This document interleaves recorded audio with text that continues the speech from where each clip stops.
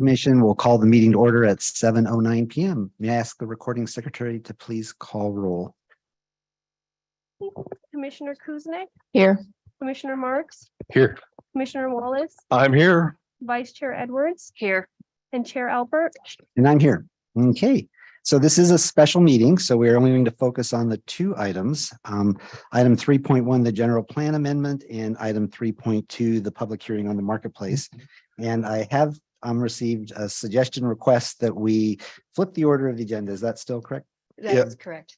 Okay, and then, okay, so why don't we have and I think that was something we had on our mind anyways. So if I could ask for a motion to revise the order. Commissioner Wallace? Okay, I move that we swap 3.1 for 3.2 so that our first item is the marketplace mixed use development project. Okay. And is there a second? I'll second. Okay, we could have a roll call vote. It was moved by Commissioner Wallace, seconded by Commissioner Marks. Chair Alpert, I'm going to take roll call for this vote. Commissioner Kuznick, Yes. Commissioner Marks, Yes. Commissioner Wallace, Yes. Vice Chair Edwards. Yes. And Chair Alpert. Yes, okay, thank you. So we will move to item 3.2, which is a public hearing on the marketplace mixed use development project. And at this time, we have Ryan Driscoll to provide a staff report, and thank you, Ryan.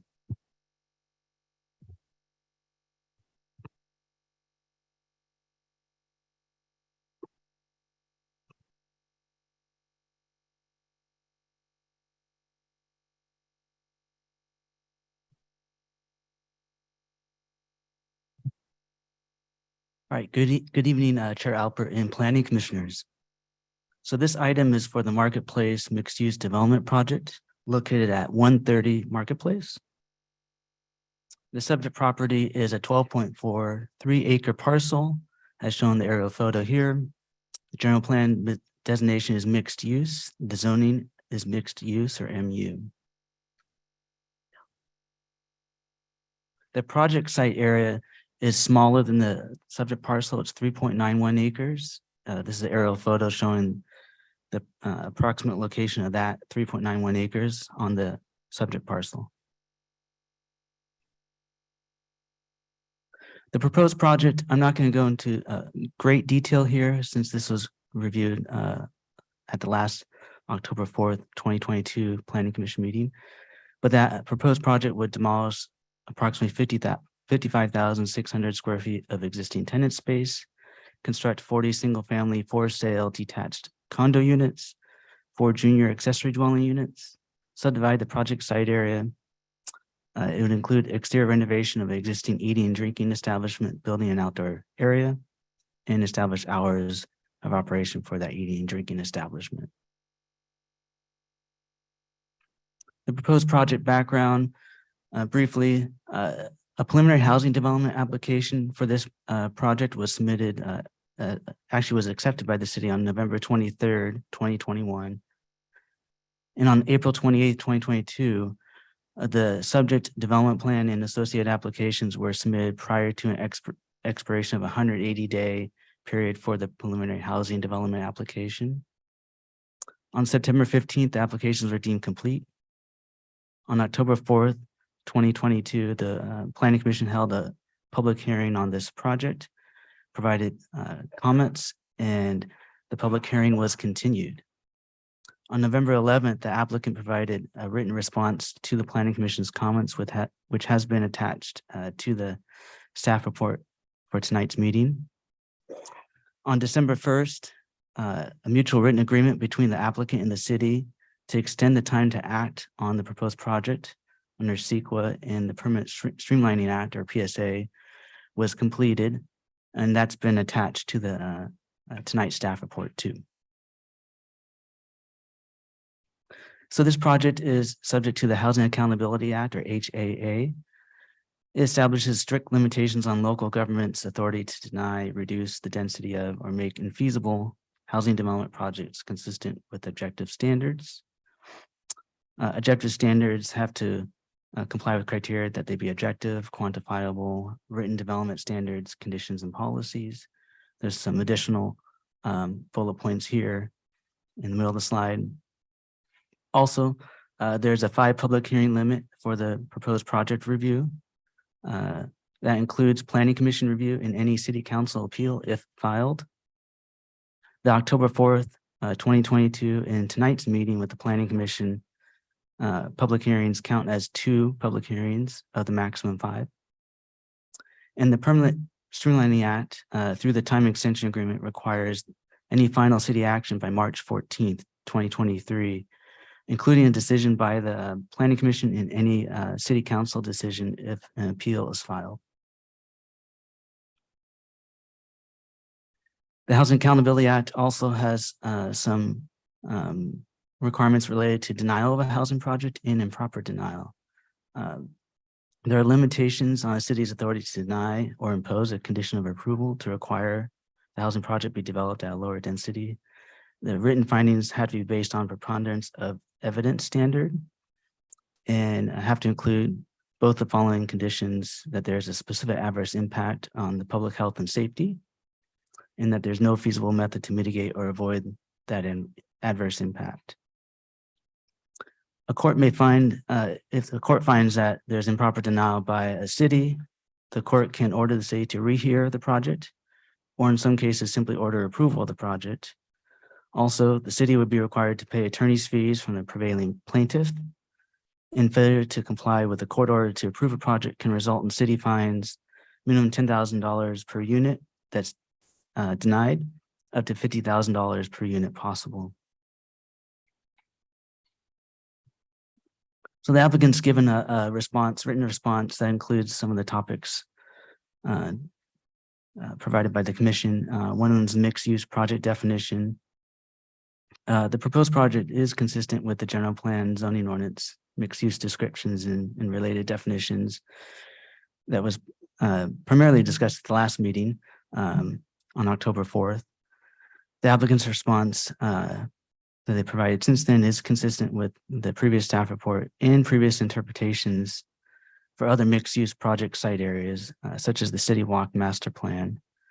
Both the City Walk Master Plan and the proposed project for Marketplace are consistent with the zoning ordinance site definition that binds the area and site together if it's part of the project entitlement. So use of a different standard that has been consistently applied to earlier projects would be a policy question that would need to be resolved before imposing it on any future development application, not the proposed Marketplace project. With the net acreage calculation topic, the general plan establishes a residential density standard based on housing units per net acre, and net acreage is also defined by the general plan. So the applicant's response is consistent with our general plan definitions in the city's past practice, requiring all private streets and easements be excluded from net acreage. And use of a different net density calculation methodology that's been consistently applied to earlier projects would require a change in the general plan. And under the Housing Accountability Act, the city can't modify the general plan standards that were applicable at the time of the preliminary housing development application for the Marketplace project. In terms of parking topic, the applicant has provided a response related to guest parking, that they've anticipated concerns with residential use parking in the commercial areas. And they've included the 6 guest parking spaces, which are not required by the zoning ordinance. Staff has included a draft condition of approval with this staff report that, as proposed, the minimum 6 parking spaces be maintained as available for resident and residential guest parking. The community development director may allow modifications depending on final map plans. Also, the applicant's response provides some additional statements about additional residential parking in garages and additional guest parking is infeasible because it would reduce the project density, residential density, and reduce the number of units. Staff agrees with this response because the HAA, or Housing Accountability Act, requires objective standards to be applied to facilitate and accommodate the development at the density permitted on the site and proposed by the development.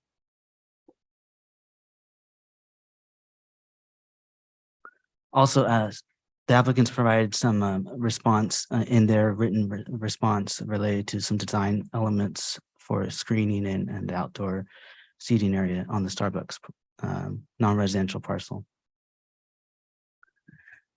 Also wanted to touch upon the general plan policy 4.6 I-26.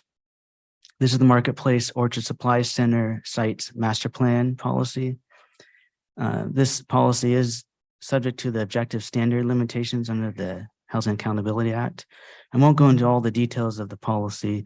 It's been discussed before, but wanted to mention that the policy does not require a master plan analysis on both the Marketplace Center site and the Orchard Supply Center site when only one site is proposed for development, triggering the analysis. So this proposed development on Marketplace would not be required to do an analysis on the Orchard Supply Center site. Also, related to this policy, the city cannot place an enforceable encumbrance on a separate parcel. That would be the Orchard Supply Center site. That's not part of the proposed development at the Marketplace Center. There's some due process concerns. The applicant has previously submitted sufficient analysis regarding this policy, providing analysis on circulation, access, visibility, and supporting broader mix of uses in residential uses. So as a result, the applicant has fulfilled the policy obligations with the objective constraints of SB 330 or Housing Accountability Act and potential due process considerations. Staff has also included attachment to the staff report for draft conditions of approval, given the limited time review for the project. We provided draft conditions of approval that include additional control measures based on the provided technical studies to further ensure no significant environmental impacts from the project. And also there's conditions of approval, COAs related to various things like development impact fees, parking, other things. And lastly, wanted to mention staff has included the responses we received from internal city departments and outside agencies during our initial review, and the applicant has responded to those comments or they've been addressed in our draft conditions of approval. So the recommendation is that staff concludes the proposed project is consistent with the applicable objective standards of the general plan, zoning ordinance, municipal code, and other city requirements, given the limitations of the Housing Accountability Act. Staff recommends the commission receive the staff report and presentation by the applicant, open public comment, take public testimony, close public comment, discuss and deliberate, and continue the public hearing to February 7th, 2023 for final determination on the proposed project from the Planning Commission. I'll turn it back over to the commission. Thanks, Ryan. And I think the applicant also had a presentation tonight. Is that right? They Yeah. do. Why don't we go ahead and do that next before we take commissioner comments?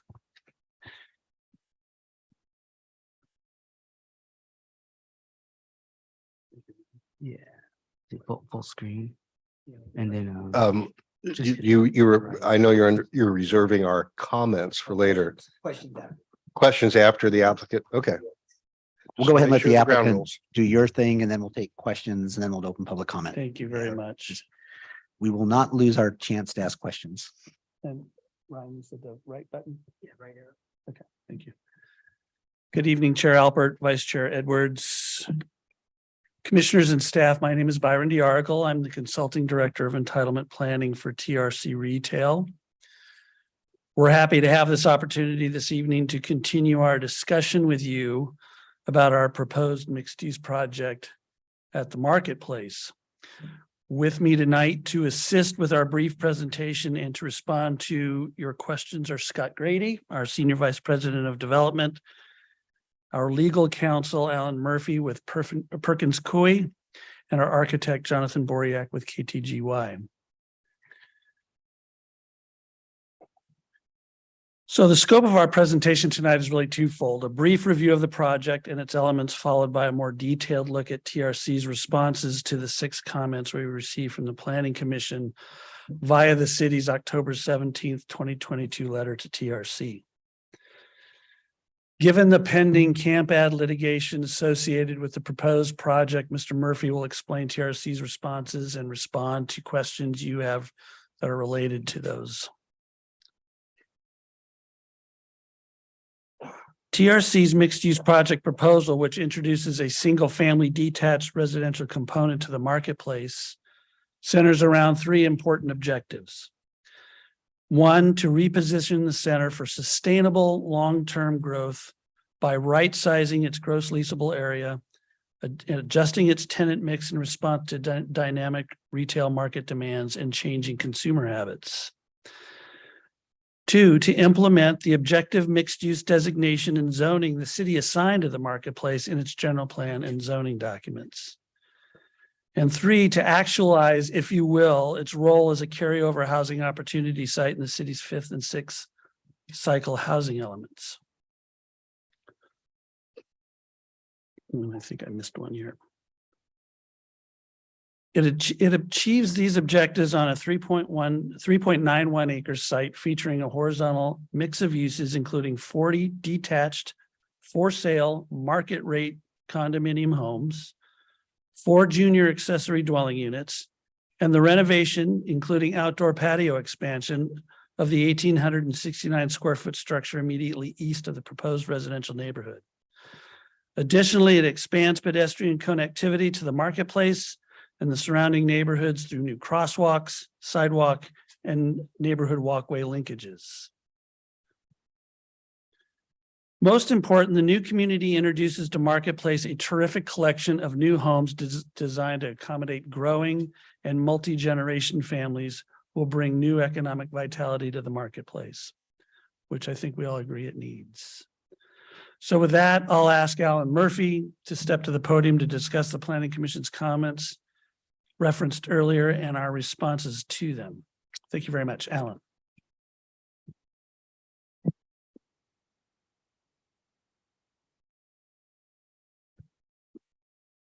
Thank you, Byron, and thank you, commissioners, for hearing from us tonight. Alan Murphy with Perkins Coie on behalf of the applicant, TRC.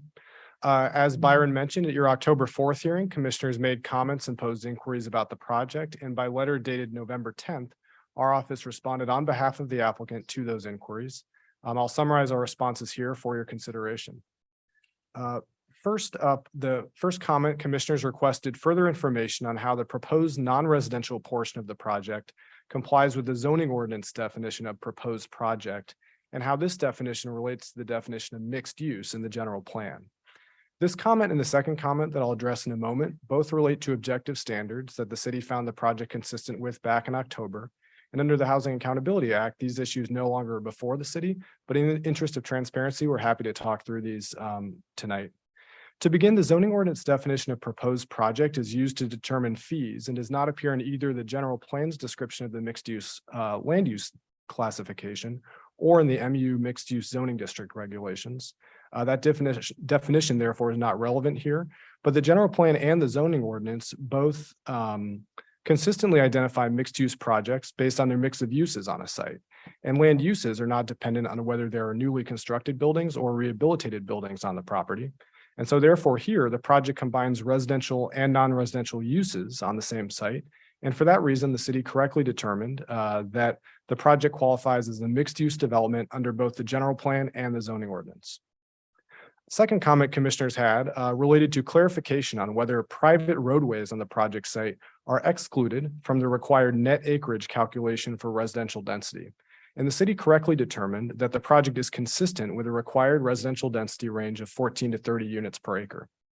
The general plan glossary definition of net acres applies here, and it must be reviewed to determine how to implement a condensed statement on page 4-17 of the general plan regarding density intensity standards. The glossary definition expressly excludes all public and private streets from the calculation of net acreage. And as a result, the city was correct to exclude from the calculation of net acreage all parcels that contain private streets associated with a project on parcels A, B, C, D, and J. Third, the commissioners had a couple questions about parking. And in response, first, the applicant anticipated the concern about whether commercial parking spaces might be used by residents and their guests. And for that reason included in the plan 6 residential guest parking spaces that are not required by code. Second, the project unfortunately is not able to incorporate 3-car garages or additional guest parking, as either modification would require additional site area. That additional site area would reduce residential density by using land currently proposed for housing uses. Fourth, the applicant considered, this is the fourth comment, the applicant considered and adopted numerous design elements to minimize any direct line of sight from the proposed home on lot 1 to an existing loading and parking area behind existing commercial uses outside the project area. The figure on the screen shows the features the applicant incorporated into the project to this end. So these include, first, to the north of the home on lot 1, you'll see in yellow the unit 1. To the north of that home is a private side yard that contains a 6-foot tall stucco finished masonry wall. Directly north of the masonry wall is a row of 4 evergreen screen trees. Across Drive D to the north of that is another row of evergreen screen trees, including 2 large trees. And then to the north of the screen trees is a 6-foot tall precast decorative screen wall that blocks views. In total, the existing commercial loading area is at least 70 feet from the home on lot 1, and it will be screened from view, as discussed, by 2 screen walls and 2 rows of screen trees. TRC, my client, is open to suggestions intended to make these features more pleasing. Fifth comment, the applicant considered walkability of the site design and incorporated new pedestrian connections on all 4 sides of the project site to create a highly walkable site design. The slides here, which are taken from the application package, show the project's pedestrian connections, and I draw your attention to the following items. To the west, and you'll see that with the yellow circles, the applicant has offered to install at its sole cost a new rectangular rapid flashing beacon crosswalk across Marketplace.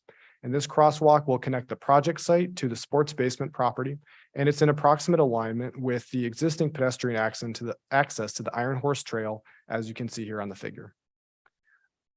Next, kind of zooming in a bit, this was also included in the application package. To the north, and that's the top of your screen, you can see as well that across a new vehicular driveway, Drive D, the project includes the installation of a raised pedestrian crosswalk that will connect new project residential uses to the existing Marketplace Center. To the east, project residential uses are connected to its eating and drinking establishment, the coffee shop, by way of a series of sidewalks. And finally, to the south, the project includes a new striped pedestrian crosswalk across Marketplace. And again, this figure was in the materials that were submitted as part of the application. We just have added some highlighting to make clear for your purposes, for your benefit, where the sidewalks and other pedestrian connections are.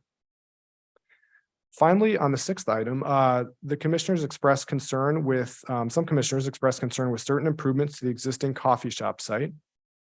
And in response, first, the preliminary landscape exhibit shown here shows the proposed expanded outdoor seating area and landscape hardscape design as requested. Second, the applicant was asked to consider a larger paved area in connection with the outdoor seating area. In response, just to provide some context, the currently proposed seating area, which is shown here, is much larger than a typical coffee shop patio. And then in addition, the building already actually has another existing outdoor patio on the other side, which adds additional outdoor space as well. So combined, those 2 patios actually are substantially in excess of a standard coffee shop for outdoor space. Third, in response to a commissioner comment, the applicant is considering potentially replacing the decomposed granite material here with a hard surface material. And then fourth, in response to a comment about additional improvements, the applicant is considering painting the building in addition to the new glass and metal storefront already proposed. Thank you all commissioners for your time. We'd welcome any questions you may have. Why don't we go ahead and take commissioner comments? And is the staff, the applicant, did you have anything else that you were going to say, but then we'll take questions from the commission? Not this time? Okay, great. Okay, Commissioner Marks. I have a series of questions. Could I ask the attorney to stay here, please? Thank you. Of course. One of the concerns I have had with the staff report is words like the applicant is considering. That doesn't mean anything to me. We're here to adopt plans. Plans tell me what is actually going to happen. If you're seriously considering something, then show it in a plan. Don't tell me that you considered it and then you decided not to do it. To me, that's just sort of an empty statement that sounds good when you talk, but doesn't convince me that there's really a lot of effort in it. Either you don't want to do it or you are going to do it and it will be reflected in plans. I've seen that also relative to lot one, that you were willing to do something else to provide screening of lot one and the loading area. Again, you're willing, what does that mean? Show me in plans, give me an engineered plan or a scale plan of something if you really want me to believe it's going to happen. Otherwise, I can approve a project, I can vote to approve a project and think something's going to happen, and for reasons I'll never know, it doesn't. So right now, that's my initial comment. I have other questions of the applicant and staff, but they're lengthy and I don't want to be the guy that takes all the time tonight. Okay, okay. Other questions? Commissioner Edwards, yes. So I just want to share Commissioner Mark's concerns here. And I've got a question. I'm not sure who's the appropriate person to answer it. It's not clear to me that we have a complete project application when we have blanks for material components of this project. So one of the issues that struck me as the fill in the blank information we don't know is this concept that the applicant intends to put these junior accessory dwelling units into the project. And then, oh yeah, we may or may not decide later that we're going to try and use those as inclusionary units instead of paying the in lieu fee. It is a material difference about what this project is going to be. Are they going to pay an in lieu fee or are they going to deliver ADUs?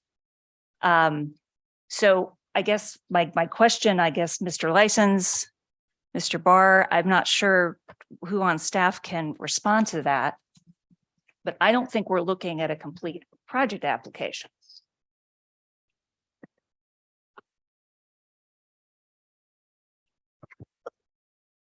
Well, under current inclusionary housing ordinance, ADUs are not permitted to satisfy inclusionary standards. Right. So if they were to provide additional units, it would be in addition to or above the minimum requirement under the ordinance. So they can fee out based on what the ordinance allows. And if they decide they want to offer that as an amenity, that's something that they can decide to do. Okay, so all right, I'll save my comments about the ADU situation, but the other question that I have relates to our inclusionary zoning ordinance. This is not a single family home project. This looks like a single family home project, but this is a condo project. And it's a condo project, and that makes it a multifamily housing project. And multifamily housing projects under our inclusionary zoning requirements, to my reading of our statute, can't fee out. They are required to build affordable units to satisfy the affordable housing requirements. So, I mean, am I misreading the ordinance? I think the question that you're raising is the fact that something is and I don't mean to put words in your mouth, but this is what I'm hearing. The question that I think is being asked is, because something is considered a condominium, does that mean it's a multifamily project? And my answer would be no, but I would defer to legal counsel to make an interpretation as to whether a mapping exercise changes the definition of a housing type. So it's something we may have to do a little more research on, but. Yeah, I would have to do research to cite chapter and verse, but it's always been my understanding that yes, it could be considered to be single family. I think if you recall too, correct me if I'm wrong, Lauren, that Bishop Ranch 6 Summer Hills project actually came back to the commission to do a condo map Correct. for utility purposes. And those are single family homes. A portion of them are. Portion of them are, yeah. But for utility purposes.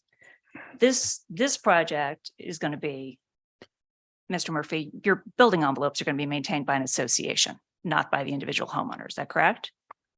The building envelopes, we determined. Yeah, we've not determined that.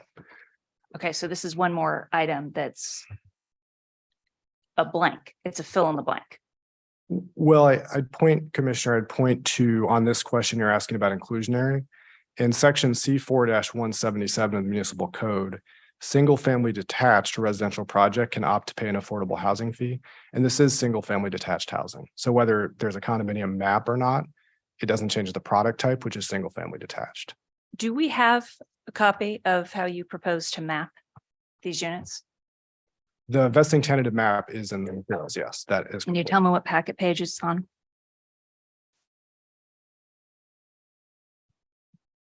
See. I think this says 591. Is that right? Yeah.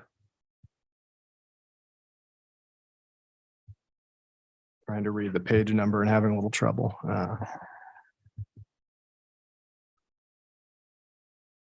I think, are you looking for the vesting tentative map? That's right. Okay, I'm gonna try and not strain my eyes trying to figure the packet number. I can't quite read it, but it is after A 5.0, which has pictures of the backside of Nob Hill. That helps. I'm guessing it's around 540, something like maybe 560.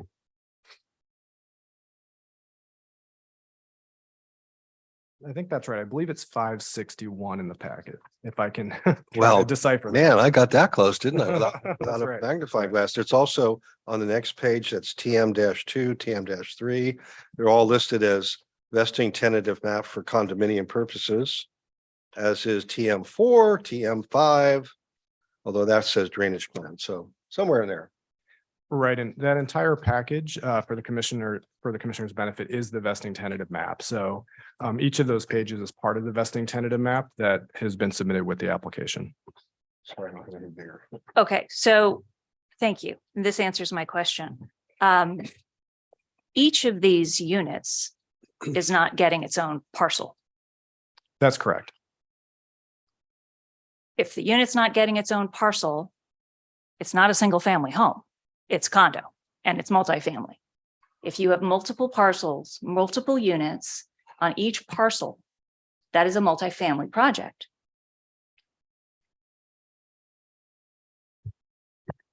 Is that incorrect? But a condo development by definition is parcelized. Each unit has its own parcel.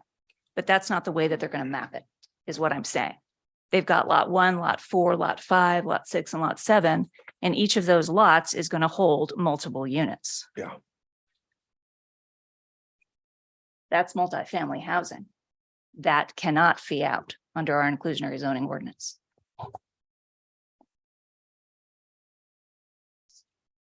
We'll have to do some research on that and come back. Okay, Commissioner Mr. Murphy, am I wrong there? Do you think? I'm Well, wrong? I respectfully, I do, Commissioner Edwards, because again, the product is single family detached. And so they will be sold as separate units. So if you're a home buyer, for instance, coming in, you are going to own your own home, your own separate detached home. And in standard parlance, that is a single family home. You're going to own the airspace inside the building. Well, you will own the home itself. Well, you're not going to own the physical structure, will you? It's a condo product. Well, I think again, as the city mentioned, we could collectively all look more closely at the ordinance and past precedents as well. Yeah, I would appreciate it if you would do that because I am very concerned about the inclusionary. I've got a number of concerns about this project, but I'm very concerned about the compliance with the inclusionary zoning ordinance. Thank you. And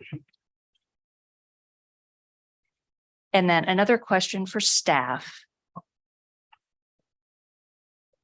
And this is with reference to, and Mr. Driscoll, I'm not sure if you're the appropriate person to answer this question.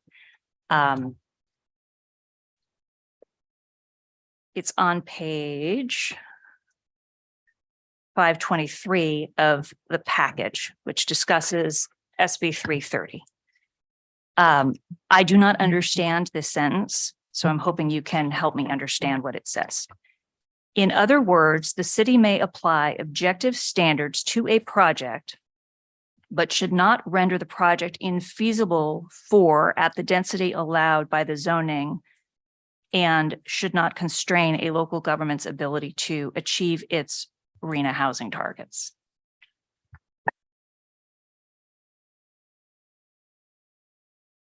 And it may be that there's just extra words in there, and I'm not criticizing, I'm just trying to understand.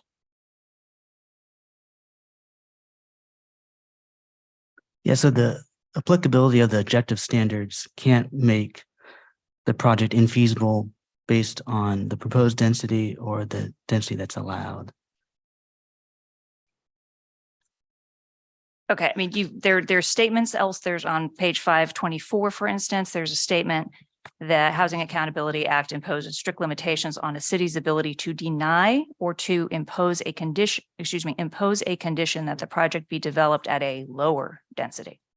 Right. Lower than proposed.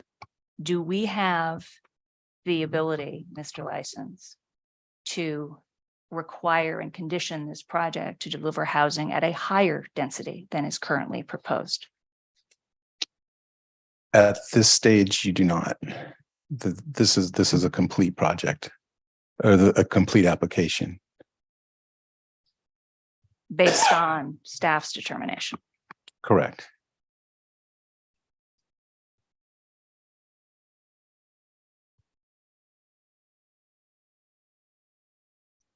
All right, those are my questions. Those are my questions.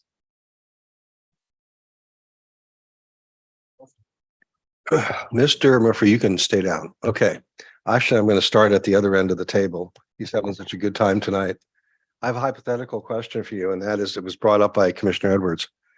Let's assume for purposes of my question that the Planning Commission considers this a multifamily project subject to the inclusionary housing ordinance, and that feeing out is not an option. Could we put in conditions of approval that say that the specified number of units being developed has to have a certain percentage of affordable housing as a COA instead of denying the project? Hypothetically speaking, I believe you could. However, you could not do so without giving the applicant the option of completely condoizing the development. Okay. In other words, creating separate units, saleable units, and making it single family. Okay.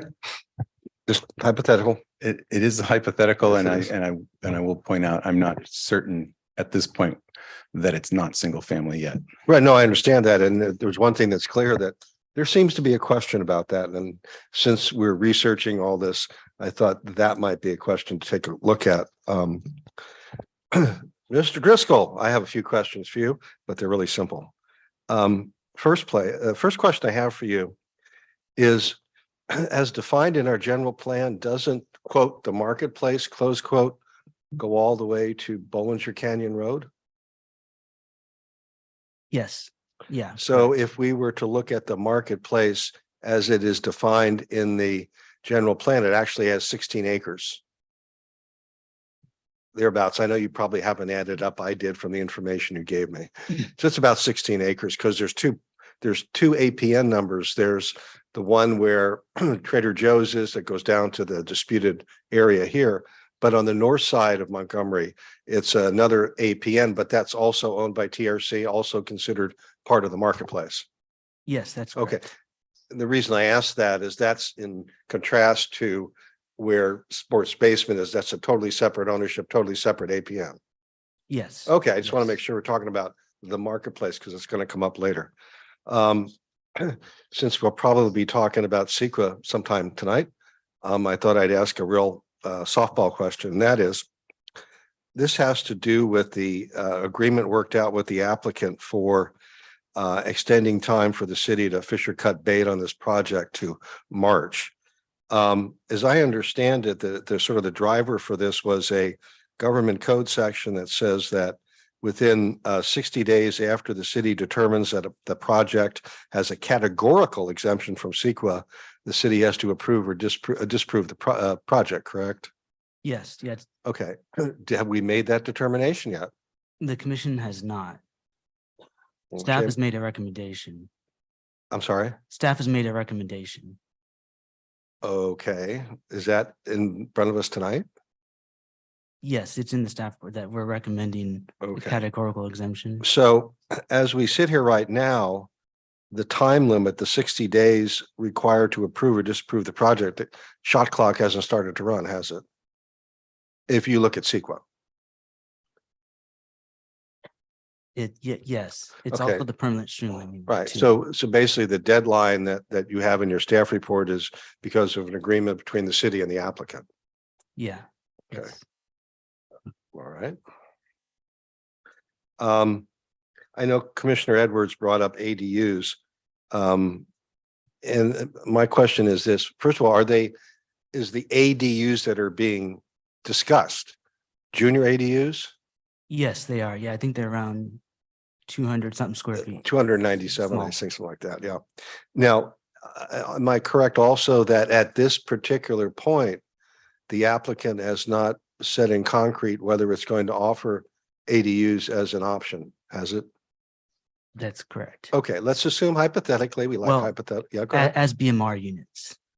They are providing the junior accessory dwelling units, but not as, we don't know, they haven't stated if it's BMR below market rate units. Oh, okay, or so not. they are going to build ADUs. What we don't know is whether they are going to make them affordable ADUs as opposed to market rate.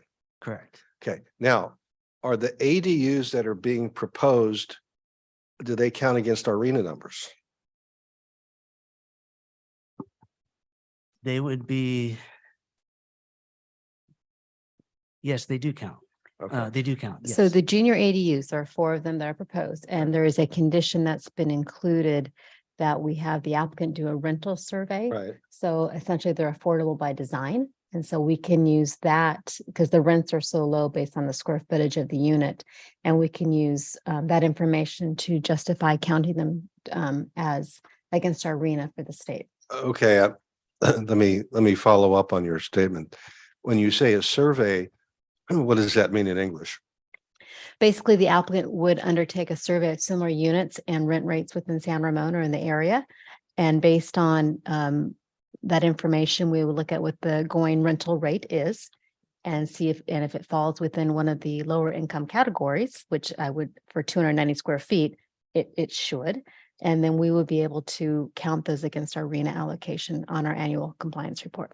And if the survey rental rate comes within the low income bracket, we can count those as low income RENA units? That's what I would do, yes. Okay. Is there anything in the application or the COAs that would prevent the owner of the ADU from renting them at a market rate or higher than affordable housing? No, they're not restricted. So essentially, it's going to be what the market's going to bear Okay, at that point. okay. My last question, Mr. Driscoll, is this. The original application for Marketplace was filed in April of last year. At that time, did the application describe a project that consisted of the 40 homes that we're looking at tonight, and that the non-residential use component of the project would be the existing Starbucks? Yes. All right, Yeah. thank you. Commissioner Edwards had a question, but could I just make sure I understood the junior ADUs and whether they count towards our RENA numbers or not? I assume they'll come in at a lowest, whatever rate they come in on the market survey. Are we allowed to count those 4 units irregardless of whether they are for rent or not? Because the property owner is not obligated to rent those out. Correct. Yes, we would still count them. I would include them on our annual compliance report. Okay. Definitely, Okay. without question. Okay, okay, thank you. Thank you for clarifying that. Okay, Commissioner Edwards, I know you had one follow-up question. I'm sorry, Mr. Murphy, this is one that you may want to address. You've got a statement in your application materials regarding the walkability. Provide more information on pedestrian connections to Iron Horse Trail, particularly through sports basement property. Is this project proposing to have pedestrian access through the sports basement property? This project does not include the sports basement property. That's not part of the project site. But the pedestrian connection that we were referring to on the west does connect to that property across Marketplace, across the street. So that's the idea, is that it enhances connectivity between the Marketplace Shopping Center, the current project that's proposed tonight, and the sports basement property across the street. Is that an existing public use easement? Well, this would be through a RFB, I think, rectangular rapid flashing beacon crosswalk across Marketplace. So that is part of the project, is that improvement across the public right of way that the applicant would be paying for. When you say the public right of way, you talk about Marketplace, the Exactly. road. Yes, that's correct. I think Commissioner Edwards, and forgive me for butting in, Yes. but she's talking about access once you cross over Marketplace. Now you are on sports basement property. Is there a public access that can be used by the public to get from that point to the Iron Horse Trail? My understanding is that there is. I would have to defer to city staff on the exact nature of that, but my understanding is there is an informal connection between the sidewalk across the street from the proposed project adjacent to the sports basement site. There is an existing informal access between there and the Iron Horse Trail. An existing informal access. Yes, so sports basement, when they took over the lease or the property, they did provide a informal access, actually a very good term for it, to the Iron Horse Trail. So they do a lot of activities, and so a lot of biking activities. The folks come off the trail and go into sports basement through this opening in the fence, essentially, is how I remember it. But What- the gate, basically. But there isn't anything that you would define that as a public access. Correct. That Right. is You a kinda know it's courtesy there. Yeah. for sports basement customers or Right. potential customers. Right. And I think to your point, it's a little presumptuous to include, to define that as public access. I mean, it's not the Coastal Commission where we're required to have access to the Iron Horse Trail.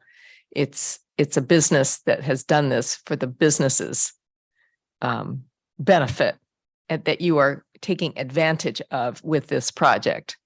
I think that is the clarity that we're looking for at this point. And to be clear, my apologies if we suggested this was some kind of public access we were providing, because we do not control the property adjacent to the Iron Horse Trail. So certainly apologies if there is some suggestion that we were providing a public access. We just did want to show that the project enhances connectivity between the proposed project and the existing Marketplace Center on the one hand, and the Iron Horse Trail on the other, by allowing for that safer pedestrian process across Marketplace to what appears, in my understanding, is an informal access that's not being limited by sports basement to its own customers. My understanding is that it's more open than that, but certainly city staff can correct me if I'm wrong on that. So you have not negotiated any kind of an access agreement across the sports basement property? That's correct. Does the sports basement property, does the ownership there share common beneficial ownership with the Marketplace property? Not to my knowledge, no.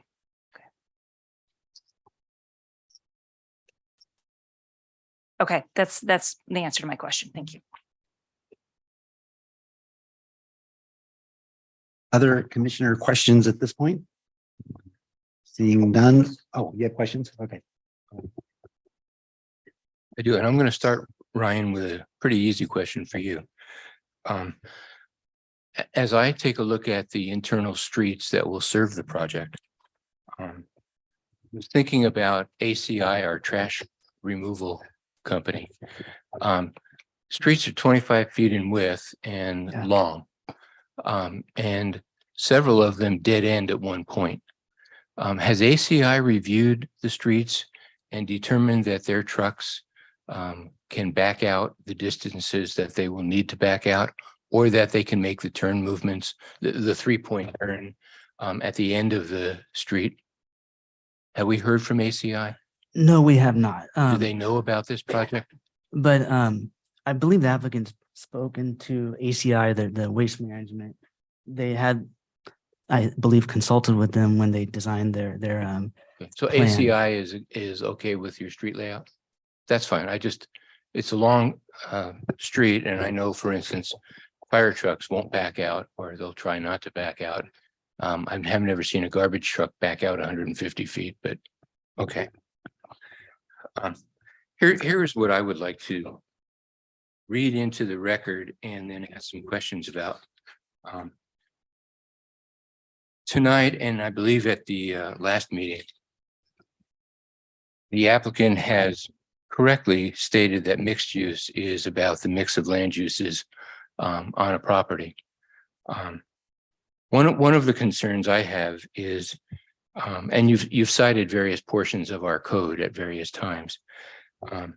I'm going to read from the general plan glossary defining mixed use. Properties on which various uses such as office, commercial, institutional, and residential are combined in a single building or on a single site in an integrated development project with significant functional interrelationships and a coherent physical design. One of the reasons I would have used to inform the state, or inform you, I should say, that I did not believe that this project was compliant with our general plan is I still don't see that. I don't see a coherent physical design on the property. And I don't see significant functional interrelationships. One of the functional interrelationships I proposed at our first meeting, which got shot down, was yes, you have provided 6 guest parking spaces on the townhouse project. But that doesn't strike me as enough. And I'm concerned about people that at night come to the project, either they live there or they're visiting, and there's no place to park. I had asked that you have shared parking, even limited time shared parking between the residents and the Starbucks site to ameliorate the concern I have about people walking at night and trying to find a parking place. That was rejected. Yes, you have a sidewalk system, which tonight you had a graphic that was much more clear, and I think could accommodate what I'm looking for. But I don't see a significant relationship with regard to a coherent physical design. That's more than site planning. That's architecture. That's landscaping. And so tonight, through conditions of approval, I'll be proposing some things. But what I'd like you to do tonight, the designer or whoever on your team, talk to me about the Starbucks site and the Starbucks building and how they create and help to create an integrated development project with significant functional interrelationships and a coherent physical design. And just to go one step further, the Starbucks building, there's almost no way that I can see that it will be a coherent physical design, even if you paint it. If you paint it, you can look at the Trader Joe's building. It looks way out of place in terms of its color. You have a red brick shopping center, a red brick Starbucks, and then a white Trader Joe's. So I'm not sure paint is the issue. And if architecture can't do it, what are the other pieces of the puzzle that are typically used? Landscaping, site planning, circulation, architecture, etc., to create a coherent physical design. Because right now, the way I see it, you have an isolated Starbucks building that, yes, you can walk safely now from one part of the site to another, but it has utterly no relationship to the design of the townhouses or the landscaping at the townhouses. So please talk to me about how this is a integrated development with significant functional interrelationships and a coherent physical design. Sure. Well, happy to have a couple points on that. And first, as you did note, Commissioner, this was before the commission at the prior hearing under the Housing Accountability Act, because it was not identified as an inconsistency, then that's no longer before the city, but happy to respond to the question. And we really do view it primarily as site planning, because site planning is critical to providing an integrated sense of place in any community. And so that does not, by any way, in our view, exclude different types of architecture and styles, but perhaps actually, I don't know if the PowerPoint is still up. I think it would be helpful just to have the image in front of us while discussing this, but maybe it's not here. That's fine. In any event, is it just the applicant PowerPoint? Oh, yeah, We had it. Since I do think that's, oh, perfect. Thank you very much. Right, and I think, do we have this in the back? In any event, having the having the various sidewalks and connections between the residential project and the Starbucks, which is immediately adjacent. And also you can see on the site plan, these aren't exactly highlighted, but between the residential component and the Starbucks, there's that orange walkway, and then there's also access to the patio over there at the Starbucks coffee shop location. And the idea there is to really integrate the walkable nature of the residential community with that Starbucks coffee shop, and then also with the rest of the marketplace center as well. I grant that. Sure. Tonight, your graphic, which I don't believe we saw before, I think demonstrates that very well. So I'm not talking about pedestrian circulation. That's a part of interconnectedness, but it isn't all that could connect. Please go on. Sure. And really when we've laid out the project site and put this together, as we've put that together, the integrated coherent physical design, functional interrelationship, so much of it to us does have to do with access and to the ability to put these different pieces together and allow people to go from one to the other seamlessly and have that be part of the project.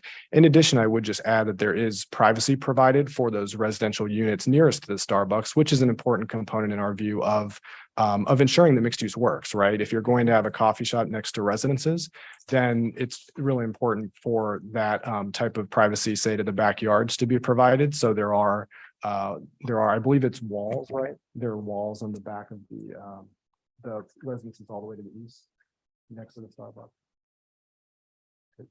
Sorry, I'm just asking for one confirmation point.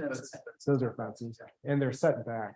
They're set back. Yeah, I mean, those are set back a bit from the Starbucks and the patio to help ensure compatibility between the residential uses and the Starbucks. So that's another piece in our view of that. And then landscaping as well. And I don't know if there are any landscaping plans. I don't think the next. Yeah, and that right there, actually, do you want to come up, Scott, on this? Yeah, I think Scott Grady from TRC will have some thoughts on the landscaping and how it relates between this patio for the coffee shop and then the units right just at the bottom of your screen as well. Hi, Commissioners. This is Scott Grady from TRC. I would introduce Will Green from Ripley Design. He's our landscape architect, just to talk about the architecture right around the coffee shop. Thanks.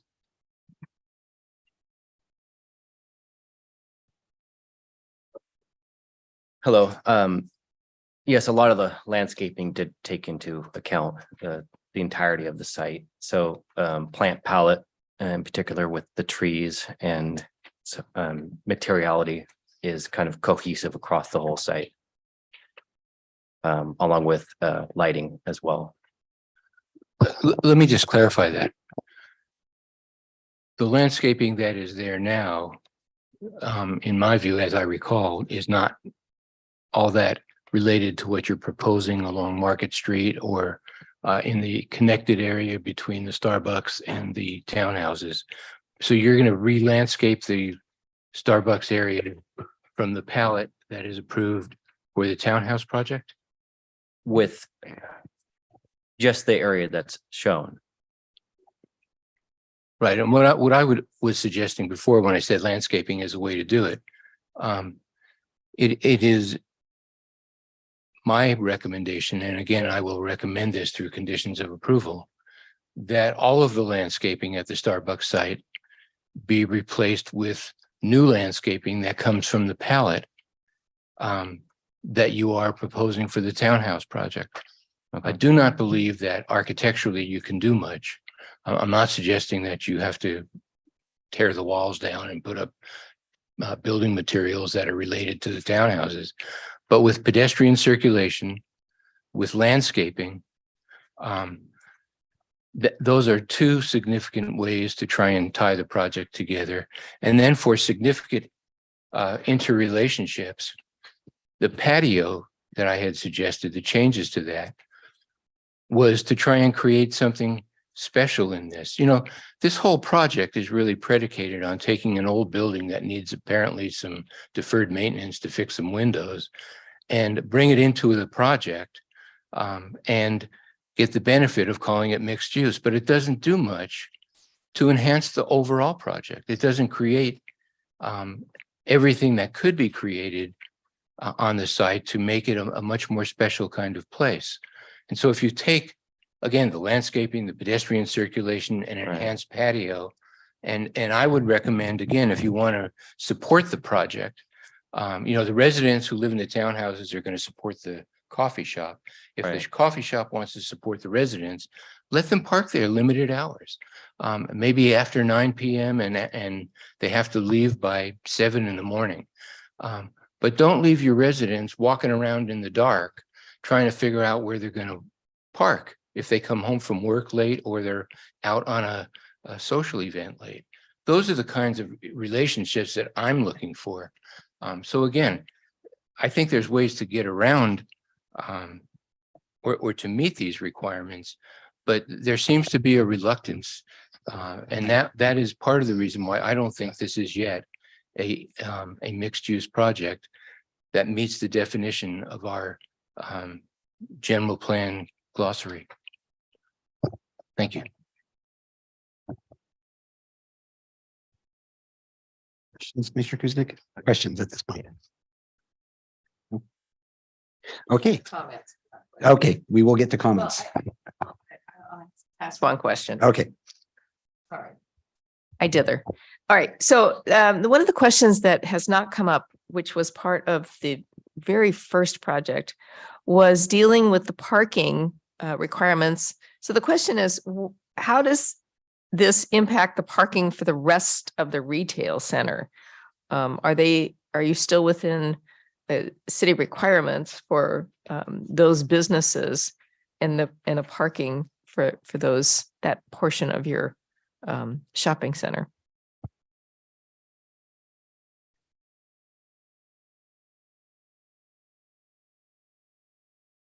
For the remainder marketplace center, yes, the project would, the remainder would comply with the city parking standards. It was in our previous October 4th Planning Commission. There was a table in there, and let me look it up here, the number real quick.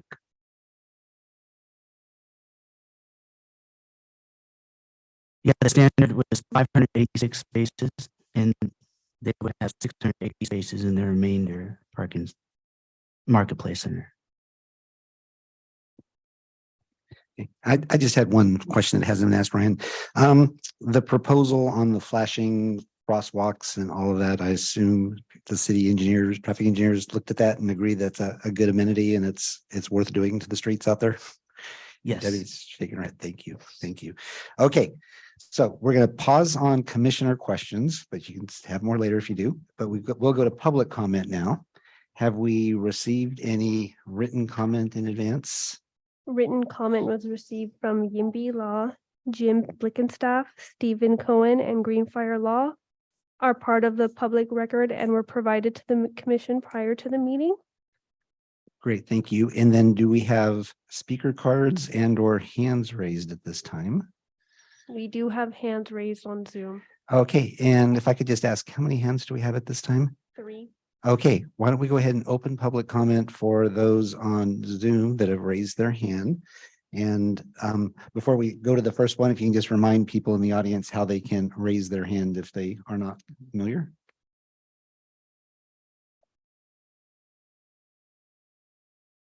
I think I was supposed to read that. *9, press *9 or click the raise your hand button on Zoom and we will call on you. So why don't we go ahead and take the first speaker?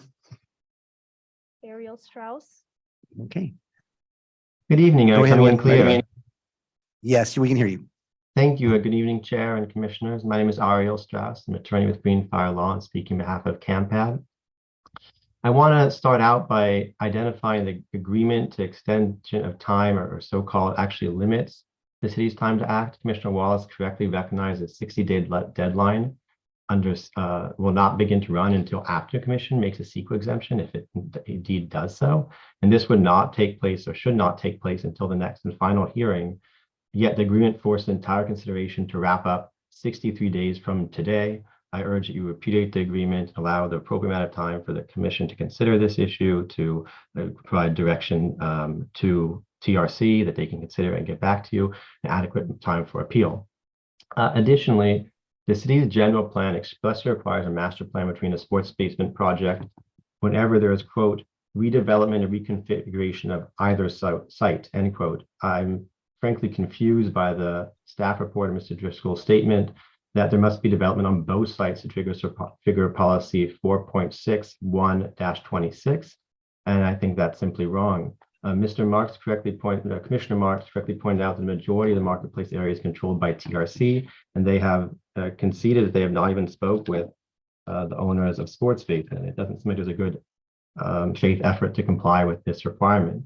Similarly, there is no compliance whatsoever with General Plan Policy 4.61-23. The applicant must impose a master plan between the proposed project and remaining TRC site because they're proposing what they're calling horizontal mixed use.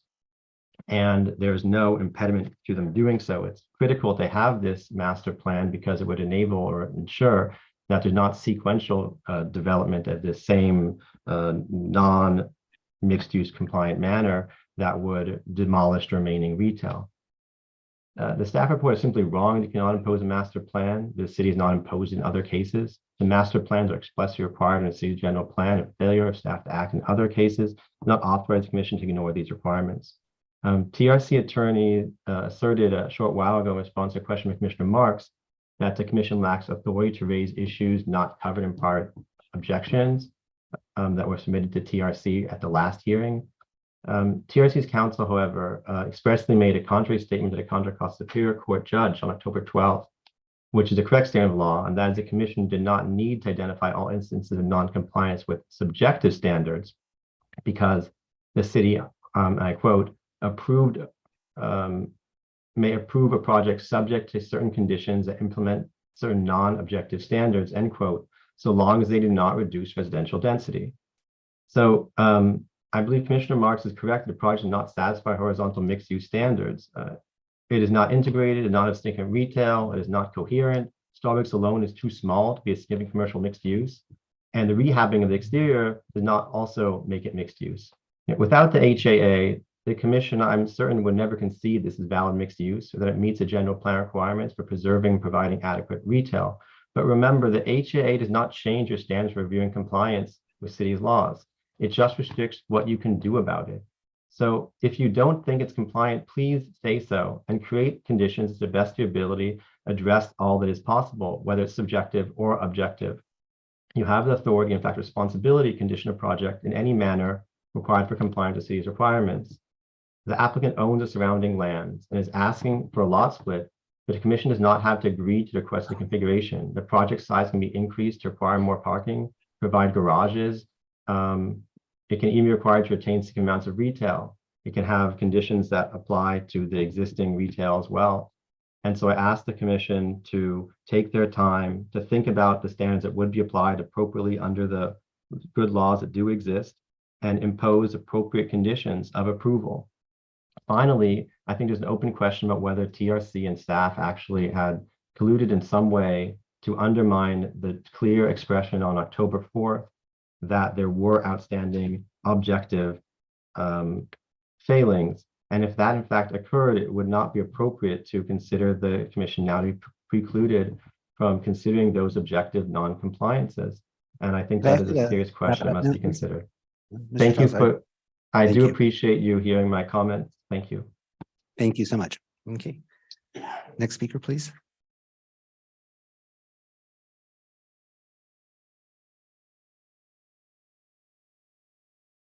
Beverly Wallig. Okay. Go ahead when you're ready. You have 3 minutes. Hello, thank you for hearing me. I've got a lot of questions, more questions than I had before I heard all of the commissioners' reactions. So forgive me for talking fast, but I've got a lot of things I want you to consider. I'm confused. I thought that the original single home use, the bottom floor were supposed to be garages. Now it looks like it's a 3-story condominium. Where are all the residents going to park? For Starbucks, you have a lot going on about Starbucks and the 6 parking spaces, but where are the people that want to stop at Starbucks going to park? You can find a Starbucks at the nearest full service grocery store, which would be Safeway, anywhere in town. So I think there's too much to do about Starbucks. Now that I realize that TRC owns the North Montgomery Street, maybe they could put in a full service grocery store over there. Also CVS, there's tons of parking around CVS. Why can't we just use that instead of the only 6 parking spots? If not, the residents, I live in Reflections community, and our gate is open all day long. And I can see that residents or guests are going to come in our gate and start parking in our spots. Also, the Iron Horse Trail, I walk that trail, and that entrance to the Iron Horse Trail from the sports basement was not put in there by Sports Basement. It's been there since it's been Orchard Supply. What it is a broken gate. And once you go through the gate, you've got to go down into a canal and back up. Like, you know, it's not a nice walk to the Iron Horse Trail. And in order to get there, you have to walk through the parking lot of the Sports Basement. There's no like walkway to the walkway. Anyway, I think that's all I have. Thank you for your consideration. Thank you. Next speaker, please. Jim Blickenstaff. Go ahead, Jim, when you're ready. Okay, I assume you can hear me? We can, thank you. Okay, thank you. I have a quick comment I want to make because CEQA came up earlier, and there are CEQA issues, just to be sure, and the ones that come to mind immediately are traffic and then growth inducing. And they're not going to be easily dismissed, especially traffic. So I just wanted to cover those, because as you remove a destination anchor store, you also remove that destination for traffic and foot traffic and car traffic to that store, as has been highlighted by the way this serves the community. So you're going to add hundreds, thousands of car trips that are going to go further than just to the local store down the street or within half a mile or so. And you're going to reduce any pedestrians going to a destination where there's no destination for that pedestrian. So the traffic issue will be significant, and then the growth inducing issue. I don't want to get into that now, but that is also going to be significant. So I wanted to let you be aware that CEQA remains an important issue for this project. Basically, I want to summarize quickly 3.2, which is now 3.1. I don't think you should have any illusions about the development proposal. The reason you have not seen a proposal for a master plan by staff or TRC is simple. There's already a substitute plan for a viable city master plan. And the way I see it, it's a slow conversion of marketplace, mixed use and retail center to a housing site. Not exactly what the master plan by a general plan had in mind. And without the anchor store, that'll be accelerated. So there's growth inducing facts by these destination stores are going to fade away, and then you'll just have more housing that'll have to drive 2 or 3 miles to go to a store because that one's not there anymore. So it has to be something you take into consideration for the long term. It's obvious the city needs to follow the dictates of its general plan and insist on a city-oriented master plan that will abide by city's governing rules for historically established mixed-use site, inclusive of an invaluable strategic located retail center at Marketplace. It has to start with the decision makers at this planning commission. And because of the timing constraints in certain ways for state law, et cetera, it would be correct to start tonight. Thank you. Thank you. Do we have any other speakers at this time? Yes, Denise Morgan. Okay, go ahead when you're ready, please. Hi, my name's Denise Morgan, and I'd like to reiterate that we don't have a shopping center any longer if you're going to plop a bunch of houses on top of a shopping center. I think you're trying to get the best of both, and unfortunately, it becomes a compromise and you get the worst of both. Those houses, you've seen other cities that have done this, and it looks terrible. It looks like a prison. It's embarrassing to me. And I would hate to see I love the plans on the downtown that you guys are trying to set up. Well, there's downtown and retail, and then there's housing. And I think you're trying to mix it all up, which is, I don't think it's going to work. We need a grocery store.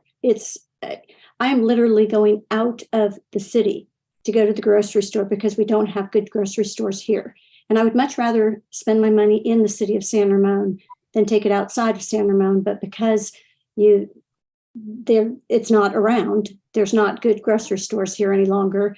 It's unfortunate that that's happening. And I know several people in my neighborhood that are doing that. The other problem I have with this is we're talking about all of these details, and I don't feel like the public has been heard. I know for the last couple of meetings I've attended, you have not heard any positive comments from the public wanting this jammed in housing, but yet you guys keep going on and on and on about it without deciding of, do we really need to have those houses shoved down there, or should we keep it retail? And I think the public has told many of you that we don't want that, but it seems to be pushed aside and you keep getting into arguments with these builders. So I'd like to see us go back to keeping it a retail center and putting an anchor grocery store there that will create the walking township that you're looking for. Thank you. Thank you. Next. Is that it? Diana Corby. Okay. Diana, go ahead when you're ready. Hi, thank you. Hi, commissioners. I have a whole list of things, but given that I've only got 3 minutes, I wanted to piggyback on Brian's comments about the marketplace needing help. We all know those of us who have lived in San Ramon for 30 years plus, that the intentional negligence of the marketplace has displaced many business owners and restaurateurs. So I just need to make that a point, that it's not because people don't want to operate there. They've been basically forced out. And then on the mixed use component, I loved the way that they did their original presentation and they were calling Starbucks a dining and eating establishment. Whereas now, tonight, they are alluding, especially the city attorney on multiple occasions, kept alluding to Starbucks as a coffee shop. So I'm going back to kind of what Mr. Marks, Commissioner Marks was saying. We need to talk about mixed use, and we need to talk about protecting the retail factor of our city. We need some place to shop. And if we need to integrate housing, we need to do so in a thoughtful manner where it's going to really affect our RENA numbers, because 40 condo/single family homes is not going to put a huge impact on those numbers. We need to start thinking about what the citizens of San Ramon need. The mixed use component is a huge issue with me. And then also the fact that they want to apply to subdivide the area into 18 new parcels. I mean, come on, the writing is on the wall. This is just phase one. They're going to continue to go on, and they're going to continue to put in more housing there without a plan. We need to see a schematic, and we need to see what the outlay for the total environment's going to be. They forced out Buffalo Wild Wings across the street. This is being systematic, and we know this. So we need to approach this from a legal standpoint where we have objections to what they're proposing to us. I thank you for your time, and I appreciate you allowing my input. Good night. Thank you. Thank you.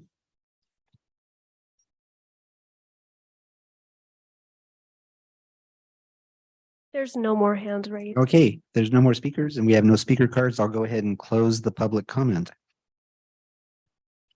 So tonight is our second of a maximum of 4 hearings, and we can discuss the project at this time. And I know that staff has provided draft conditions of approval that they would appreciate feedback on tonight as well. So why don't we start with comments, and if we have further questions or clarifying or any other commissioner discussion first before we move to discussing the COA if we so choose. Okay. So does anybody have a desire to go first? Commissioner Wallace. I don't know why I get picked to go first all the time. The first thing I want to note is that when we've talked about the marketplace, we've sort of been focusing on the area where Starbucks is, because that's where the project site is. And secondarily, the rest of that particular area, which is where Trader Joe's sort of ends. But that's not the all of marketplace. If you look at our general plan, as I asked Mr. Driscoll, the general plan considers marketplace to go from basically marketplace at the bottom where Starbucks is all the way to Bollinger Canyon, bordered by marketplace all the way around and El Costa. That's 16 acres. It's not 12, it's 16 acres. And where this will become important is on the thing I'll mention sort of at the end. Now, staff thoughtfully attached to its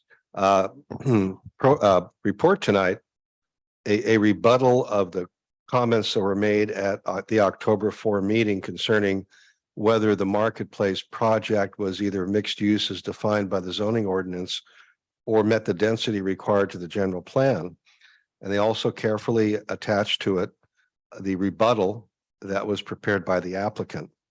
The funny thing was, what they didn't attach is the memo I wrote after the meeting to Mr. Barr, laying out in gruesome detail why I felt those two facts were not met by this particular project.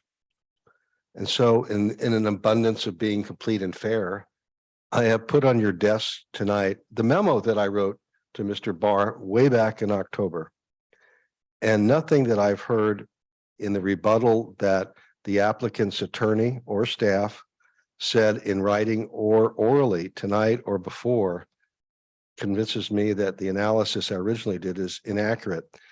And even though I have in front of you the written form, I'm going to summarize it since it's now been talked about orally by the applicant's attorney. The first issue is whether the 40 units that are proposed meet the density requirements of mixed use for our general plan. Now, everyone agrees what the definition of net density is in the general plan land use element. It reads as follows, quote, residential density is expressed as housing units per net acre, exclusive of public streets, other rights of way, drainage easements, other non-exclusive easements, and other unbuildable lands. There's 2 points that I want to mention about that particular definition. The first is it doesn't include all streets. It only includes public streets. The second is that the thrust of this definition is to take out from the density calculation those portions of an area that can't be built upon by a developer. Unbuildable lands, public streets, drainage easements, they don't count because a developer can't use them to build a project.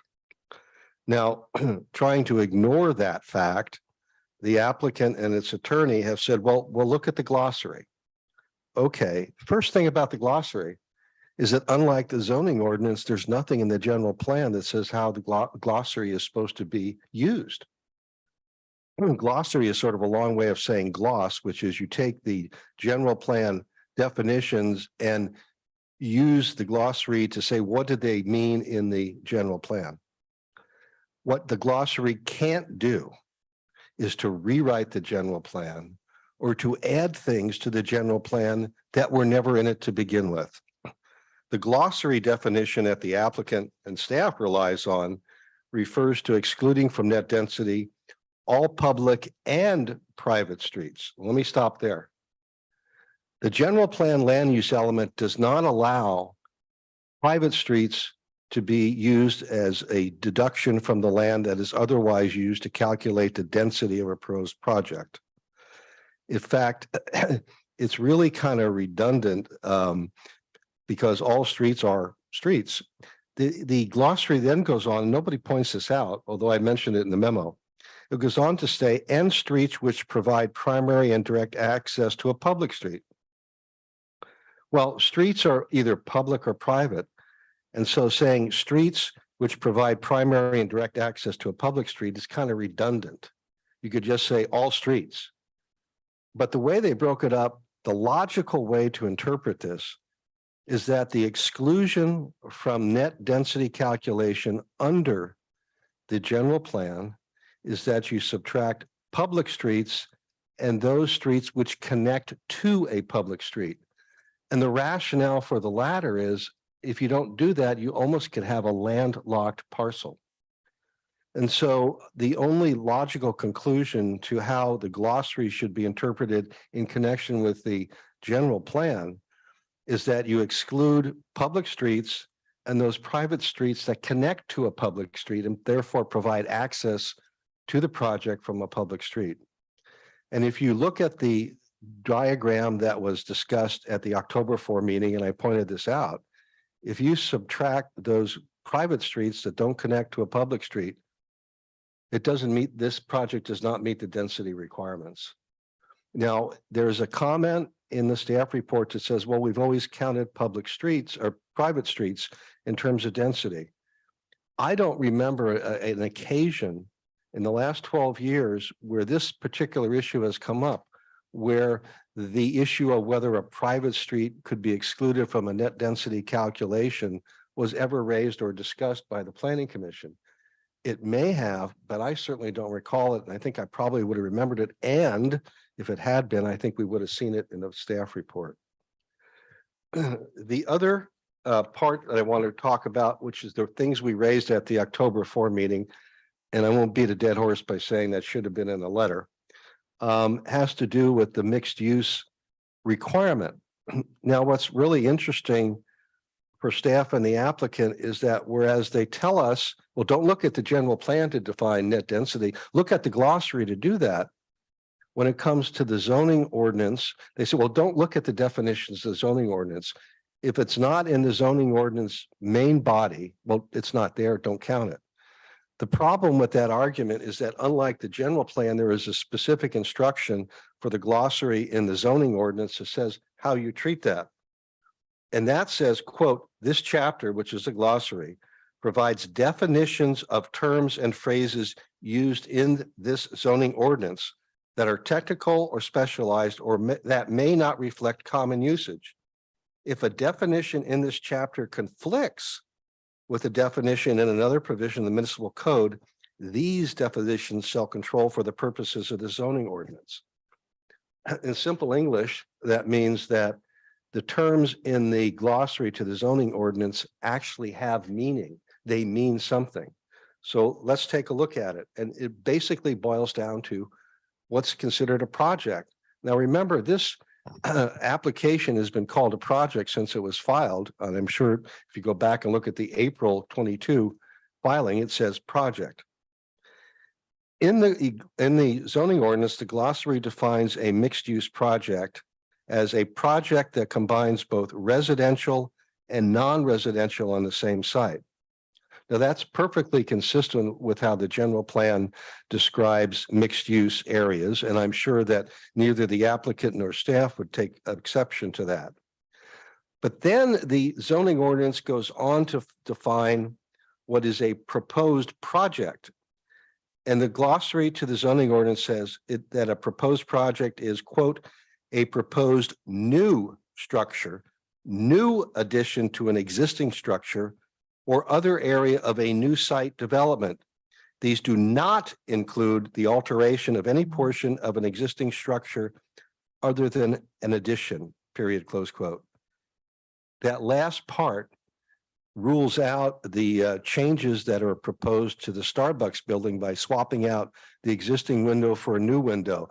That does not constitute a new structure for purposes of the zoning ordinance.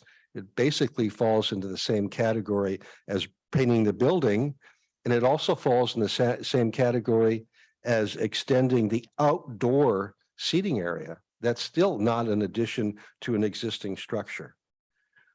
So this project does not meet the definition of mixed use projects as required by the zoning ordinance. And I propose to you that every single word that I've said about the definition constitutes an objective standard. Because a new addition is easy. You take a picture. Does it show something that wasn't there before? Well, that's pretty objective, it seems to me. And the danger that what we're being told by staff and the applicant is this. Remember, I told you that Marketplace is 16 acres. Under the staff's and applicant's definition of mixed use, TRC could come in and rip down everything that's there and turn it into housing, 300 or 400 units, and maybe only 100 if they make the usual 2,500 square foot homes. But as long as they leave the Cold Stone Creamery, which is probably about 600 square feet, wow, they have a non-residential use. That is a mixed use project. And there is no way that that type of concept constitutes mixed use by any stretch of the imagination under either our zoning ordinance or our general plan. Now, I know I've said this before. I'm not going to beat this up any further on this point, except to say the reason that we wanted that letter written back in October was to have a further conversation about this with the developer. The purpose in writing the HAA letter after 30 days is to put the applicant on notice that the Planning Commission sees potential problems with the project, and here's what they are. And this leads to one of three outcomes. The first is the applicant agrees with the Planning Commission and modifies the project to meet our concerns so that you do have a compliant project. The second is the developer sits down with us and explains why they feel what they have proposed is consistent with our general plan, zoning ordinance, and other public policies. And if we agree with them, okay, we now have an approved project. Well, the third is sort of what happened here, is the applicant looks at the Planning Commission and says, I don't care what you think, I'm not changing it. And that's basically what happened here. And we're going to discuss this again on a larger context about who makes these decisions about whether there's compliance. But I want you to be aware that I see this as a potential problem down the line, not only for this shopping center, which Mr. Blickenstaff brought up, and I think rightfully so, but other projects. I mean, we have 5,000 planned housing units in San Ramon. Some of them now are in areas that are purely commercial. And we're going to be faced with this particular project or problem over and over again. And we as a planning commission need to make a decision as to what we consider mixed use. And if we have to go up to the city council and explain that and have them make a decision, so be it. That's our job. The last thing I want to talk about has to do with the master plan. And Mr. Blickenstaff mentioned this before, and it's been brought up several times. The first thing I want to mention is that the general plan requires preparation of a master plan for the marketplace in policy, and there's a reason I'm going to give you the number. General Plan Policy 4.6-I-26. And the reason I bring that particular number up is this. If you pull out the original general plan for 2035, like I have a copy of, guess what? That ain't in there. That requirement for a master plan was not in the original general plan update we did in 2035, which was approved in May of 2015. This requirement was put into our general plan after that because people, including the city council, which had to approve it, was concerned about potential development in marketplace that was unchecked and would be the detriment of San Ramon.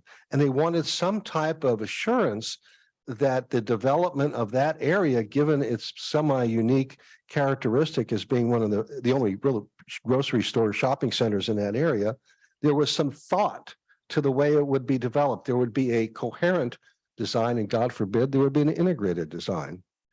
So what the general plan says is this, that in addition to the creation of a joint redevelopment of the marketplace, in the event of any redevelopment or reconfiguration of either site, and either site referring to not only the marketplace, that 16-acre plot that's owned by TRC, but also the sport basement property.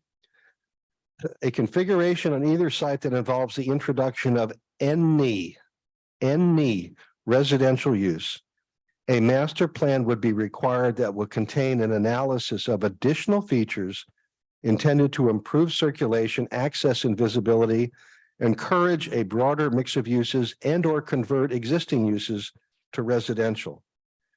When you read that, you see that the whole point to that particular alternative was that if either the sports basement or TRC wanted to introduce residential in either of those two areas where none existed before, a master plan would have to be created. So we have a project that meets the definition of the general plan. We have a project that includes new residential. Now, the argument has been made that, well, you know, we have two owners on the property, so we can't force TRC to do a master plan. That ain't true. If you look at the general plan, you see that the general plan separates in a conceptual form the sports basement area from the marketplace proper, the 16 acres owned by TRC. The purpose of that was that if residential went onto either site, the owner of that property would have to develop a master plan for the area it controlled, which makes perfect sense for the marketplace as demonstrated by this project. Marketplace is 16 acres. This proposed project is less than 4. That's a small portion of the marketplace. This is the quintessential type of project that was designed to trigger a master plan for that entire development. And so I am going to propose and put in front of you tonight a proposed condition of approval that requires a master plan for the marketplace. First of all, to the extent there's an argument that this constitutes a subjective condition. As has been pointed out by everybody here, you can impose subjective conditions as long as it doesn't reduce the density of the project below what would be allowed under the zoning ordinance. The preparation of a master plan for the entirety of the marketplace development in no way, shape, or form is going to reduce the density of this project below the 14 dwelling units per acre that is required. The other argument has been raised that, well, you can't force TRC to pay for a master plan that covers the other site, particularly when the other person may not want to do it. The way the general plan is written, it requires the preparation of a master plan by one of the two owners, if that's the only development that's proposed, that covers that owner's property. Now, in this case, how is it unfair to demand that TRC produce a master plan for the 16 acres it owns? I don't see a rational basis for making that argument. Now, if the owner of the project were Bob, and this is the only property he owned in San Ramon, you'd say, well, maybe Bob's not the best person to do a master plan, but we are talking about a major developer, someone that probably has master plans sitting on a shelf somewhere in their office, or if they can't, they can hire a top-notch planning firm and a top-notch law firm like they have here to develop a master plan. But the citizens of this city wanted to have a master plan for this development because they saw the crucial nature of where that project was located. And if you look what's happened since this addition to the general plan, you see that that was very prescient. Right across Iron Horse Trail, we approved a 380 unit apartment building, 160 unit assisted care facility, and John Muir Health has bought a block right down the street from that for a medical office building. There's going to be a huge amount of development right next door. And as a practical matter, the city ought to be able to see how this particular developer plans to utilize his property. And that's what a master plan is all about. So the first page of the packet that I left with you, and of course you can read the legal memo first, that's okay with me, is a proposed condition of approval requiring preparation of a master plan for the marketplace. This is an item for discussion. I am certainly not set in stone as to what the requirements are, what the master plan would entail. I've pulled from the general plan certain subjects. I was able to look online to come up with others. But to me, this is a work in process. It gives you a starting point to talk about what you want in the master plan. And I think it's only fair to both the city and to the developer to provide a decent explanation of what you expect to get out of this process that we would look at. So I would urge the Planning Commission to agree to have as a special condition of approval a master plan development for the marketplace project using this or some other template. I am not wedded to this. I have no ego to bruise if you come up with something better. But I think we need in our conditions of approval a requirement of a master plan. Thank you.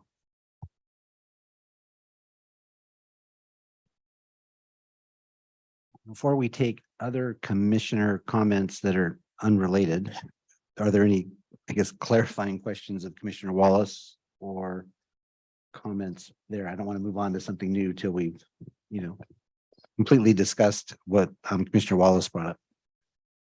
Yes, Mr. Chairman. That was quite a statement. I'm going to try and be a little bit more brief. Your thinking goes along the lines that I also agree with, but I'm not sure the general public sees it that way. And I think there's an explanation owed to them. Yes, the property owner can either do a plan that the city would have to approve, or the city could do a specific plan on the property which is actually much more of what state law anticipates.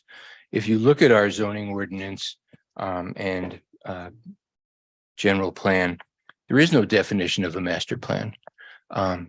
You're talking about a specific plan under section, and I had it right here, 65-100 and 65-450, 65-100 and 65-450. I do believe a specific plan is warranted. And I do believe that it is warranted for exactly one of the points that you made, which is if you take the logic of what we would be approving with the current plan, nothing stops a phase 2 from coming right next to it with the same type of housing and renovating a portion of the firehouse and saying that's a mixed use project. And after that, you could take out another group of retail stores and say that the CVS needs to be repainted and the floor needs to be replaced. And we will connect them and put in some landscaping. In effect, when you take a look at the history of mixed use, it was never intended to be a rehab of an old building that didn't contribute to the overall. It was about primarily new stuff and new stuff that all supported each other. And this, in my opinion, really doesn't do it. I want to say that we can't go across the street, even though I have heard neighbors say they want to know what's going to happen on the sports basement property. You can't make property owner A pay for a master plan or do a master plan on property owner B's property if property owner B is not a part of the overall effort on a voluntary basis. Yes, we can do the master plan on the TRC property, but we will have to defer doing the second part of that master plan or a separate master plan or specific plan when and if the sports basement property redevelops. And we should do it at that point. We need to know, where does this stop in the marketplace? What gets left relative to retail? Where do we draw the line legally and practically that says we need shopping for all of the, not just 5,000 housing units that we've already approved, but meeting all of our RHNA numbers. City Walk alone, including the BR6 project, is 4,900 units. And then we have what the RHNA numbers are. People need to shop. We are in fact creating a condition where we could be underserved relative to retailing in the city and the population base that's in the city. So I would agree with Commissioner Wallace that a master plan is warranted. It can only be focused on the 16 acres. And we need to call out, what is it going to include? What information? It is not just enough to tell us where the sidewalks are going to be or what the landscaping is going to be, but where does the retail, the demolition of the retail stop? When have we got enough housing on that property if we're going to allow any more?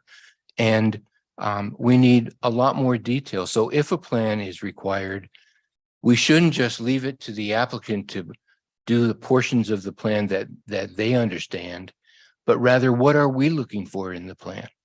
What will make it a successful plan that we are going to adopt?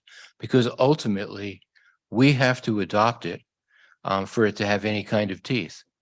It can't be a voluntary plan that they do and then they can amend it at whatever time. It has to be something that the city approves and has control over time.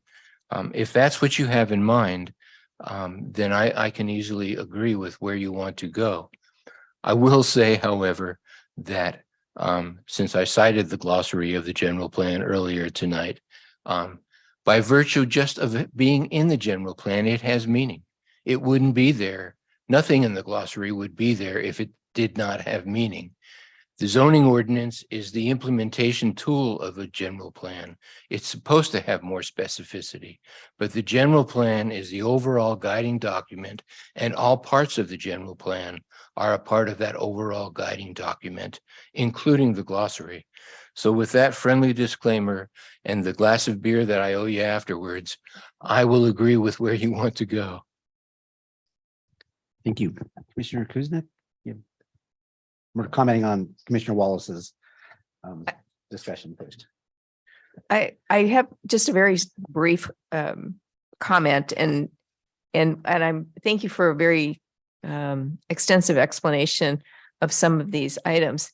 And this is just taking it a little bit broader. And it has struck me from the beginning of tonight's meeting that the word that I am having trouble with in how this process is evolving is this definition of consistency.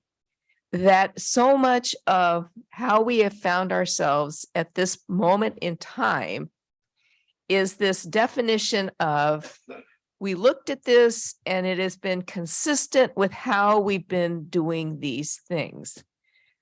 I'm not sure consistency is in our glossaries anywhere, so that in the calculations of the net acreage, we've been told that it's been consistent, that it was calculated in a manner that has been consistent with how we have done it with other projects. But have we defined consistency? And that is splitting hairs, but we are in the business right now of splitting hairs. And I would like to say that part of this is the age-old discussion of, quote, well, we've always done it this way.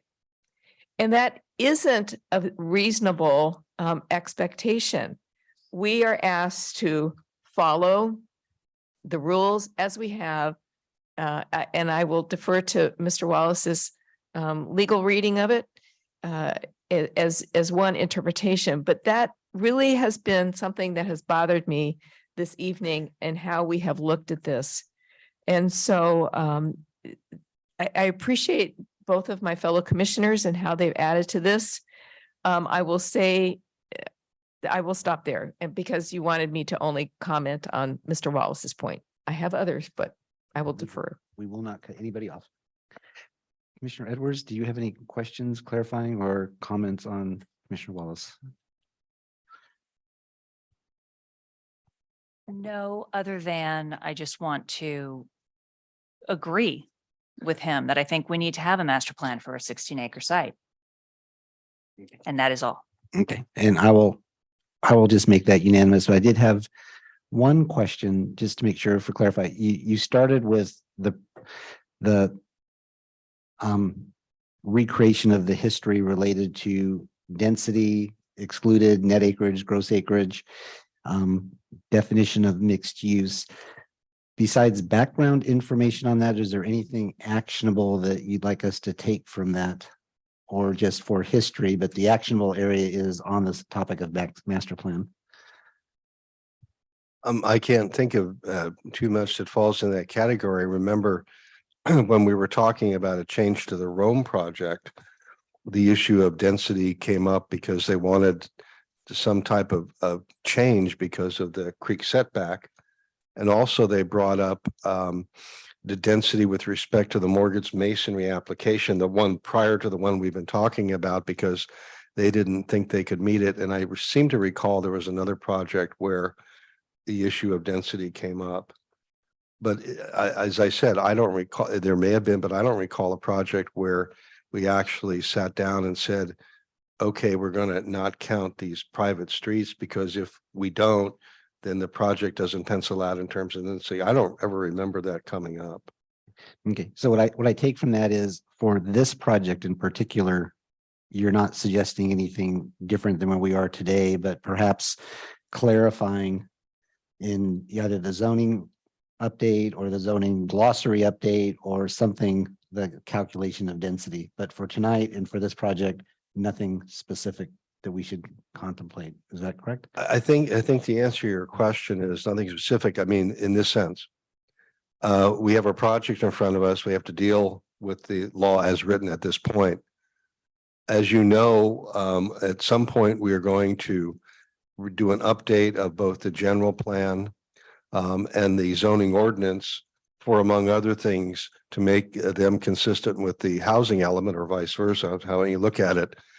And these issues that we're talking tonight, it seems to me ought to be part of that discussion, if for no other reason than under HAA are standards, whether they're design standards or standards for zoning or the general plan, have to be, quote, objective, close quote.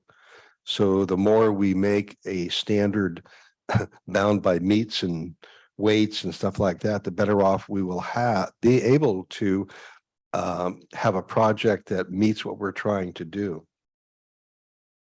So I'll agree with my fellow commissioners that a master plan as a condition of approval seems, first of all, necessary, and B, allowable under not reducing the density of the project, and I think, the draft language that you provided is a really good start. I also would remind us that we have just finished what we all agreed was a well-done master plan for City Walk. So we know the elements of a master plan. That's not a surprise. So I think this is a good start. I will just add that we make sure that we define what is the master plan target of the marketplace, because as you clarified tonight, it is not just Nob Hill to Starbucks or, Trader Joe's. It also includes across the street. So, to clarify that the marketplace is the complete property. And then secondly, the language I would like to also see, it needs to be long-term visionary, covering the entirety of property, not a master plan that expires or has a shelf life of 3 years or something. I would think, like we did with City Walk, was a 25+ year plan, and that we have a pretty good idea what that's going to look like. If you can jump forward in time 25 years, you won't be surprised. It's a pretty thorough plan. So I think with that, I think all 5 of us have agreed that a proposed condition of approval would make sense, and we would like to see that in a subsequent meeting. We will give the applicant a chance to respond before we finish up tonight, but other comments beyond what Commissioner Wallace started with? Commissioner Edwards? To just ask a question, do we need to formalize by motion the agreement among the commissioners that we all want to see a condition of approval that requires the preparation of a master plan? No, you do not. You've given direction to staff. However, I will just say a couple of things about the master plan. The master plan requirement could not be binding on the remainder of the parcel under the MAP Act if you have a parcel and you've set aside a remainder. And I'm not sure if that's a designated remainder on that map. I see nodding heads. Then you cannot impose under the MAP Act conditions of approval that are binding on that remainder parcel. So you could ask for a master plan, or as placed in, as put down here by Commissioner Wallace, potentially require a public meeting to get input on what should be out there. But as far as making something a plan that's binding or having any kind of shelf life is kind of beyond what's available to us here. Just to follow up on that, the land that is subject to this development application has not been subdivided from the balance of the 16-acre site, has it? Not that I'm aware of, no. But this is a subdivision, and it will be separated from the remainder parcel. And from what I understand, there is a designated remainder on the map. Well, does that apply when there is no separate parcel? Right now, there isn't one. Right now, all of Marketplace from Trader Joe's all the way down to where Starbucks is, it's all one APN. It's all one parcel. So there's no remainder right now. That is typical of subdivisions that have a remainder parcel. They start off as one parcel, And then there's a portion of it that's subdivided, and then there's a portion of it that's designated on the map as a remainder. It is a designated remainder parcel for the balance of the shopping center on the tentative map. Oh, when you said, So- I'm sorry, go ahead. I'm sorry. So, Mr. License, am I understanding you correctly? That what you're saying is that if we were to try to impose a condition that a master plan be delivered,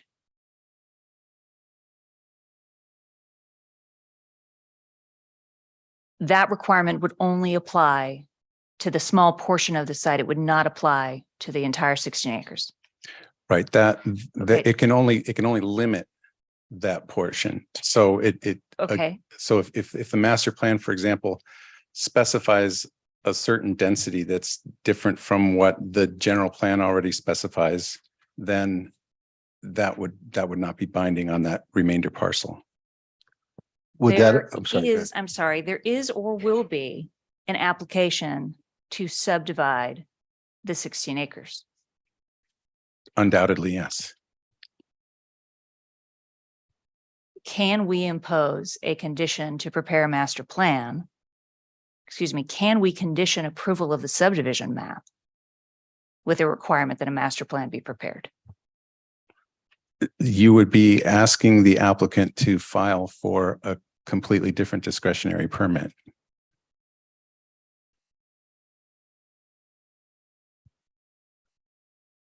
I'm not sure why we're worrying about this.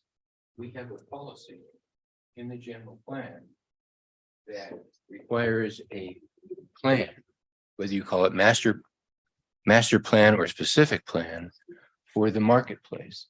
And as Commissioner Wallace has pointed out, the marketplace is really 16 acres, Bollinger Canyon all the way down to Marketplace Street. So whether or not we can impose any kind of condition on this particular project, we have the right to implement the general plan. Do you disagree with that? You have the right to implement the general plan within the restrictions of the HAA and SB 330, correct? I understand all that. But what I'm saying is we will be doing a master plan, should we do one, essentially on 12 acres as opposed to the roughly 4 acres that this property constitutes. We can do the master plan on the area that is south of Montgomery, and we can do the master plan on the portion that is north of Montgomery, all owned by this property owner. We can't do anything on the what's called the former Orchard Supply site because that property is not a part of this application. But we don't need to add a condition anywhere, is my point. We have a requirement to do a plan, and that's all we will be defining. We can also, as a city, if we want to have more control over it, simply do a specific plan. We do specific plans all the time. You can do a specific plan. We would hire the consultant. We would, over time, once it is completed, seek reimbursement from the beneficiaries of that plan, which is what we now do with our general plan and which is allowed by state law.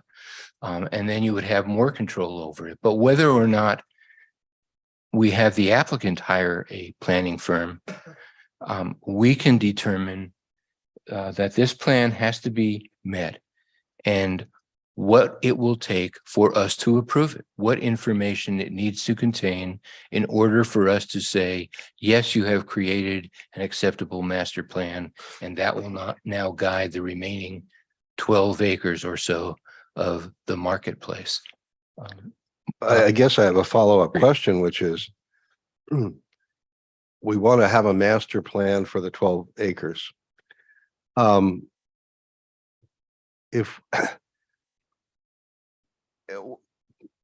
can we require TRC to do this as part of this application, or can they just say to us, we're not going to do a master plan beyond the 4 acres of this project? I believe they could, well,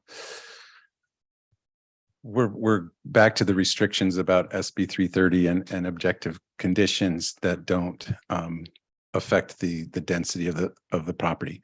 And to the extent that they are, we have to respect two things. One, the density and the affordability at the density that's proposed. The second is the imposition of conditions of approval that are binding on a parcel that is not a part of the project.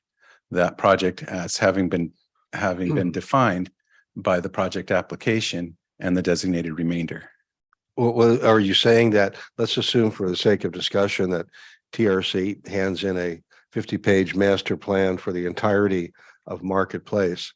Are you saying that at any point in time that they could say, you know what, we decide we're not going to do this, we're going to do something else on the other, 10 acres, that whatever we tell you isn't binding on us in the future?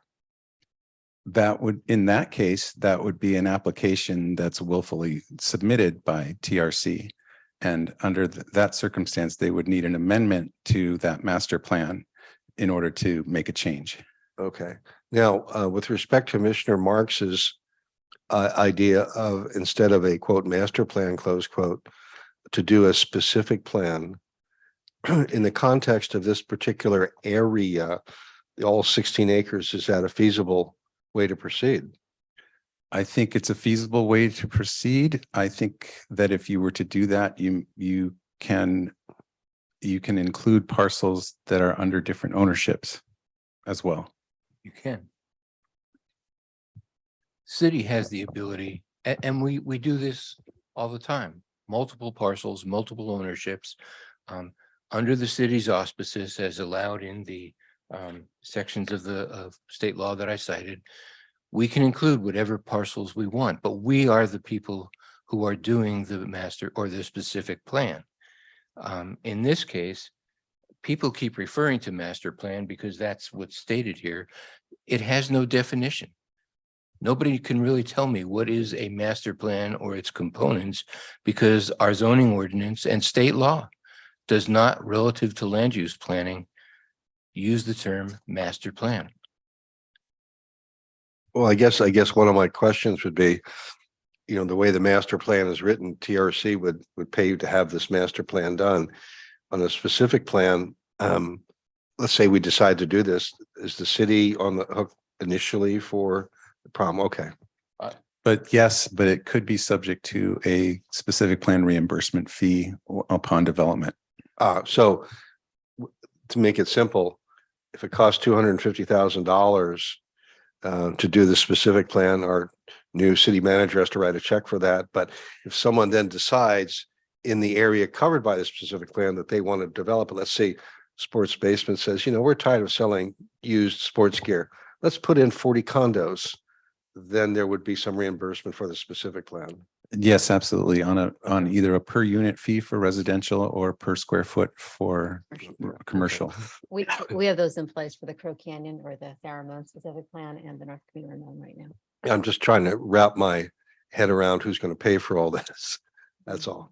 So I have a question on procedure and quasi legality. If it is correct that in our general plan, we were directed to have to use the phrase, a master plan produced for this, and we have not in dealing with the applicant, does that constitute a failure to correctly deem the application as complete? Would that by necessity deem that the application was in fact improperly decided to be complete, and therefore a lot of these regulations and not regulations, but meeting requirements and so forth are invalidated? So I believe that this commission did not find the the master plan requirement as being an objective standard. And as such, as soon as the 30 days had passed after the application being deemed complete, that particular standard was no longer allowable as a reason to deny the project.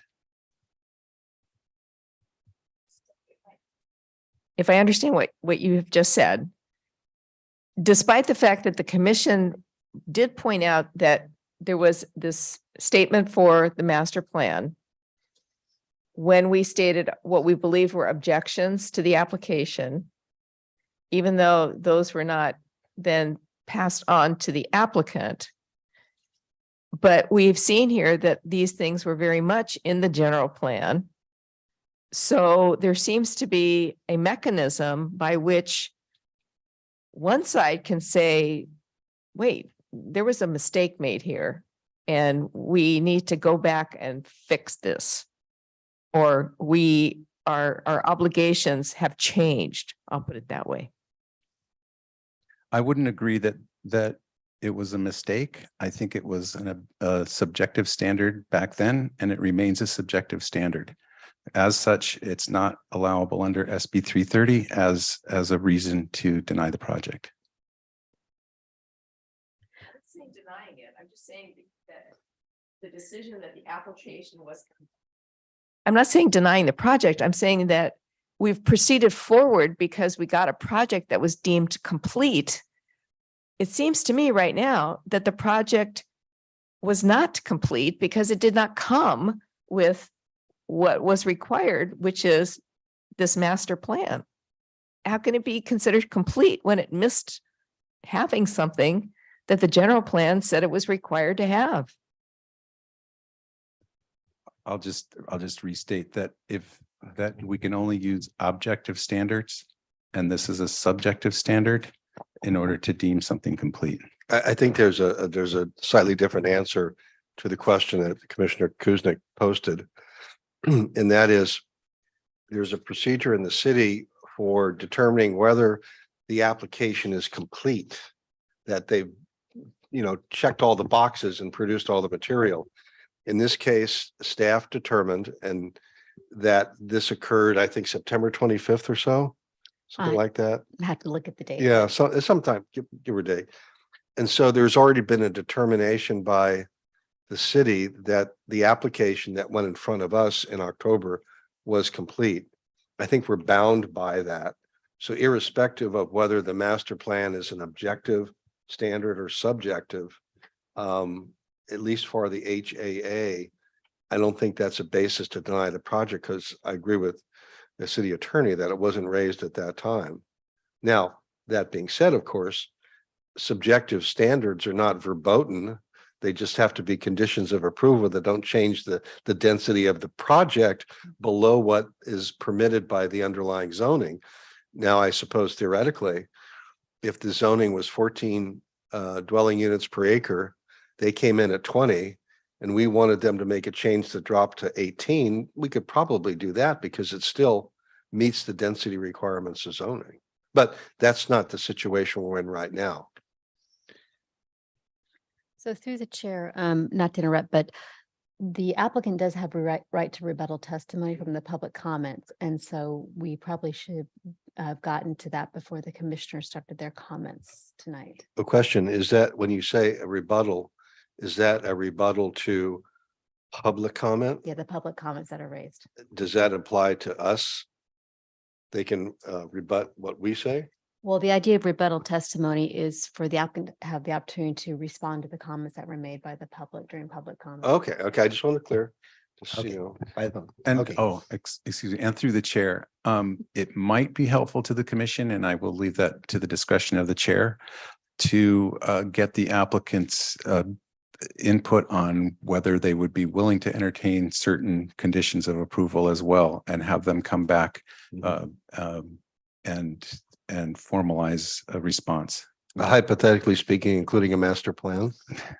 Hypothetically speaking, Okay, yes. so we've been coached to allow the applicant to come up and offer any comments in response to public testimony. And I just want to also preface, I am certain you have not heard all of the commission comments as of yet. So, we'll let you, I guess we'll take a halftime comment period now, and then, you might want to come back later on too. So. Sure. Thank you, Commissioner. And I could respond to a public comment on the master plan point, or alternatively, if the commission would, okay, could start on that now.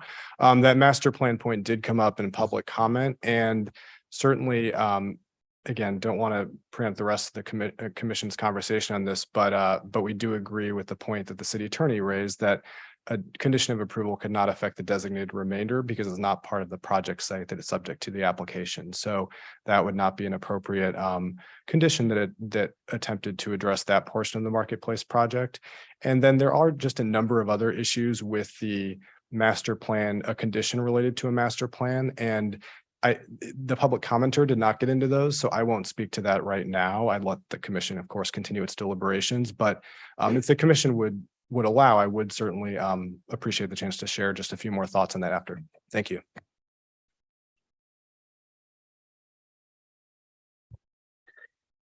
Okay, so now we can return to commission comments that we haven't heard yet, unrelated to the master plan at this point. Does somebody wish to go first? Mr. Wallace already has gone first once tonight. Commissioner Edwards.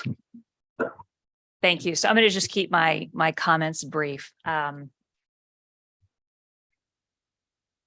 As I mentioned earlier, I'm very concerned with what I'm viewing as a failure by this project to comply with our inclusionary zoning ordinance.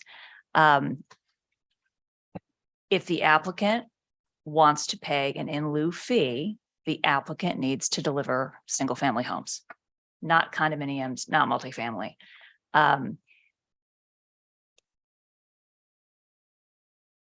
I'm very concerned with the intellectual acrobatics that I'm seeing with this project.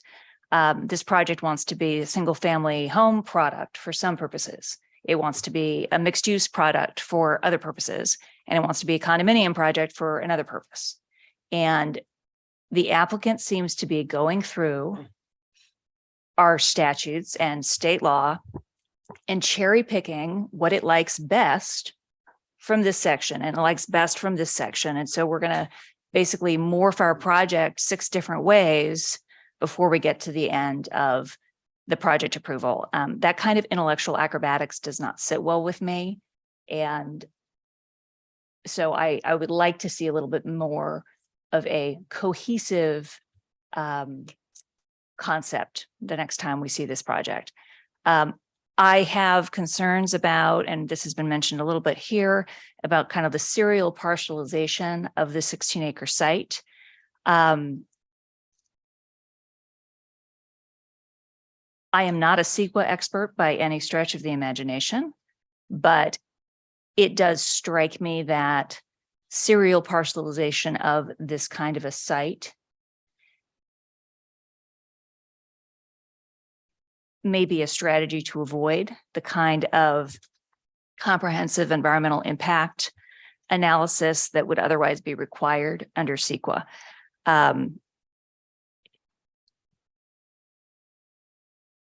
I'm concerned that the implementation of that kind of a strategy creates potential liabilities for the city. And I would rather us avoid the potential liability than look to TRC later for indemnity. And then the last comment and concern that I want to raise relates to SB 330.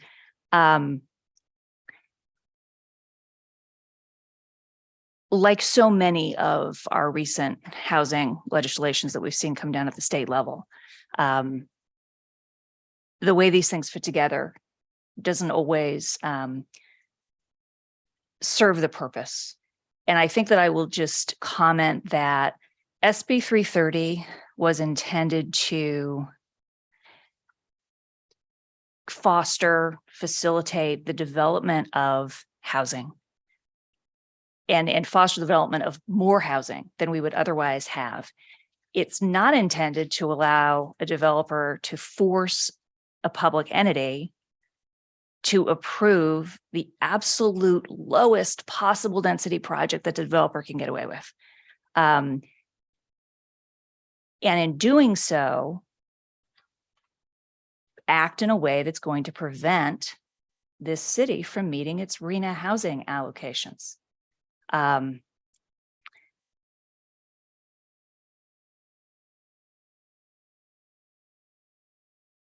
You know, this is just, it's a key, it's a very important piece of land that we have, and we're only going to have the opportunity to develop it once.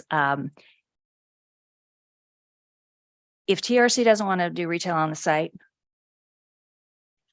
we have no way to make TRC do retail on the site. But if the land is going to be redeveloped, it should be redeveloped in a thoughtful way that delivers its highest and best use to this community. This low density condo project is anything but.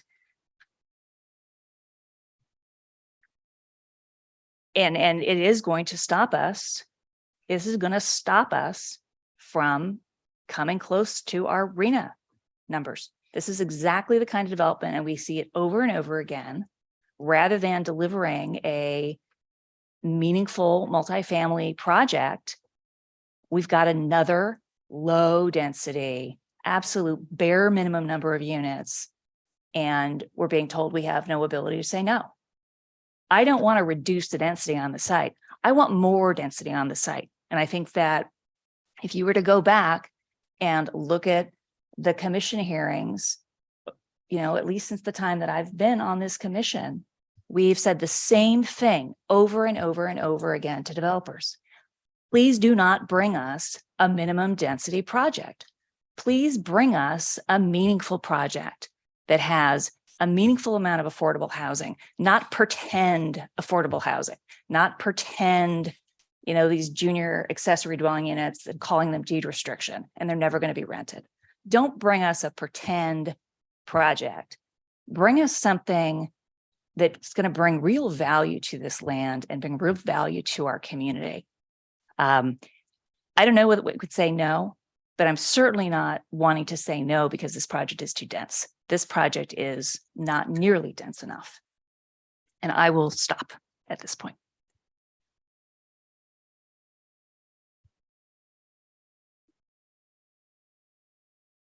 Do you want to hear about proposed conditions of approval, or do you want to defer that until later? Let's do the comments, then the proposed conditions. Okay. We're very close though. I don't have a lot to add to what I've already said, but I would say that the marketplace is not the area in my mind for more density. I agree with densification in the core of the city. I agree with the densification of properties at the San Ramon Village area. But given how close this is to existing residential and what the impact of a large multifamily building would be in this location of the shopping center, I'm not convinced this is the location for more density. My concern is primarily, how do we preserve the remainder of the shopping center as a retail center? What will it take to get that done pretty quickly?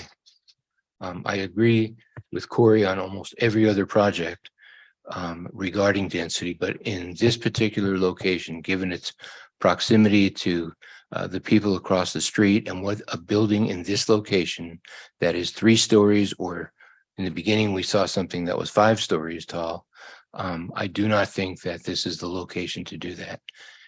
Perhaps in a different portion of the marketplace that could handle it, maybe closer to or along Al Costa, that might be appropriate. But in this location, I would not be comfortable going with a 3 or 4 or 5 story residential building.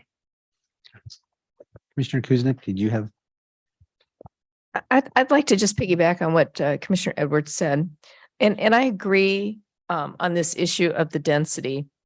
And I said this the last time we met, that, you know, given the description of the calculation of the net acreage that you have squeaked under the wire on the density.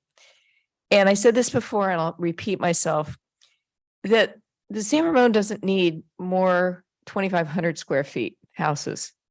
What we need are truly affordable units.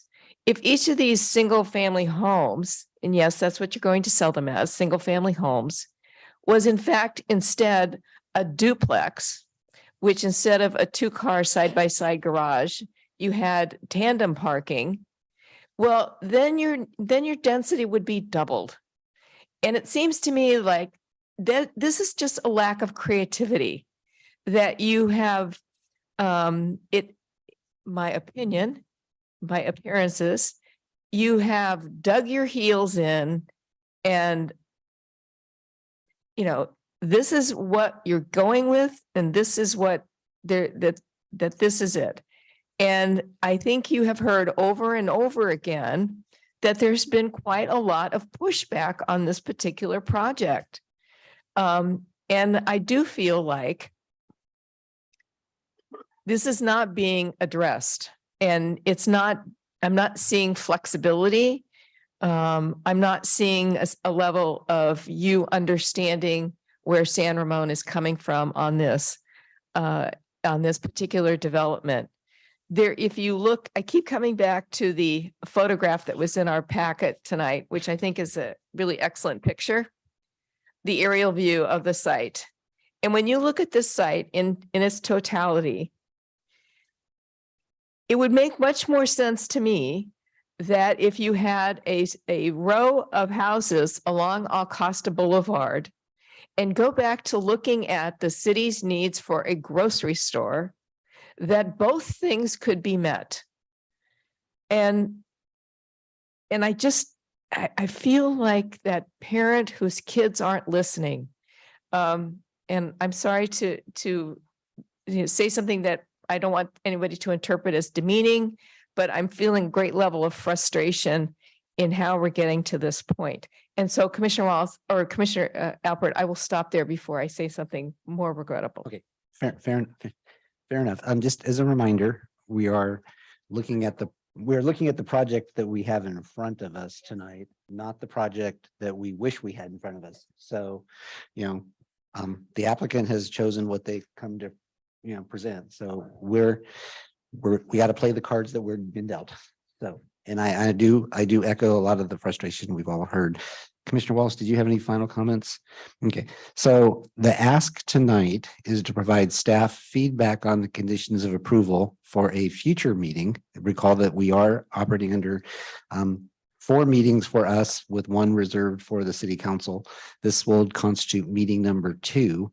So I think what we need to focus on is meaningful and relevant changes or questions or discussion items that will lead us to a place by meeting number 4 that we're ready to make a decision. You know, no later than meeting 4. So with that sort of preface, I think I've heard a couple of comments that there are proposals to modify or add to the conditions of approval. We're ready to do that. Why don't we take the next number of minutes and do that? Can I ask a question that asks the city attorney this? The discussion about the master plan has been about binding the remainder parcel. Since the area north of Montgomery is a separate APN, does that apply to it? Because it's not a remainder parcel. I'm not exactly sure where you're talking about, north. Oh, sure. Okay, so Montgomery Street basically bisects Marketplace. So the area I'm talking about is north of Montgomery Street, where the library, Buffalo Wild Wings used to library be and the Buffalo Wild library. Wings. Okay, thank you. So that's a separate APN, actually, too, because the library is a separate APN. Mhm. So my first question is, would the discussion about quote binding, close quote, the remainder parcel apply to the area I just talked about where Buffalo Wild Wings was? Because it's not part of. It's not part of the project, so yeah, Right. correct. Okay. Second question.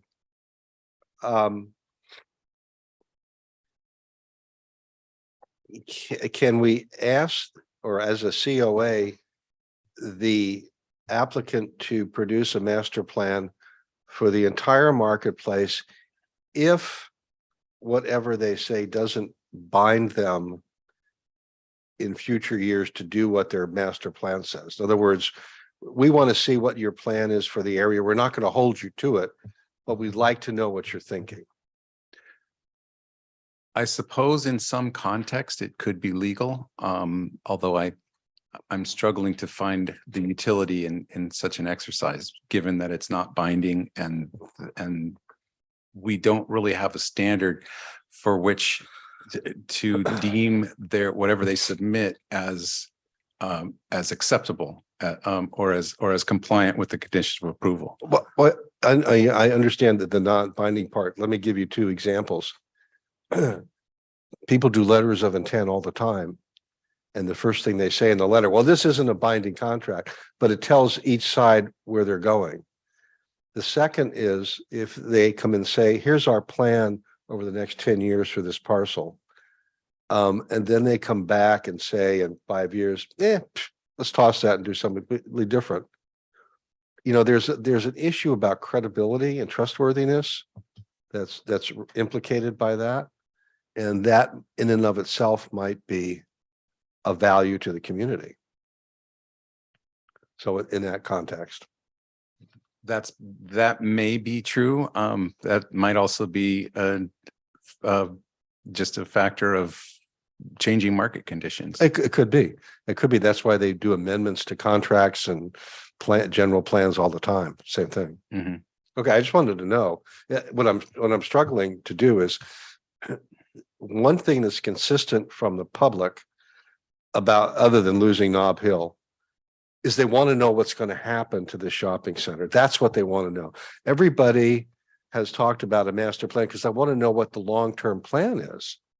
And so what I'm looking for is a way to meet that need within the context of what we are legally capable of doing. So I'm not the expert on municipal law. I need some help here.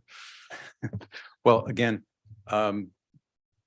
you can subject non-objective standards on as long as they don't affect density or affect the cost of the proposed density. I suppose that in some context that means that you could ask for a master plan, but it could not be binding on the remainder parcel.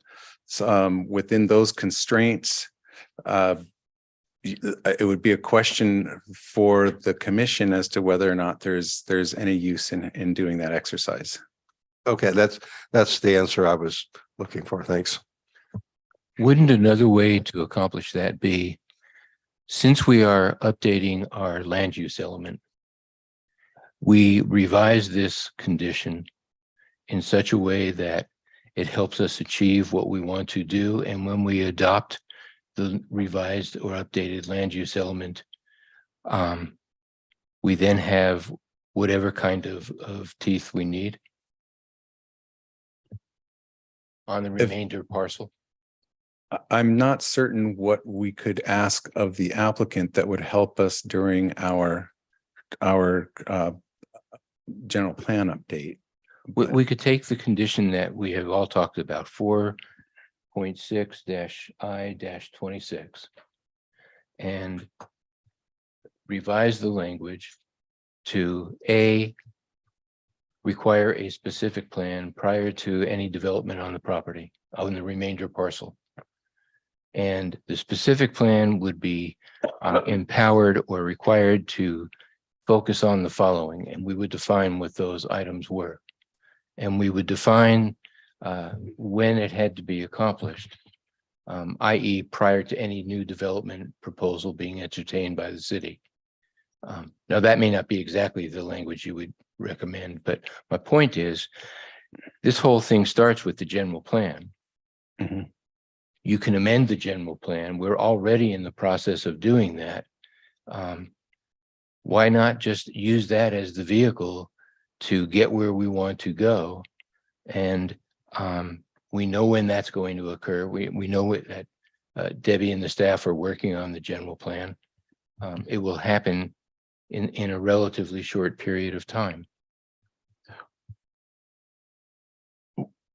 Well, there's also the consideration of the HAA, the Housing Accountability Act, which would allow them to come in with an application on the current standards, even if we have something going in place. But the way that we would and not put the roadblock of having a specific plan in front of that. I think the most straightforward way to get this done would be to have a city initiated specific plan. Yes. And I'm struggling to come up with a way to impose an allowable condition that makes that easier for the city. And it may be that I'm just not that creative, but. Thank you.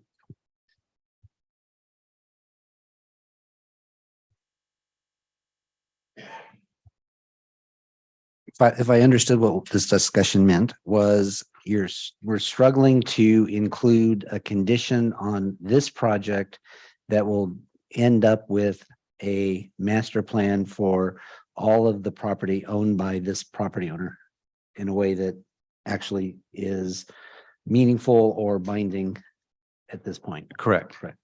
Okay, and that the recommendation, which is not really part of this project per se, is that the best way, in quotes, to get what we want, a master plan for this area, is for it to be a city-initiated specific plan work product with all the rules about collecting money down the road. But your caution to us is prior to that being available under the Housing Accountability Act, someone could still come in with a project while we're building the specific plan that may or may not match what we were hoping to see at the specific plan when it's done.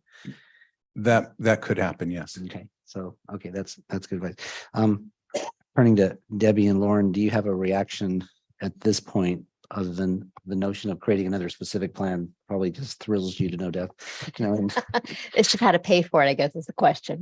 That's going to be, and honestly, it comes down to, priorities of the work program that we have to go through. As you know, once we finish up the housing element, we have a significant undertaking with inclusion ordinances and programs to implement. But, if it's something the commission desires to want to include in the future in our John Pond update and provide the specificity that is lacking in the current policy, we certainly can talk about that as we move forward.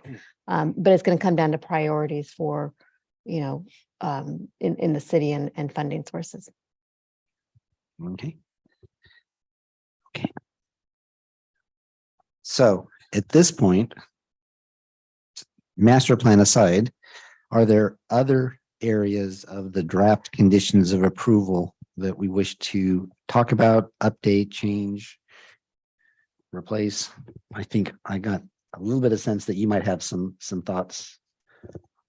I don't have a problem with the draft conditions as drafted by the staff. I don't think I have any comments on that. I have roughly a half dozen proposed conditions that at the appropriate time I'd like to talk about. And I can wait if you would like. Yeah. Do you want me to go now? That's right, yes. Okay. The conditions should be viewed in the context of, I don't believe that the Starbucks portion of this plan contributes much to the overall project as it's currently considered. And I would like to see some things happen that integrate it more functionally and interestingly and to the benefit of the public. And so my first condition would read, and again, this language doesn't have to be the exact language. Tomorrow morning, I will email these conditions to staff so that they have them and they don't have to take notes right now. But I would say for the first one, prior to issuance of a building permit for construction of the townhouses, the applicant shall submit a revised landscape plan demonstrating a re-landscaping of the entire Starbucks site using plant and hardscape materials approved for the townhouse portion of the overall mixed-use development plan. And that would be for planning commission review. That would come back as what we call a condition that is being reviewed by the planning commission in satisfaction of the condition. The second condition I would propose is that prior to issuance of a building permit for construction of the townhouses, the applicant shall submit a lockable, screened from public view corporation and materials storage and construction workers parking yard on the subject property that is as far away from the existing residential units located along Marketplace Street as possible. That would be for staff approval. And the point of that is construction's a messy deal. You have people arriving very early in the morning. There is site set up. There is machinery all over. There's lots of noise. There's lots of dust. Keep things away from the residential as much as possible. The third condition would be prior to issuance of a building permit for construction of the townhouses, submit a weekday and weekend truck traffic, street routes, and arrival and departure times plan that shall govern all materials suppliers. We're going to have trucks arriving with all kinds of stuff for a period of, I don't know, a year, 18 months, whatever it might be. And what they will try to arrive as early as possible. They have no problem often in coming in peak hour traffic along the streets that they think are the best for their purposes.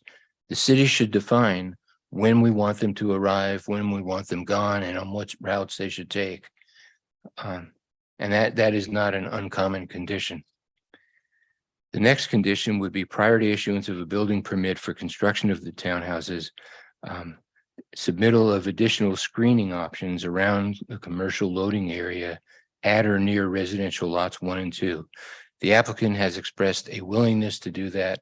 I think it should be a condition that they do. At our last meeting, we expressed some concern that it might not be enough. They should submit some options. And again, I would think that would be a staff approval. I don't think that necessarily has to come back to the planning commission. The next condition has to do with the Starbucks outdoor patio, and that is the existing cement pad shall be extended in a westward direction toward the building, up to the building wall, and eastward by removing the existing low hedge and extending the patio into the former hedge area. And instead of using cement, pavers could be used. Secondly, a trellis or overhead shade structure shall be located and constructed in a portion of the extended patio area. Thirdly, the unplanted circular planters shall be removed to make room for additional tables and chairs. And lastly, all the patio plant materials shall at all times be well maintained. Removal or substitution of plant materials shall require prior city approval. What I'm trying to do with these, as I said before, is I don't think the Starbucks site is functionally or in any meaningful way integrated into this overall project. I'm trying to create something here that is more attractive, is functionally more attractive, and quite honestly, the Starbucks needs to support the townhouse project in physical design as much as possible. And the townhouses, I think, are going to support the Starbucks with additional customers. Like I said, I'll fax this or I'll email it to staff tomorrow. You didn't mention, unless I missed it, did you also include in that language the use of a hard surface versus the DG that they had proposed that they considered? Is that embedded in what you didn't say? I said pavers. So, but that implies that there is no decomposed granite.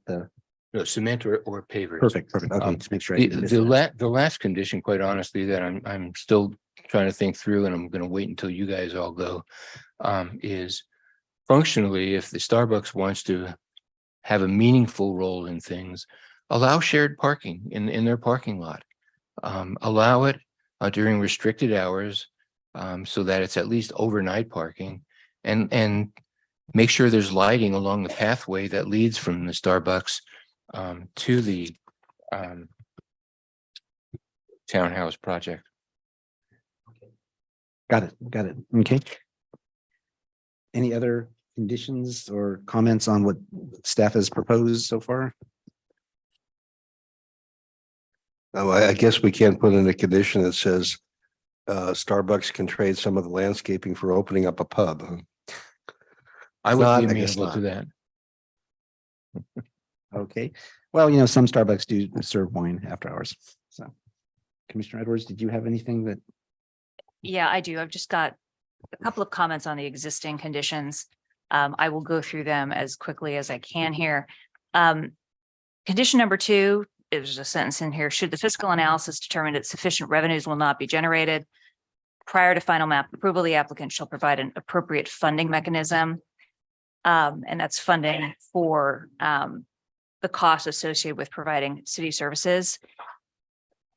I'm a bit concerned about that. That seems to be another one of those fill in the blank kind of aspects of this project that I'm troubled by. The concept of the rent survey that Ms. Chamberlain spoke of earlier is addressed in condition number 5. I don't know that there are comparable junior ADUs elsewhere in the city.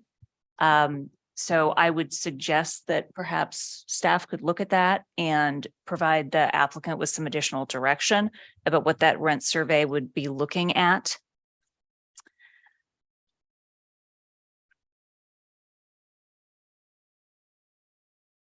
Condition number 13 states any significant change to the proposed development plan and the vesting tentative map will necessitate further review.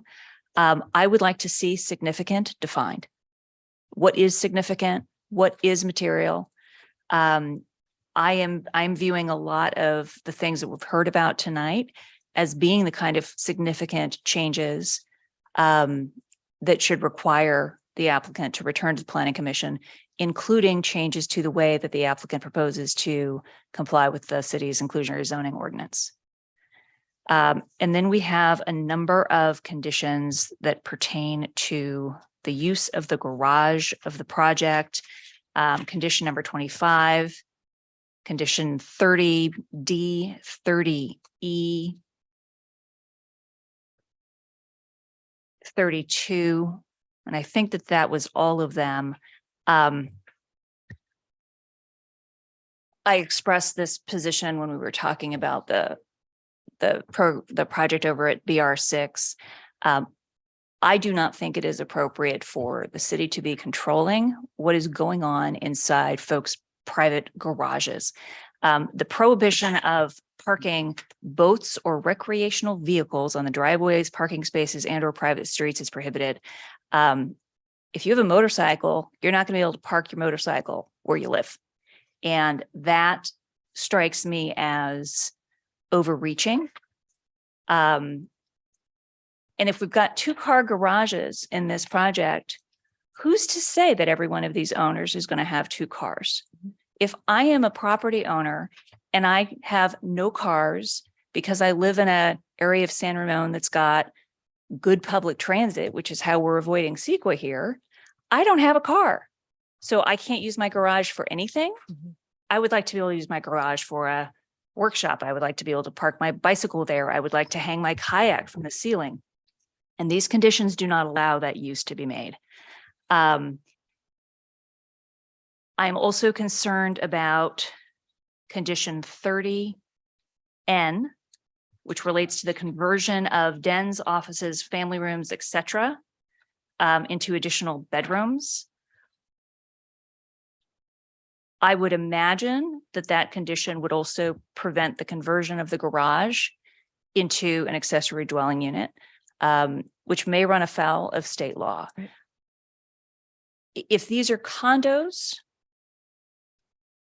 I'm not sure how the interplay works there, but that is something that I would like us to think carefully about in terms of how we as a city are regulating what is happening in the insides of people's homes. whether it's a condo or a single family home, unless it's a health and safety issue, I don't know that that we should be regulating what's happening in the interior. And those are my comments. Yeah, so on the end, the inclusion of that condition really is to, the bedroom count is set to the number of parking spaces in the garage. And so by our code, if you have 5 or more bedrooms, it does require 3 parking spaces. So that was the impetus for including it. So we're not adding extra bedrooms, generating extra cars above and beyond what our code would require, because I could not physically provide the 3rd parking space. Okay, so thank you for clarifying that. I appreciate it. I will just comment that I think that there's a move that's happening at the state level to eliminate parking minimums. So yeah, I mean, just because somebody adds an extra bedroom for their 2-year-old, 2-year-old's not going to drive. Right. So anyway, I'll just leave that as it is. Thank you.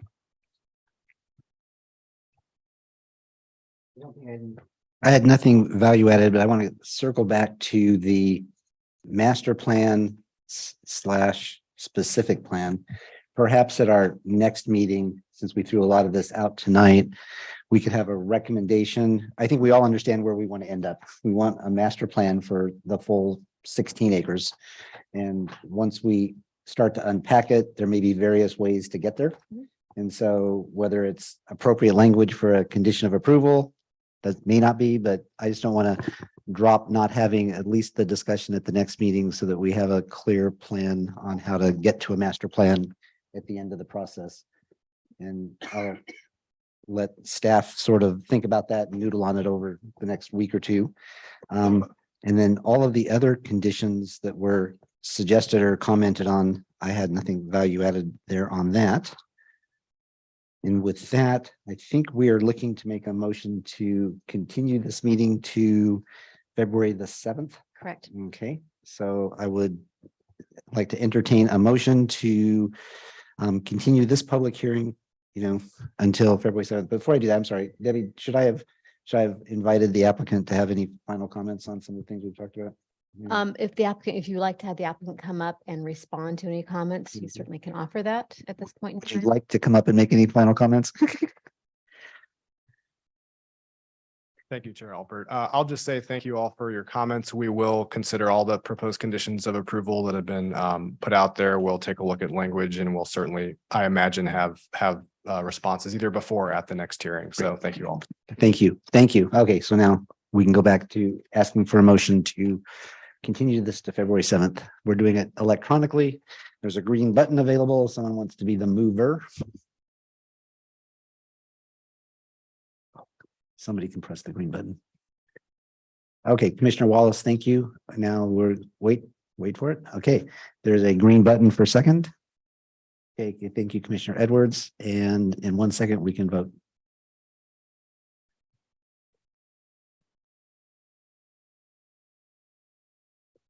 Okay, the motion passes 5-0-0 to continue the motion to February the 7th. Thank you, everybody, for the robust discussion. We have time. Let's take a 5-minute break.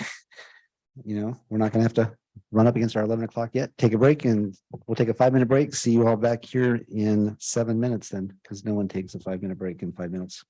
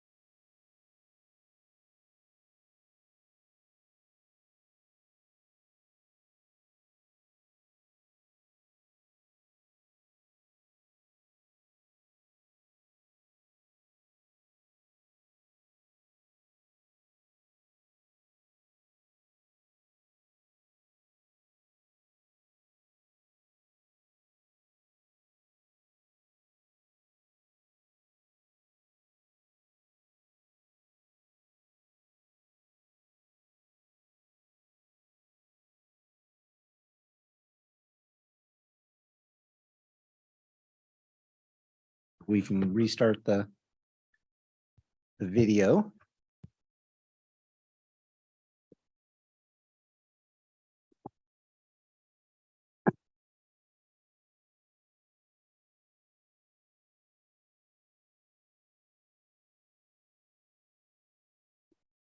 Amy, are we okay?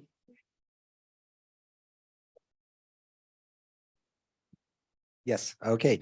So thank you for all coming back. We're going to move on to item 3.1, which is the Planning Commission's public hearing number 3 of the general plan amendment, the housing element specifically. And at this time, I will turn it over to Ms. Yee. Hi, Cindy. Thank you and good evening. I'm excited to be here in front of you this evening for our third public hearing on the general plan housing element update for the 2023-2031 period. With me this evening is our consultant working on our housing element update, Veronica Tam and Associates, along with staff. As you are aware, we've got a full team of city staff working on this project. I'm serving as the project manager on the housing element and general plan update. And so some of these slides you'll have seen from our last presentation in November. We just wanted to make sure we provided the background as to how we got to where we are. And so I'll go over those in these next couple of slides here. So first of all, just in terms of housing element requirements, really more for the public's benefit, because I know we've all seen these before, but it's an housing element is required to be updated every 8 years. It's a mandated element of our general plan, and it's subject to statutory requirements in the state's government code. It's required to be reviewed by the community development,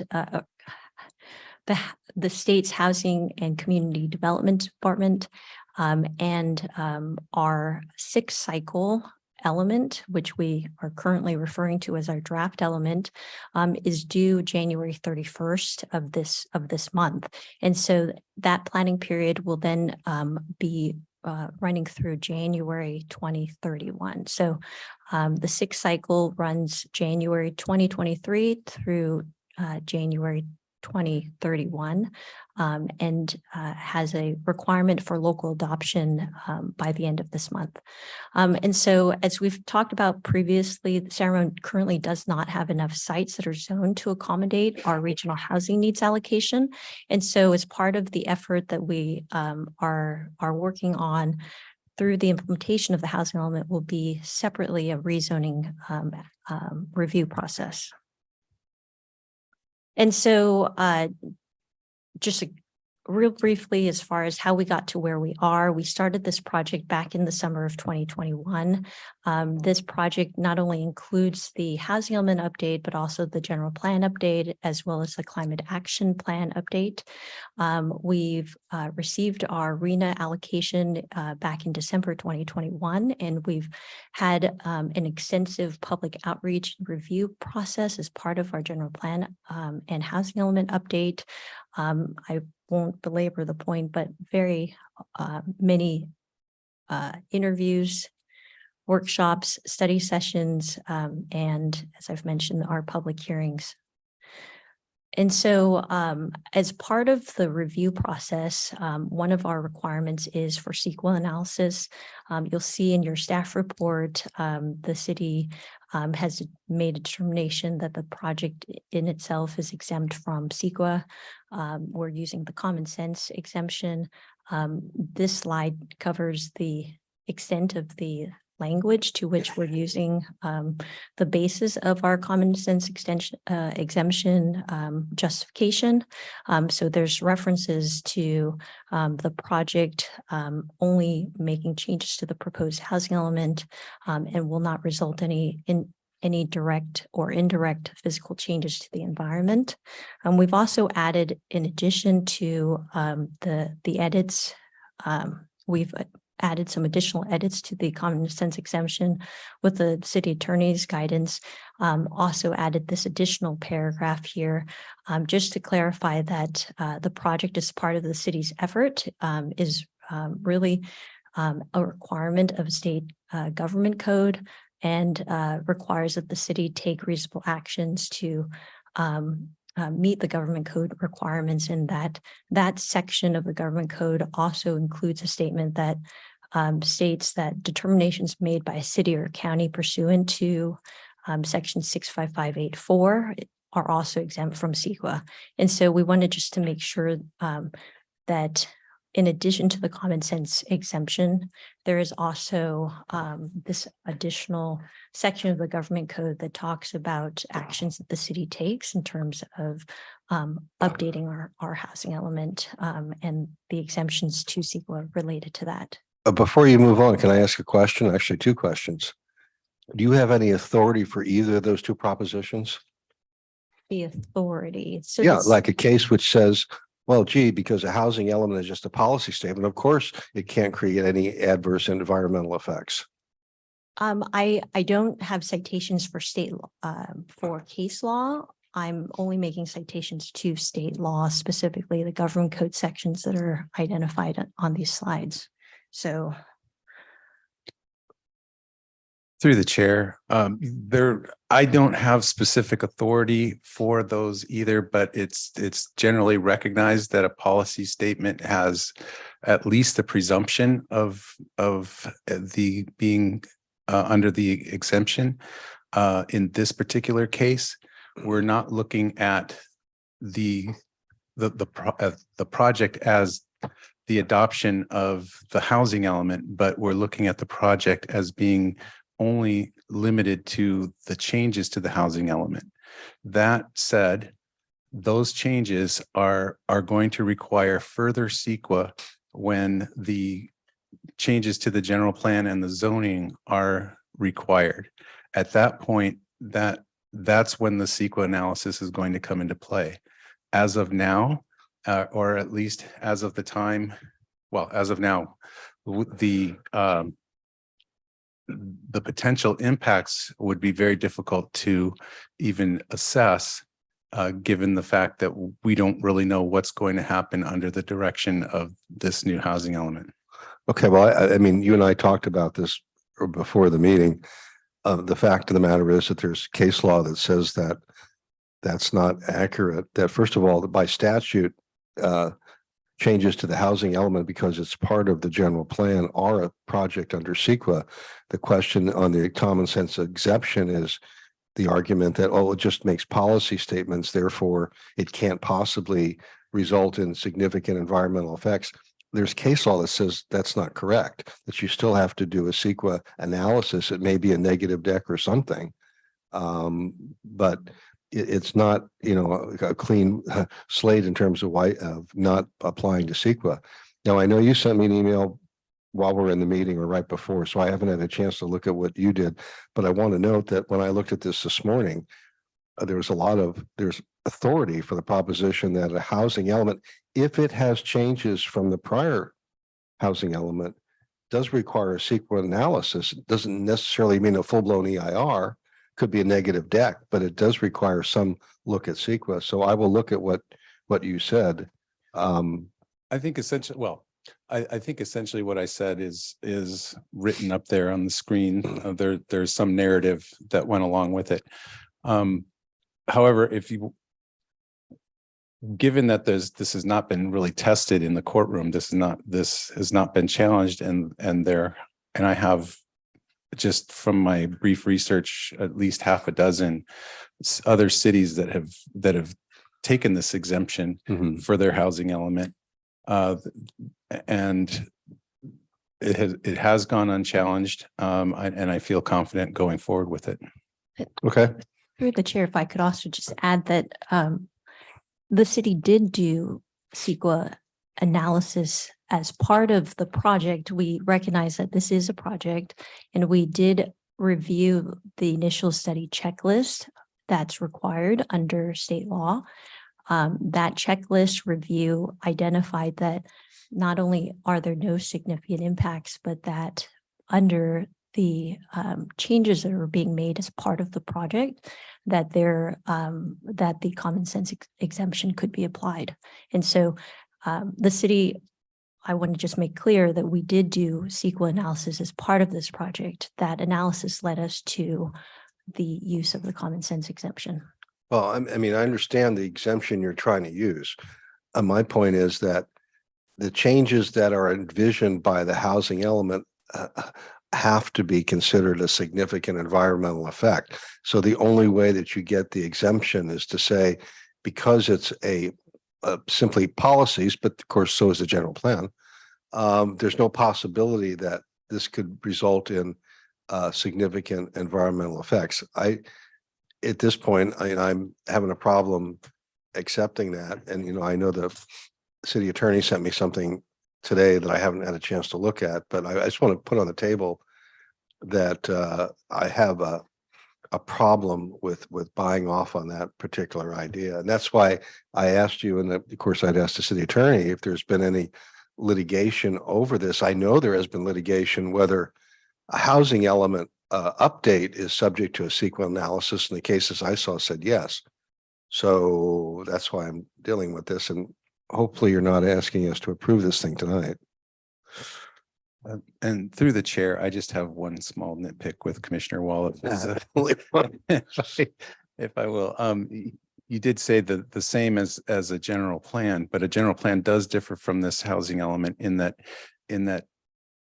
the general plan itself, or a general plan amendment, actually does enact changes to zoning, or well, not to zoning, but to general plan designations and land use designations without need for further CEQA analysis.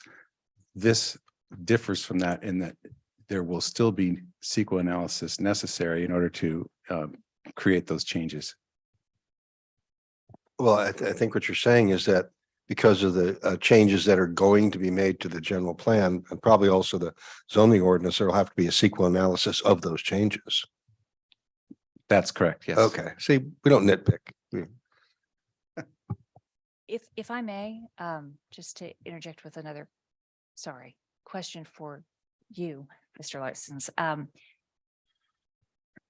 The concern I've got, I think, less of a concern than Commissioner Wallace does, but it seems to me that by adopting the housing element, we are committing ourselves to making zoning changes.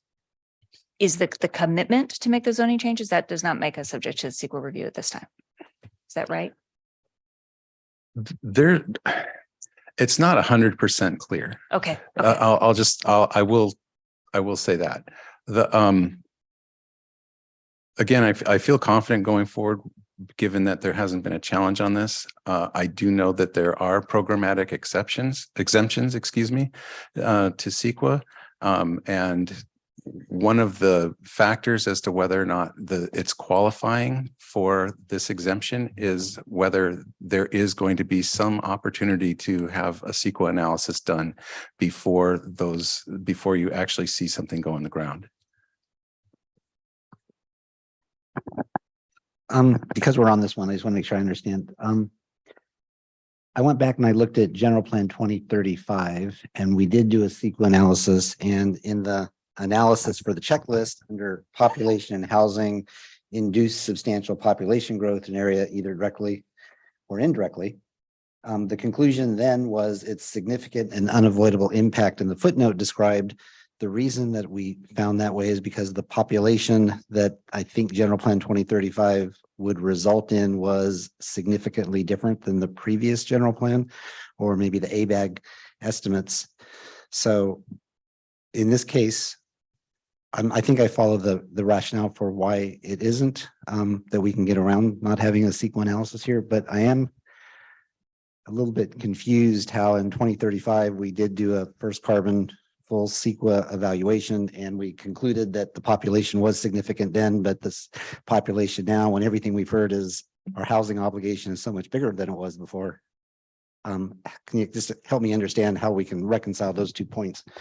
Sure. So the 2035 update included both the land use element update, which had population projections and growth management projections, along with the housing element update. Those two projects, or two separate elements of the general plan were updated concurrently. And the land use changes that were made to the land use map could project additional population projections as a result of the changes that were being made to the land use element itself. The housing element, the RENA requirements and allocations are set by state law that we're as a city obligated to plan for those units. But the impact of the projected growth is going to be done as part of the land use element update. That's part of General Plan 2040 update that will have its own CEQA analysis to analyze the population increase. Okay, thank you for clarifying. Okay. I'm going to move on to the.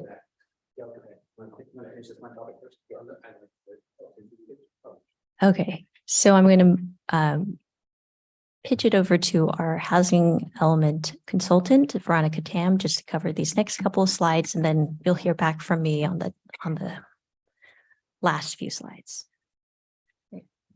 Thank you. Just a refresher for some of the audience about the housing element. It is part of your general plan. I think staff have made it very clear. It's one of the elements of the general plan. It's made up of some of the key components. With the housing element, we have to look at the needs assessment. We look at the demographics, the housing market trends, and also those with special needs, what their housing needs are going to be in the next 8 years or so. We also need to look at what the city was able to accomplish over the past 8 years and what was effective, what was not effective, and therefore how to modify your programs in the future.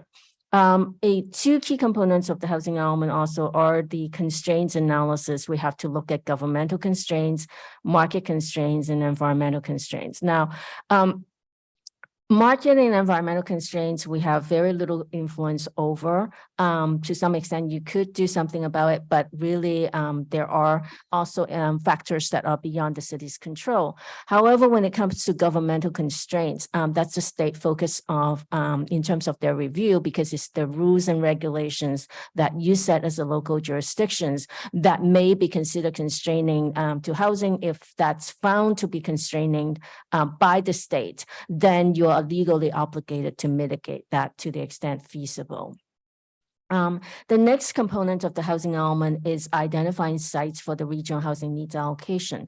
Your obligation is to make sure that you plan for it, but you cannot guarantee units will be built because you cannot again influence some of the market or also decisions of property owners as such. So to some extent, your role is to make sure that your land use element, your zoning code does contain the capacity to accommodate the regional housing needs allocation.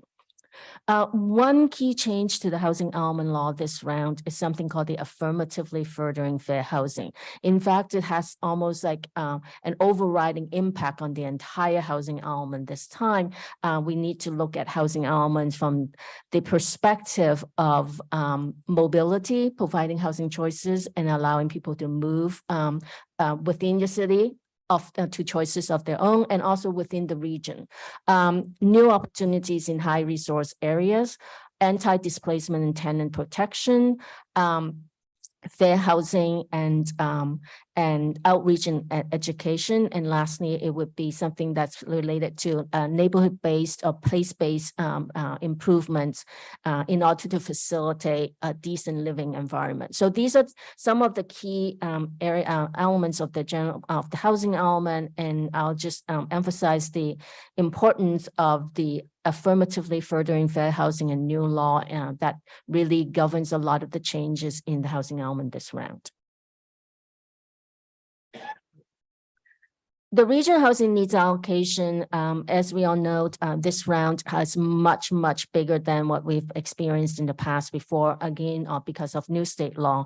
The regional housing needs allocation, the RENA for the city of San Ramon is 5,111 units broken down into income categories.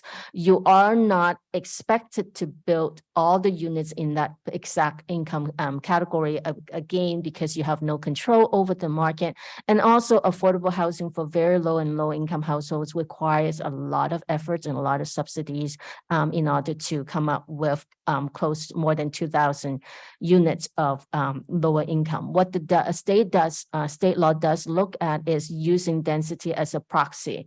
Density, if higher density housing is presumed to be feasible for developing lower income housing with a reasonable amount of subsidies and not like by market. Even at density, at higher density at market, you're not expected to be able to make the units completely affordable. Updating the housing element took a fairly long time, especially for public outreach. And so we started actually back in May. We have a public release draft, but prior to that, there was a lot of community outreach and public meetings, particularly in identifying sites, how to meet the regional housing needs allocation. We released the public review draft back in June. We actually submitted the housing, we took the draft to the Planning Commission and City Council for public comments, but we also submitted the housing element to the state in July for the mandatory 90-day review. We unfortunately, given that HCD was very busy, we were not able to hear back from HCD until the very end of the 90-day, which did not give us any opportunity to address any comments within the 90-day period. The staff has started working on the rezoning work in conjunction of the housing element update that hopefully will trail the housing element shortly after. Oops. On October 18, we did receive the letter from the state, which documents some of the, which really outlined their comments on the housing element. And between November and December, we met with HCD. We've been working with them to make sure some of the revisions that we've been making are meeting their addressing their comments.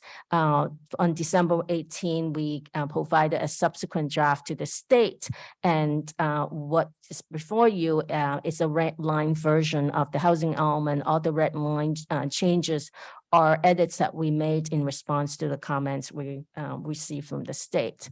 So in the next couple of slides, what I would do is to kind of generally go over the comments that were received and how we addressed the state's comments.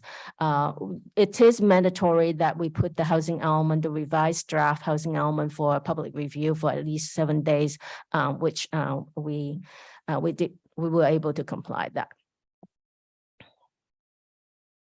The comments from the state basically focus on the same areas that we talked about, the components of the housing element, looking at the housing needs, the resources and constraints of the housing element. And in terms of needs, it was fairly simple in terms of the needs assessment. There are very little comments on it, but they do want us to talk about how the city actually complies with state law and how your demographics characteristics are consistent or different from the bigger Bay Area region.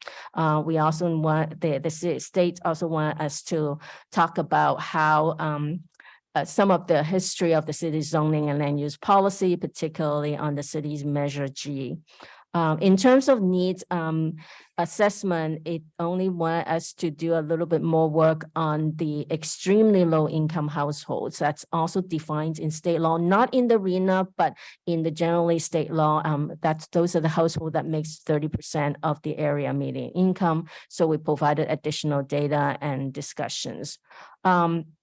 In terms of the sites inventory, the state wanted to look a little bit more about the entitled projects, how their income and affordability was determined. And we also wanted the sites inventory to provide more information on the current status, especially on the non-vacant sites.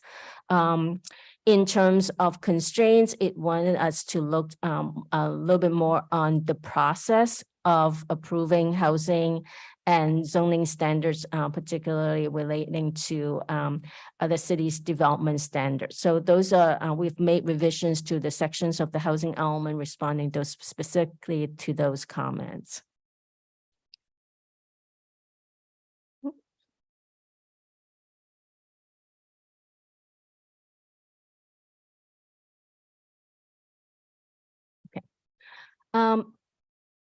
The next group of comments are on the housing programs, quantified objectives, and water and sewer priority. In terms of housing programs, the state in most cases want us to be more specific about timelines, when exactly certain things will be done. And that's how the state will be monitoring the city in terms of progress. It also want us to particularly look at some of the sites, the non-vacant sites, and make sure it's large sites, how we're going to determine the capacity, how do we make sure that we're going to do the rezoning on time in order to accommodate the regional housing needs allocation. We also have to be a little bit more specific about quantified objectives in terms of number of units, number of households to be assisting in the future. One particular program that we were asked to add is to make sure that we recognize the the impacts of Measure G, and to look at opportunities to streamline Measure G approvals. There is also a program to increase housing choice. And when we talked about mobility before, like the different types of housing and the ability of households to move to different parts of the city at choices, housing choices of their own. As part of that particular requirement under the affirmatively furthering fair housing requirement, the state asked the city to include a kind of like missing middle or higher density housing in terms of intensifying the single family neighborhoods by a little bit, from about 14 units to the acre to about 15 units to the acre. So I think what staff has looked at, and I think Cindy will be able to answer that better, but what staff looked at is what state was asking for is a very small incremental increase in the single family and medium density neighborhoods.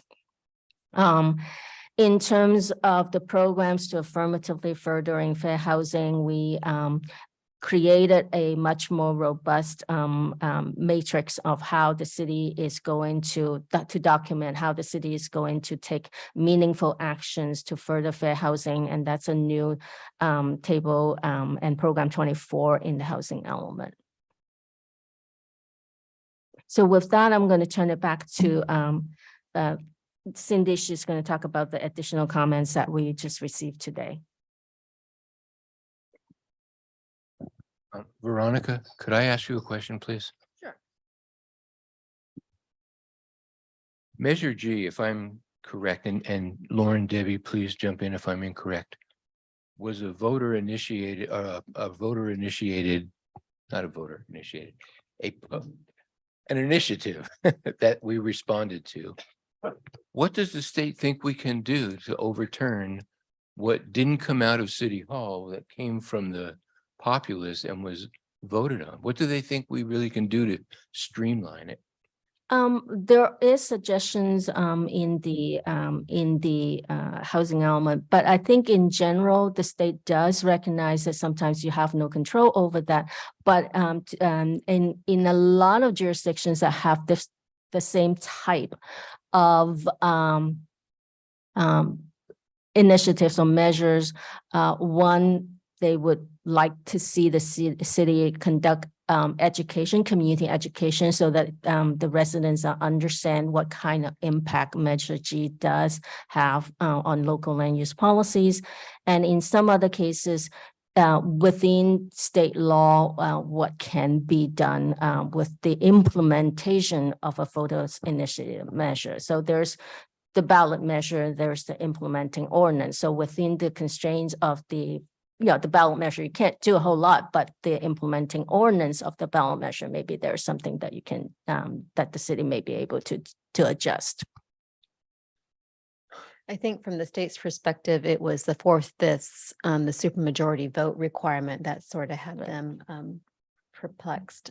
What we did explain to them is, there are, 3 hearings of the commission and council, and that we combine typically the first, and we, going forward, we probably will have to combine the first 2.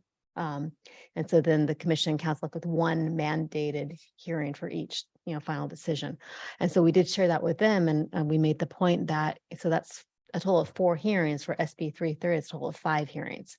So we explained it to them that way, but they still have concerns that the supermajority measure could be a barrier to providing additional housing to the city. That's a very clear explanation, and I appreciate that. It also makes me understand how remote state HCD people can be from the reality of what happens in a city. Noted.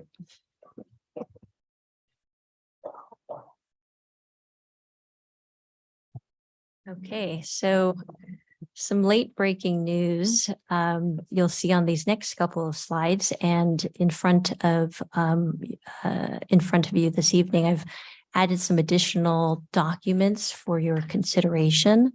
And so, as the staff report noted, up until last week, staff and the state has been having multiple conversations. We've had 4 calls up until the staff report was released. The state was aware of our hearing happening this evening and wanted to make every effort to provide comments on the draft that we submitted to them on December 28th. And so with a very quick turnaround from December 28th until just a few hours before this meeting started, they provided us with some additional comments that they felt needed to be included in our draft housing element in order to be in full compliance with state law. So there are 6 additional edits, and 6 is pretty good, I would say, considering that they reread a 200-page document in a 2-week period and gave us 6 additional edits that needs to be included as part of our draft housing element. And so what I've added to your pile this evening is a exhibit 3 that would be an attachment to resolution 01-23 that includes errata changes for your consideration to be included in the draft housing element. So the December draft that was provided to Planning Commission, along with the 6 additional edits that are being requested to be made. And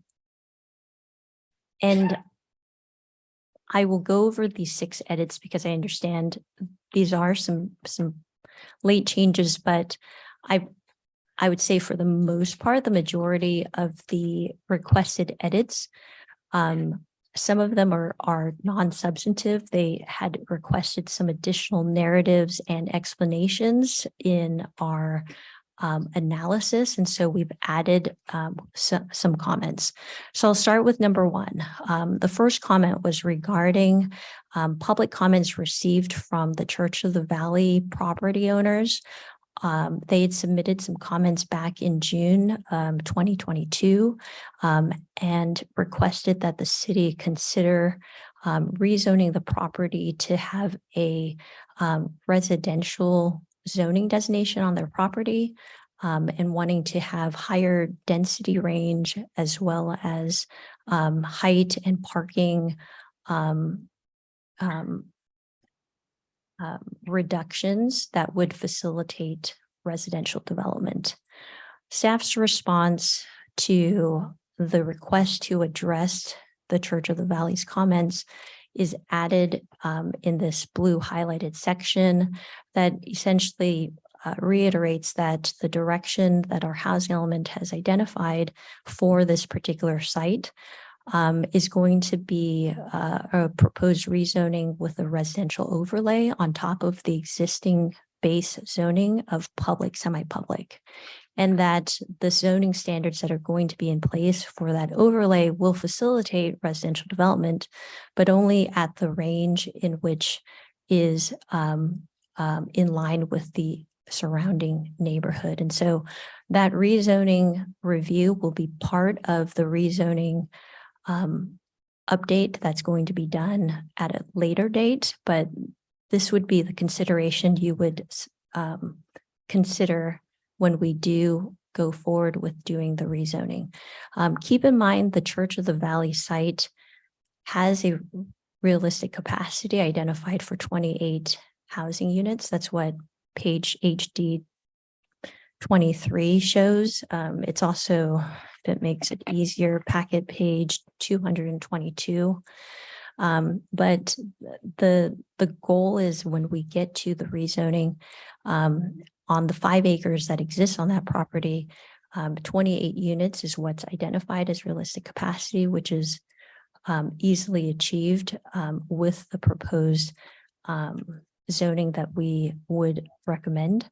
At the end of the day, those 28 units are not identified to meet our lower income unit requirements. And so it doesn't, it's not, it allows for us to have units within our buffer, but it's not an obligation of lower income units on this particular site. So the comments from Church of the Valley have been addressed in the form of this errata change here.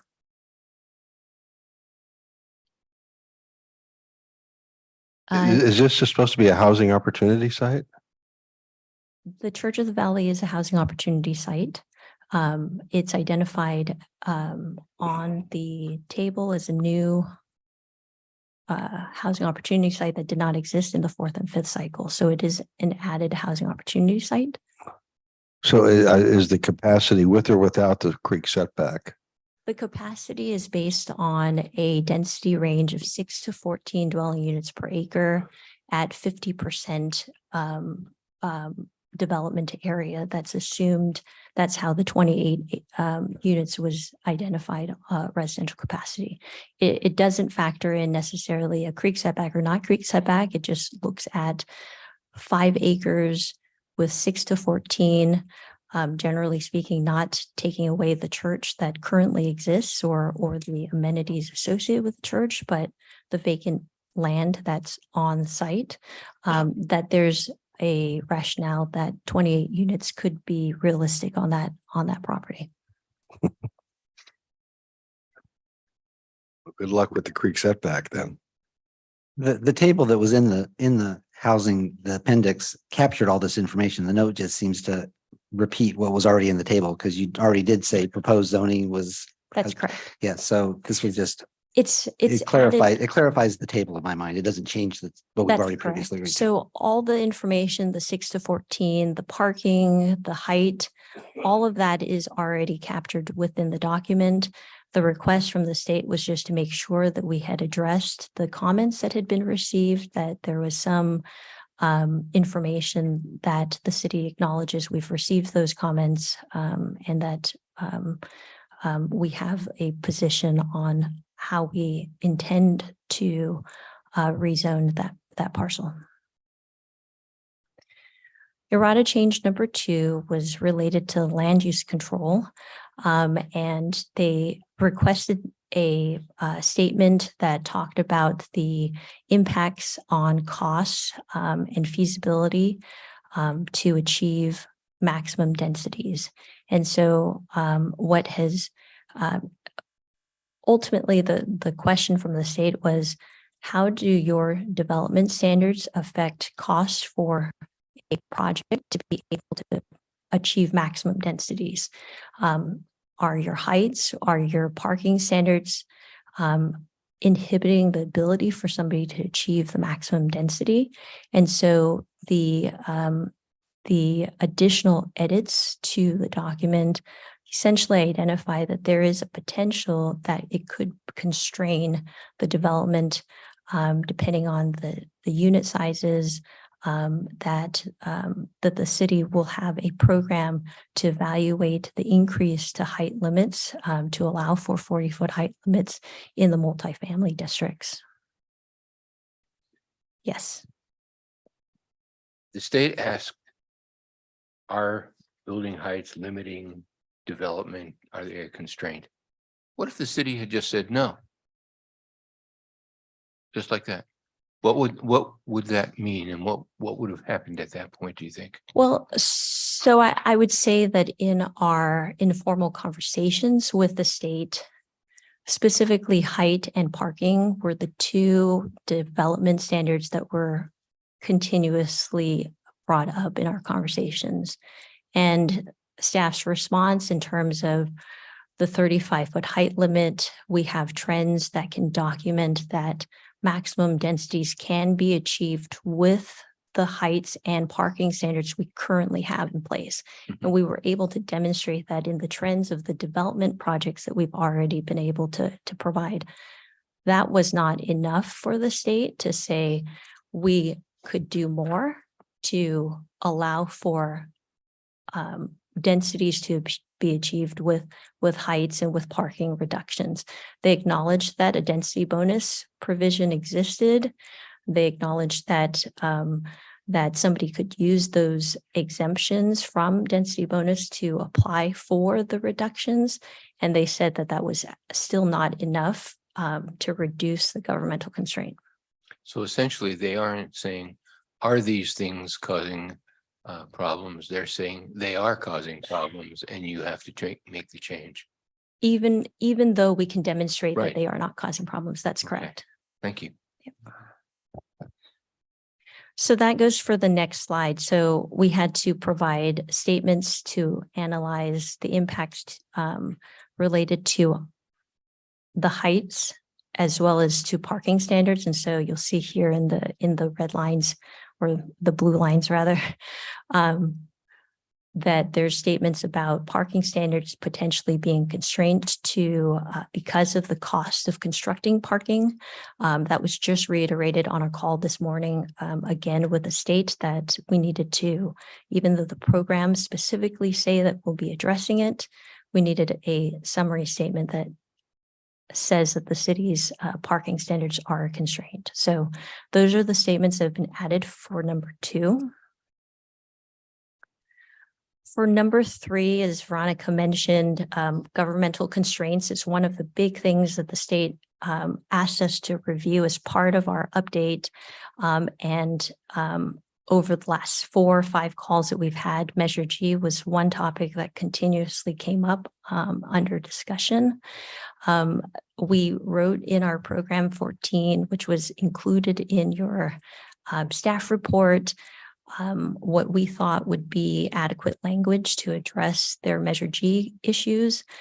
They came back with specific strikeout and track changes for us to include in our document. And so the program does state that the city will conduct a program to educate the public and that we will pursue opportunities to address the city's ability to provide new housing opportunities, and if necessary, pursue and complete other mechanisms to ensure that the process does not constrain development, including a ballot measure. So they're specifically suggesting that, by 2028, if our education process and our program to try to get the public to understand the impacts of Measure G is not working to ensure that it's not inhibiting housing development, that they'll want us to consider everything, including city-initiated ballot measure to update Measure G. I'm not quite clear what the burr under the HCD saddle is regarding Measure G, because that only applies to amendments to general plans and specific plans. Regular housing applications come in, they're not a Measure G problem. That's right. So, I mean, I can't think of a thing off the top of my head where we had to do a Measure G amendment. No, I take it back. We did for BR6. we did for BR6, but I think that's the only one I remember, could be others, where Measure G played any effect. Usually it's, we change the rules and then, you know, the applications come in and they keep coming in and they get decided. The Measure G is sort of, you know, unnecessary to even consider. I think those words were actually the same words I told the state as far as our conversation about Measure G, but at the end of the day, their response back was still that they felt that the city needed to evaluate it, at least at the midpoint of the housing element planning period, that they wanted to have the safeguard that kept us a time frame for making sure that we're analyzing Measure G and keeping on top of that. The fourth fifth votes, as Debbie mentioned, was the bigger issues for them. It wasn't necessarily so much about public hearings because most projects already have SB 330, and so many of our sites have been identified as housing opportunity sites and rezoning as a result of that, that there's certainly plenty of sites that will accommodate our RENA. That was completely separate and different than what the state's issue was with Measure G. It was the ability for, let's say in the future, somebody wanted to look at other housing opportunities on a site that may not have been considered. Does Measure G constrain that property owner from being able to pursue a application for that?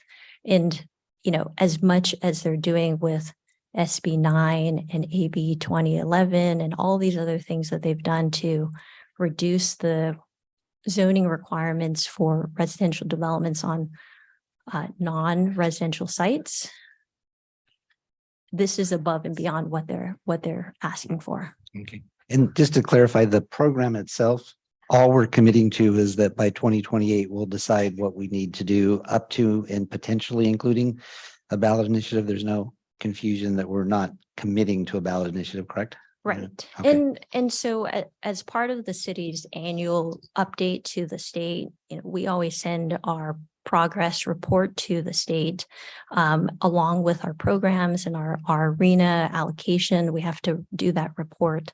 You know, up until 2028, we'll continue to identify what education programs we've been doing as part of this.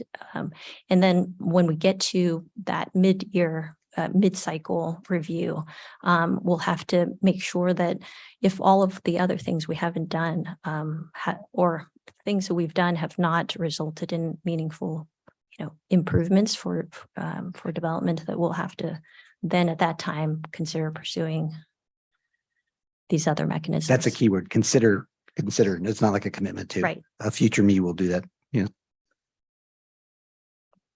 Okay. Errata change number 4. So this is related to concurrent rezoning. They wanted a statement to commit to appropriate development standards and to meet all by right requirements. As you know,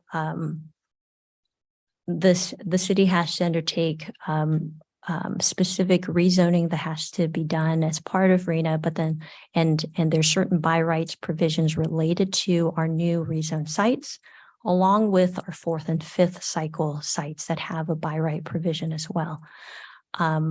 They wanted statements that identified that the city is going to be meeting all of those by right requirements.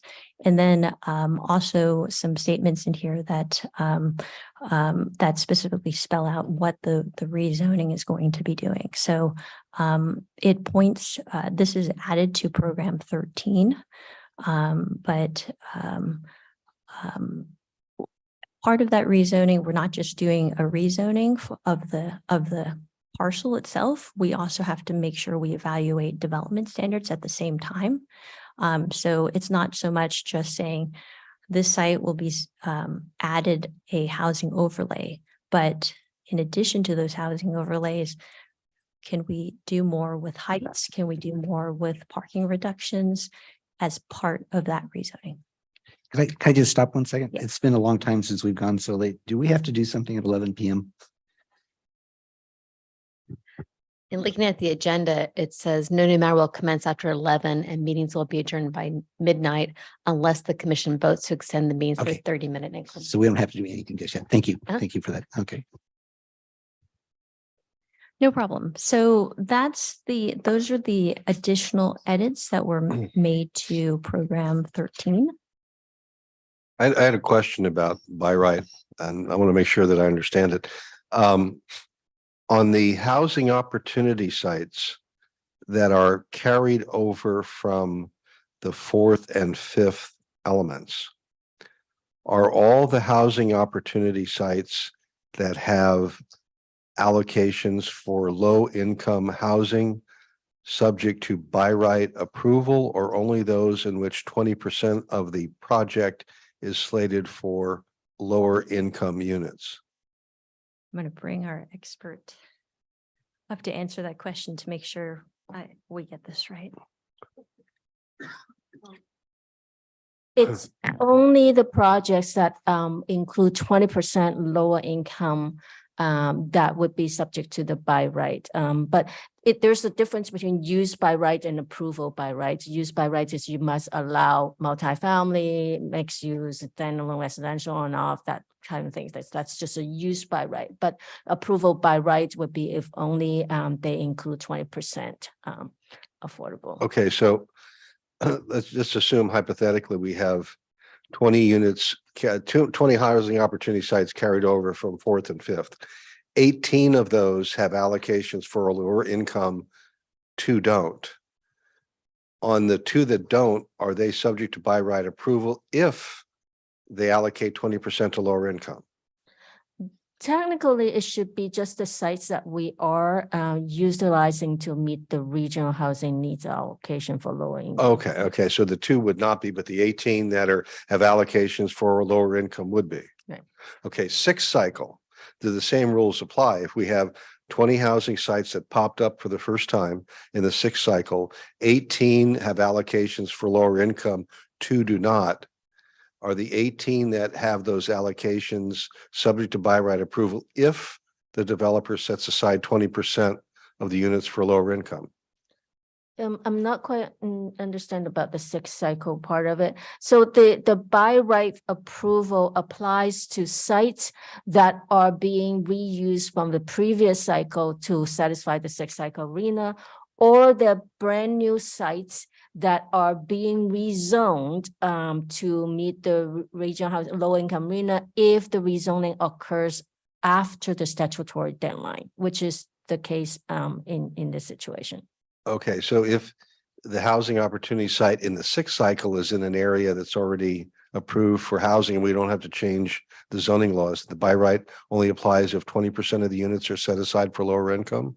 This is the most confusing part of the law. That's why I'm asking Right. the question. So if the site, for example, if we were able to, the brand new sites that require rezoning, but if we were able to rezone it before January 31st, 2023, those are not considered sites that you are rezoning to meet the RENA, and they are not subject to be by right if they're new sites.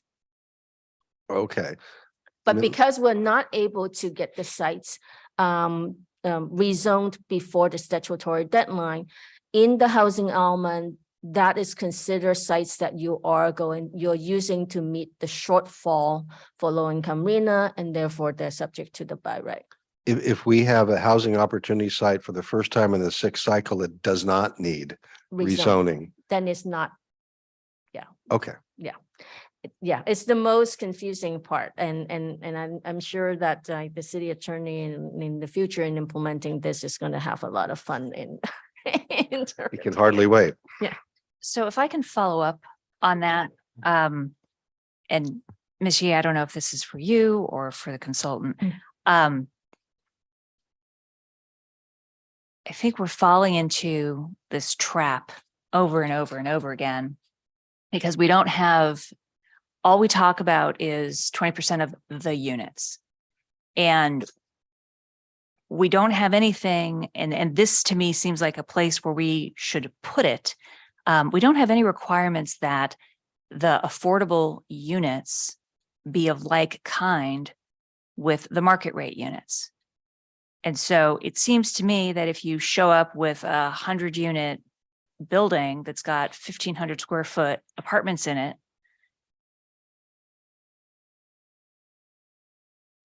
your 20% of your units should be 20% of the units that are 1,500 square feet, not 1,500 square foot market rate units, and then 20 200 square foot junior ADUs shoved in the least desirable areas of the building. That's a separate matter. That's your inclusionary housing requirement. Now, this 20% does not obligate the developer to, even if it's a housing opportunity site, it does not obligate the developer to provide 20% affordable low income units. It only says that if they do so choose, even if it's in a community that does not have inclusionary, if a developer so chooses to do 20%, then they would get the by right. But if for the requirements is governed by your inclusionary requirement, which does not ask for that type of, if it doesn't ask for that type of like units, then they don't have to do it that way. Okay. So All right. so Thank you. the totally separate matters. Okay, thank you.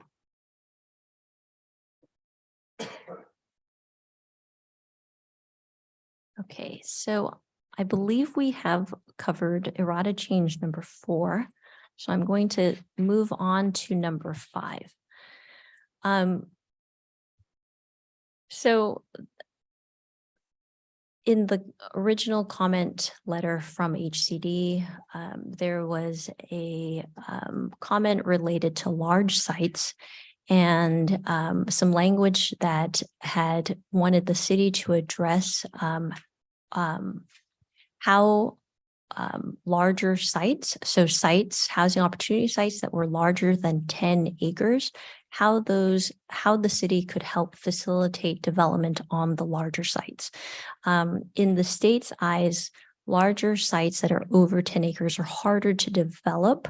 You would think, well, you have a large site, you have a lot of room to, mix and match things and makes it easier. But actually they feel that larger sites there's less incentive to redevelop some of those larger sites. And so they want to be able to have tools that the city has in place to assist with large site developments. And so even though we're saying that on our larger sites, we're only applying a 15% inclusionary requirements on those larger sites, we're not overly estimating lower income units on those large sites to try to increase our ability, lessen the need for more parcels or more opportunity sites.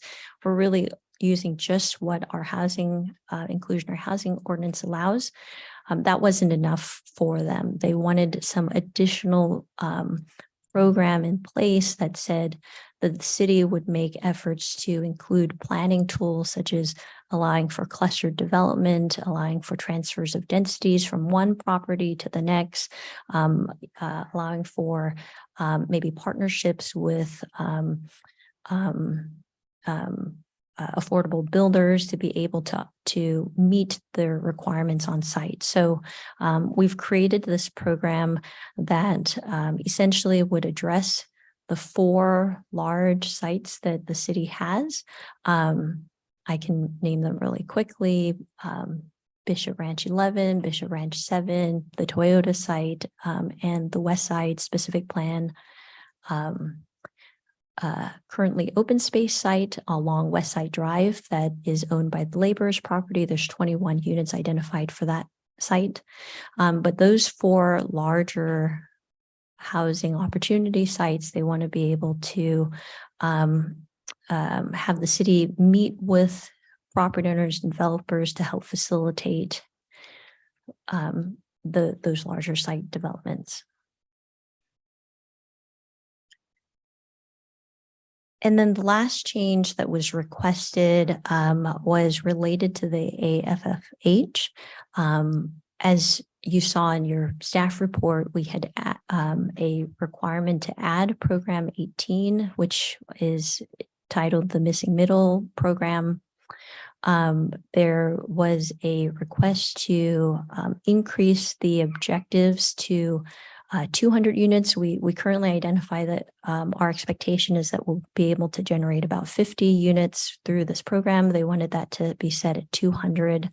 And then they also wanted this additional language added to the parameters that are set that says that if half of the objective have not been achieved by 2027, the city will pursue additional measures, including but not limited to increasing development intensities, and then adding additional measures as appropriate, such as fee mitigations in lieu fees or other things that could achieve more inclusive neighborhoods throughout the city.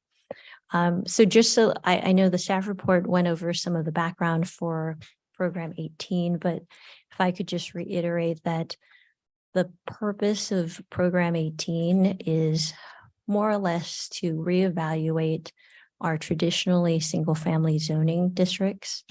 And even though we have SB 9 that can increase density on these single-family lots, what the state is looking for is additional opportunities to create more densification within those single-family zones. And so part of that program talks about increasing the density ranges in the single-family, the RS zone, increasing that at least to allow for 15 dwelling units per acre. Similarly, on the medium density residential, the RM zone, increasing the range that's currently allowed from 6 to 14 to 6 to 15. So at least having the 15 dwelling units per acre.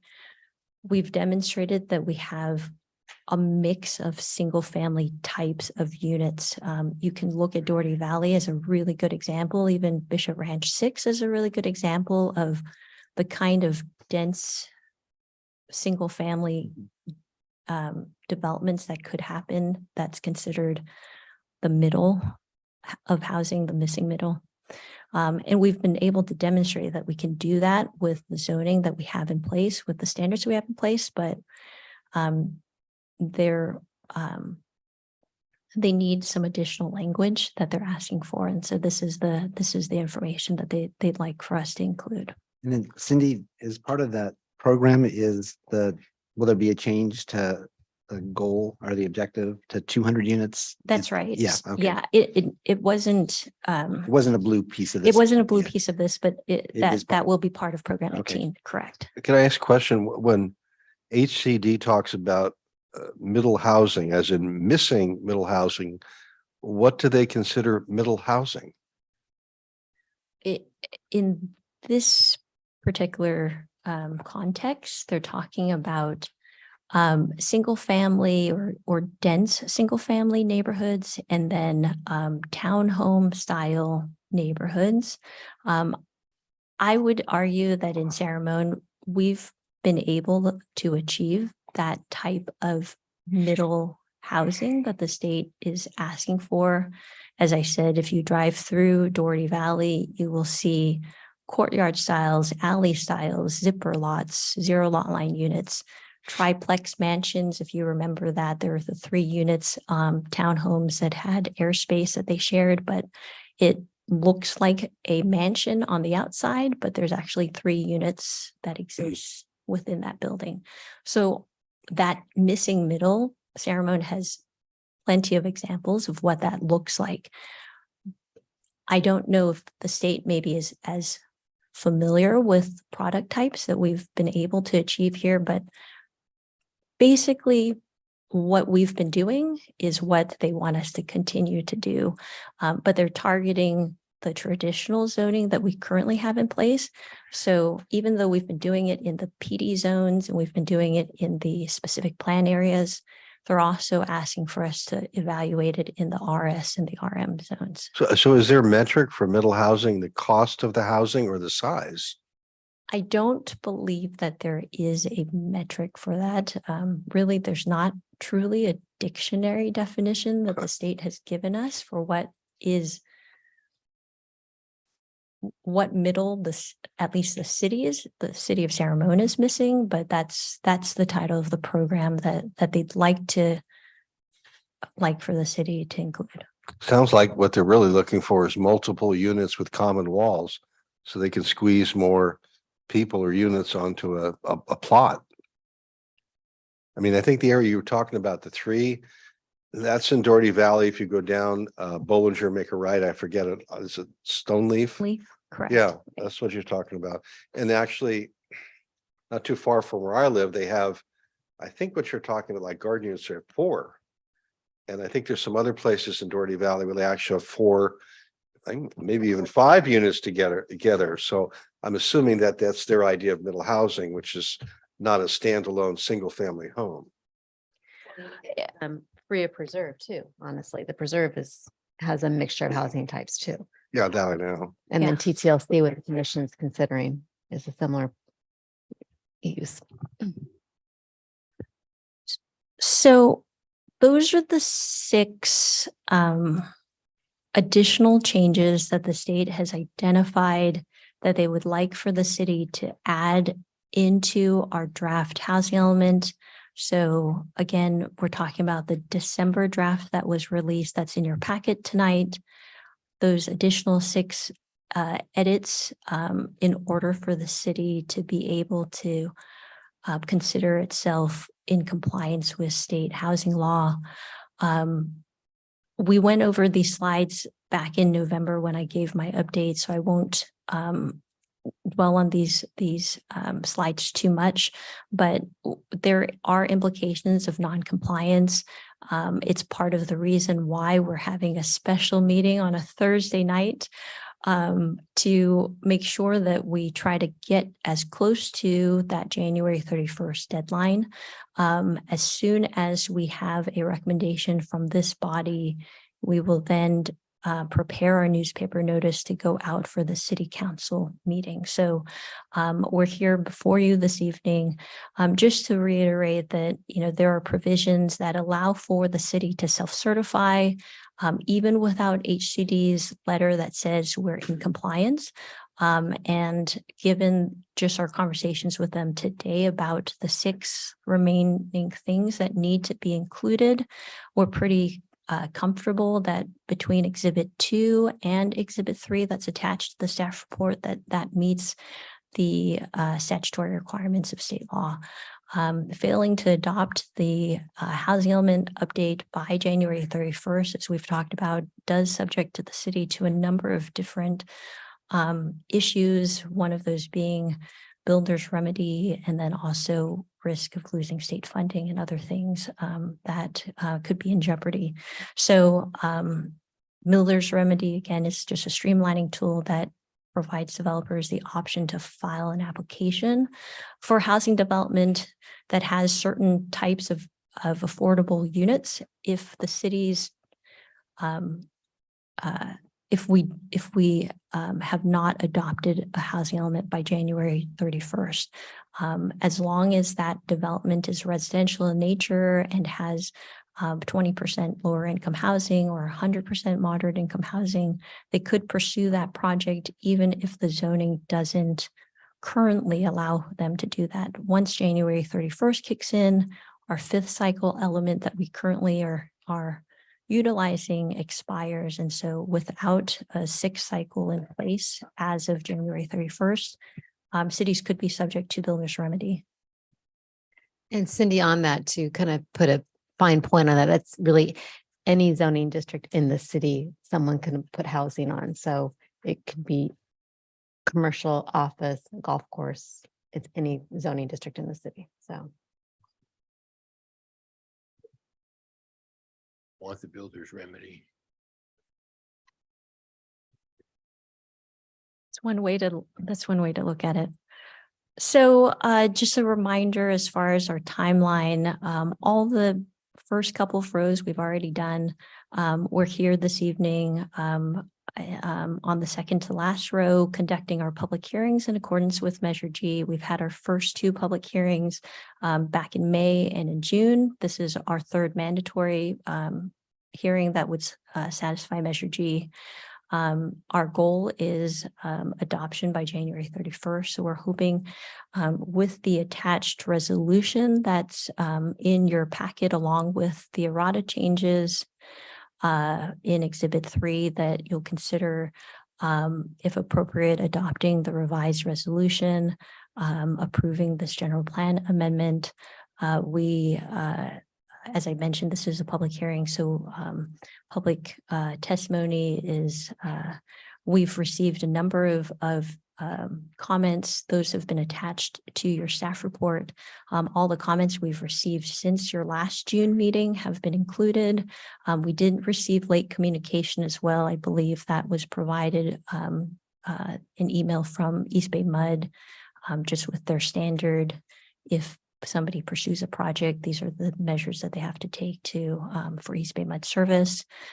So that was communication received, but I'm open to any questions, or if you'd like to just open the public hearing. I know we've got a few audience members. Right, why don't we streamline and see, is there anybody that has their hand raised or turned in a comment card? I have a comment card from Robert Klingner. Oh, Robert, you stayed all this time you weren't going to lose your chance. Come on up. Through the chair, if you would formally open the public hearing. Okay, let's open the public comment.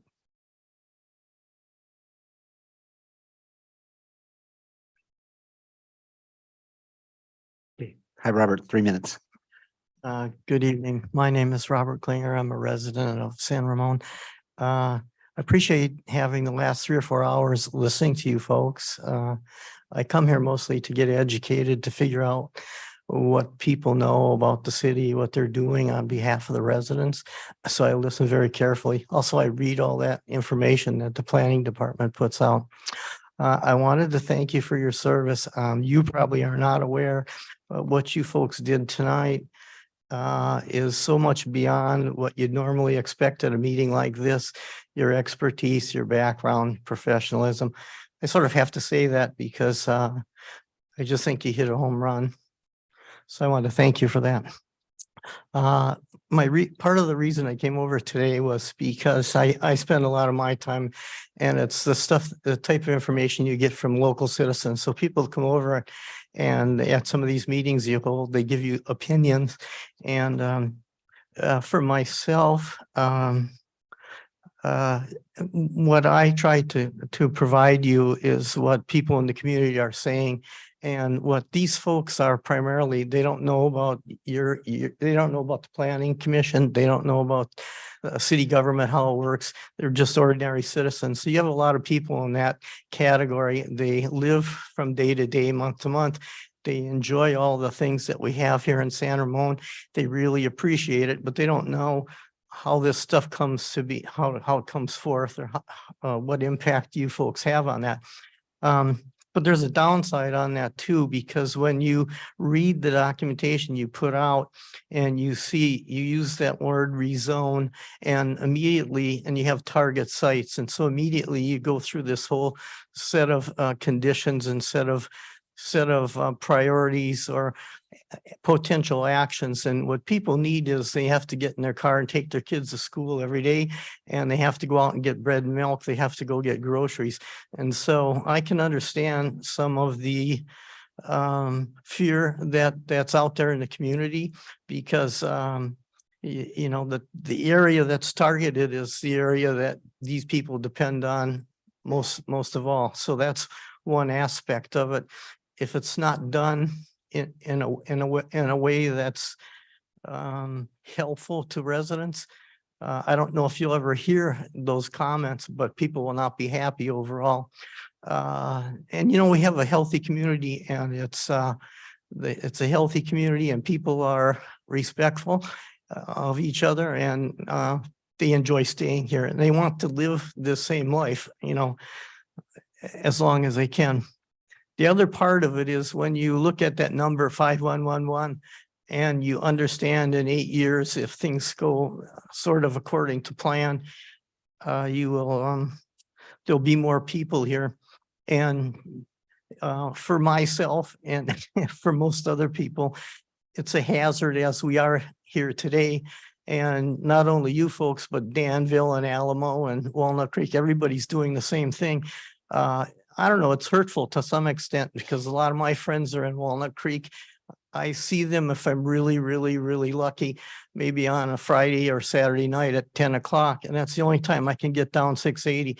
I avoid 680 my entire life in the last 3 or 4 or 5 years because it's a hazard.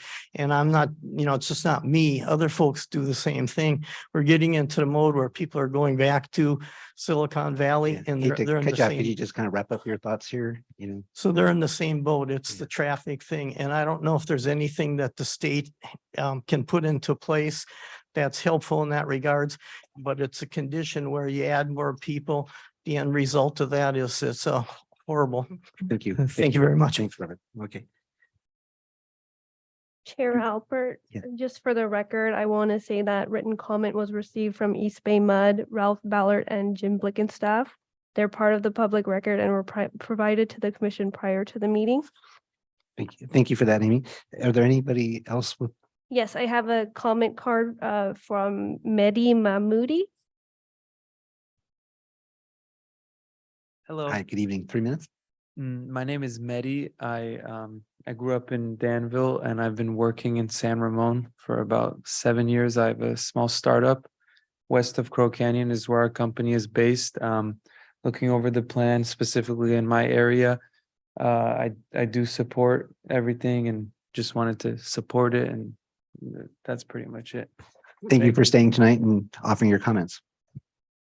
We do have one hand raised on. Okay, Zoom. go ahead.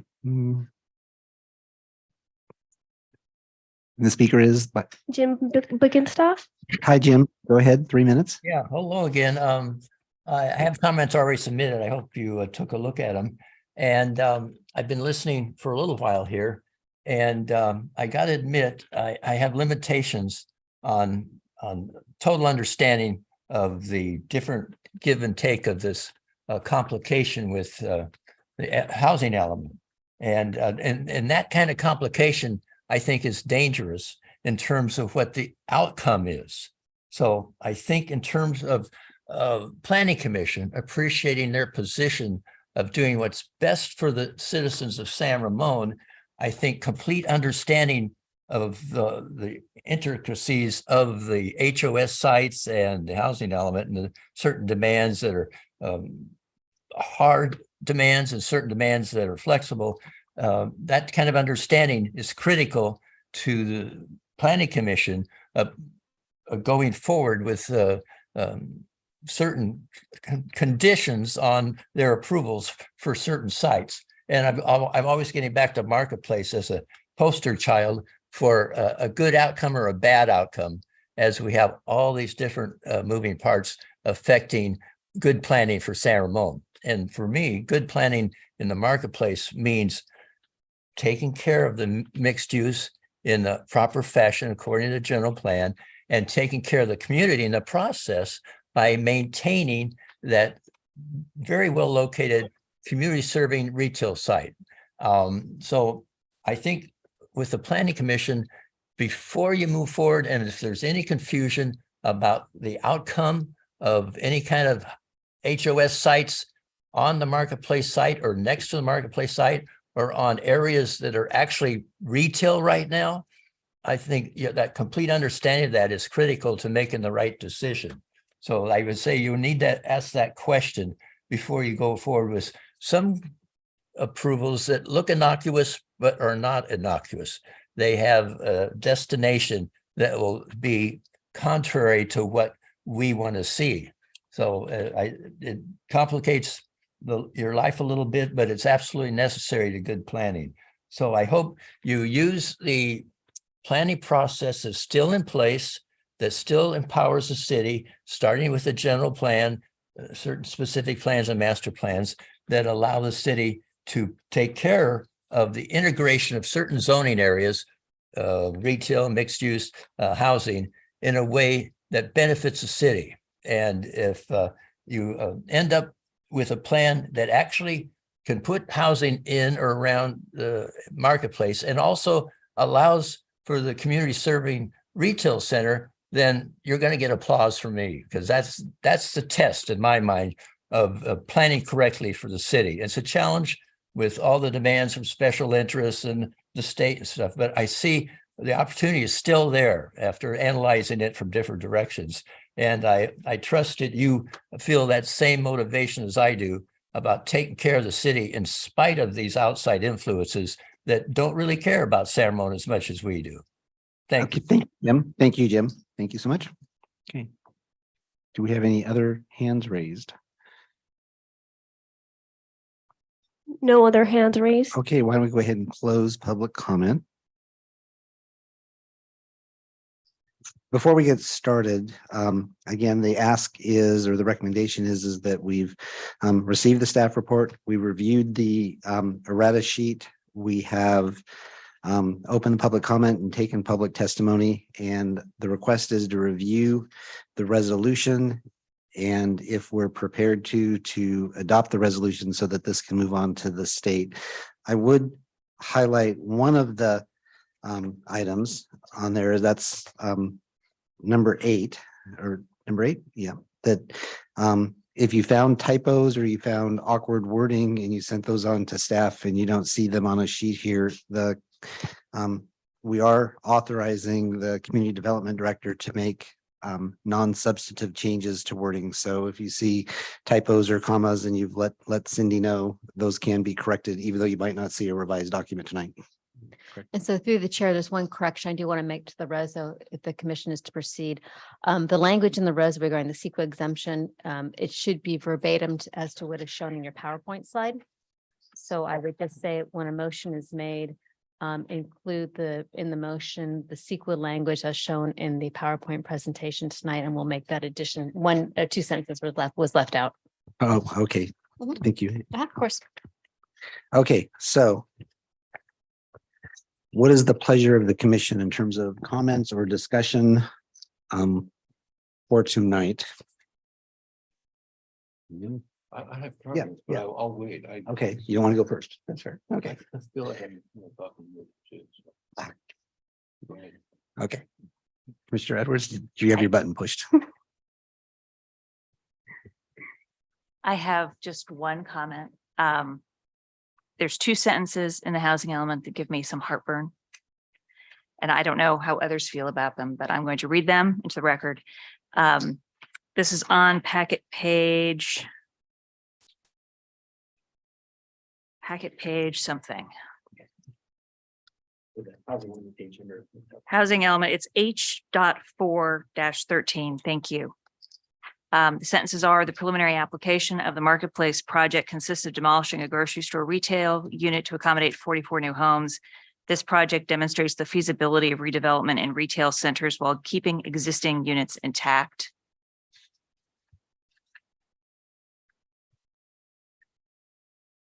I'm not sure that I agree with that from a factual perspective. But that issue aside, since the Planning Commission hasn't made a decision on that project, I'm not comfortable including an affirmative statement in our housing element about what it proposed when it was originally submitted. H.4-13. I'm sorry, packet page 123. Thank you. Okay. And I just want to thank staff for the work on this. The credit goes to Cindy.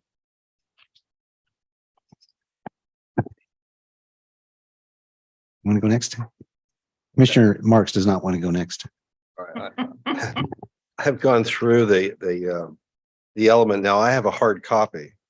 So what I have is by page like H.5 dash blah, blah, blah. I don't have packet numbers. So you're going to have to bear with me. And I don't know how detailed you want to get, but I ran through this. And these are questions I had. On page 8.3-1, it refers to quote, workforce housing, close quote. As far as I can tell, that term is not defined in either the housing element or the general plan. but it is in the infamous zoning ordinance glossary. And in that glossary, it refers to workforce housing as, quote, housing that meets very low and low income standards. Now, is that what we meant by workforce housing? And if so, would it be wise to incorporate that into the general plan or housing element, including the infamous glossary? What page are you on again? I'm sorry. I was It's trying to find. H.3 -1. .1 and .2, actually. It refers to workforce housing. It just, the phrase appears there, but it's not defined anyplace. Yeah, it's defined in the zoning ordinance, correct? It is Yeah. in the glossary of all places. So for those people actually read and take that into account. I would think you could rely on the glossary of the zoning code for right now. Where you're Okay. looking to, Okay, because I think I would, Cindy, do you see any? okay. There's in a couple places, and I think it's still in there, at least it was when I went through the last couple of days.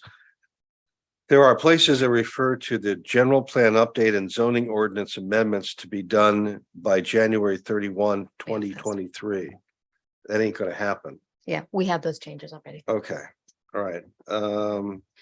Same thing with, it says both the general plan 2040 update and zoning amendments anticipated to be completed shortly after the housing element adoption.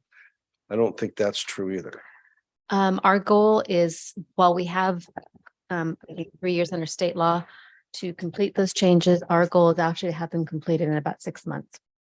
So we're targeting for midsummer to be done with them. Okay, So we will be moving quickly with those. okay, well, I'm not gonna worry about 6 months, whether that's shortly thereafter. One of the questions I had is when the housing element says the city will. And my question is, if we adopt the housing element that has those words in it, will adopt, are we being bound to make those changes, even though most of these have never been discussed by the planning commission? You worked through that question.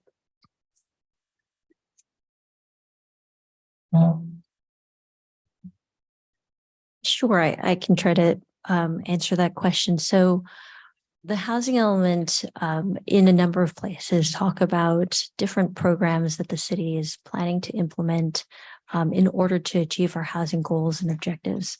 Those are directives for us to proceed with working through those programs to be able to implement the housing element. If those changes will be subject to its own public hearing, public review process as part of the zoning ordinance update. The direction, we would take the direction from the housing element when we are doing our zoning ordinance updates or the general plan updates and bring those before both the planning commission, the city council for their consideration to make amendments to that ordinance and the general plan. That's the direction that the housing element gives us to then go forward with the updates that we are going to bring back to the planning commission and city council for review. That's a commitment that we're making in terms of the housing element. When that comes before the review bodies, that analysis that has to be done along with CEQA analysis and impacts and will be done at that time.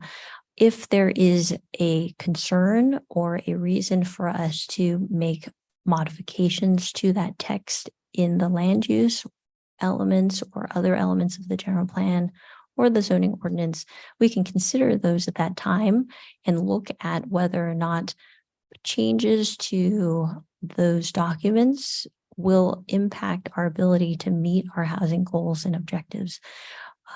If when we review those documents, we determine that our goals and objective can still be met, the city council and commission can decide to make those edits as they see fit. We would still have to make sure that the housing element is being met and would have to confer with HCD with any changes that we make to the housing element or edits that would affect the goals and objectives and make sure that we submit subsequent copies for HCD to review. But the statements that are in the housing element sets the direction for implementation of the element. There will be a separate project that is going to happen shortly after the housing element is adopted, for us to evaluate all of those collective impacts, and analyze that as part of those updates. Okay, I'm not sure that answers my question. So let me give you a specific example, no hypotheticals. On page 8.3-13, the housing element states, quote, "The city will amend the zoning ordinance to reduce or remove this creek setback requirement, the 100 feet from center line in both directions, to facilitate residential developments and defer to state, federal, and or safety standards for setback requirements, period," close quote. Now, if you want to create a firestorm in the city, start with the creek setbacks. So my question to you is what you're saying is that when it says the city will amend, you really mean the city will look to amend, but it doesn't mean that's an enforceable promise. I just want to make sure I pull up that particular It's page 8.3-13. Is it generally have to answer that question? Your housing element certainly makes commitment, and annually you implement it by taking the actions that you promised that you're going to take. Now, if by doing the exercise of trying to reduce the creek setback or some other things that you promised to do, that you found there are compelling reasons why it's not feasible, that you don't have to go through with it, but you have to make a good reason why. And what are the other mitigating measures that you can do to address the same issue? You can have alternative kind of measures to address the same issues, and you report back to the state in your annual progress report the reason why you did not pursue that and why you pursue another alternative actions to address the same. So basically, if you're called on the carpet for why you didn't do something, you can say, here's why we didn't do it, but we're still meeting the objectives of the housing element by doing A, B, and C. Correct. Okay. Okay, on page 8.3-13, you have a discussion of a quote landmark overlay zone, close quote. My question is, we don't have one in the state and the housing element says that, so why are we talking about it? We do have a landmark overlay. We just don't have one currently that is on the zoning map. There is a landmark designation that's in the zoning ordinance text, but I that's correct, right? Yeah, but it has not been used. We don't actually have the overlay in place currently in our zoning map, but we do have the ability to place one should the city decide that we want to designate something a landmark. We have to Okay, get a landmark first. sorry? We have to get a landmark first, and then we can. Yeah, I mean, we'll be ready. it's kind of strange that we talk about a landmark overlay zone, which we don't have. We don't have any land in the city subject to it. The housing element says that. But as far as I can tell, the housing element doesn't talk about an overlay zone that does exist, which is the residential housing overlay in San Ramon Village Specific Plan. So I'm wondering, is there a reason why it was left out or just an oversight? I don't. So it says the following zoning overlays apply to residential developments in portions of the city because a residential overlay already allows for residential development. That wasn't one that was identified as a zoning overlay, but the overlays that were identified are potential to affect residential development on those properties. So for example, landmark designation could potentially affect the ability for somebody to put residential there. That's the reason why that was added. Senior housing overlay has restrictions that only allow for certain persons or certain demographics to live on those sites. So that was part of the analysis that was provided. A residential overlay in of itself already allows for residential, so it doesn't inhibit the ability for somebody to put residential on their property. Okay, so you're talking about residential, you're talking about zoning overlays that only apply in a zoned residential area as opposed to a commercial area like in San Ramon Village? Yeah, that because those already allow for residential. There's no impact to those residential overlays being Okay. affecting the ability for somebody to put residential on those sites. Okay. On page 8.5-6, it refers to an economic development department. Do we have one of those? I couldn't find it on the website. I'm gonna defer to We don't Debbie. have a department specifically. It's a shared duty with community development and the city manager's office. Okay. Just want to make sure that I didn't miss something. Okay. Most of what I had questions about had to do with will happen as opposed to will address whether it will happen. That was my main concern, was that we're not committing 100% to make changes to our general plan that haven't been discussed and agreed to by the planning commission. So that was my main concern. Oh, there are references, at least one in the housing element. It says that they're in the mixed use zones, they allow for 100% not, I think it's 100% residential use. And then they look, maybe I got that backwards. Bear with me for 1 second here. Uh, 13.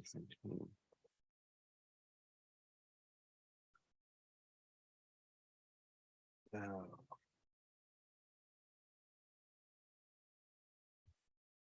Okay. Right. Never mind, I must have written down the wrong page number. It's kind of hard, 250 pages. Okay. I think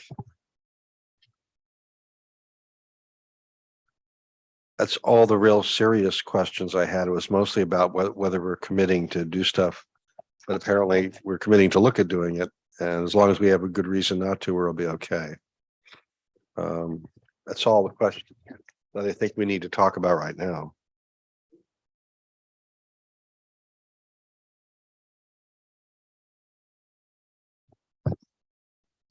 Thank you, Mr. Chairman. I'm going over my notes and what seemed very important yesterday, given the hour. I'd be upset if I talked about them as well as you. But I do have to say that the CEQA exemption to me just does not make sense. I think the intent of CEQA is very clear. And to say that what has been defined as a program since CEQA's inception, general plan updates, general plan elements,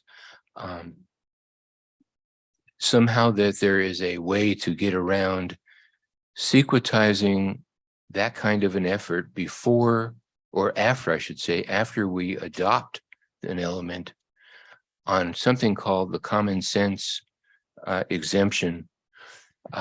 It just feels to me like a subterfuge. It just seems to me that we wouldn't ordinarily do this, but I think the staff has done an amazing job with the whole housing element effort. But we're just under such time pressure that we are looking for a way out here. And I find it very difficult to buy into this as something that the public expects, that the law expects. And when I'm told that, a lot of people are doing it, I don't find a lot of comfort in that. I am prepared tonight because I don't want the builder's remedy to come into effect. It is sort of a planner's nightmare to not have any kind of say over what happens and where it happens. On the basis of the city attorney telling me that he is comfortable that this exemption is something that is legally defensible, I suppose I would continue to support adopting the housing element. I don't want to put the city in a worse situation, but I have to say it is, it's just a subterfuge. It's just a way to get around something and create ambiguity so that maybe people won't do anything about it. I want to say that I do have a programmatic change that I would, or addition that I would like to have the commission consider. I've talked about this in the past. And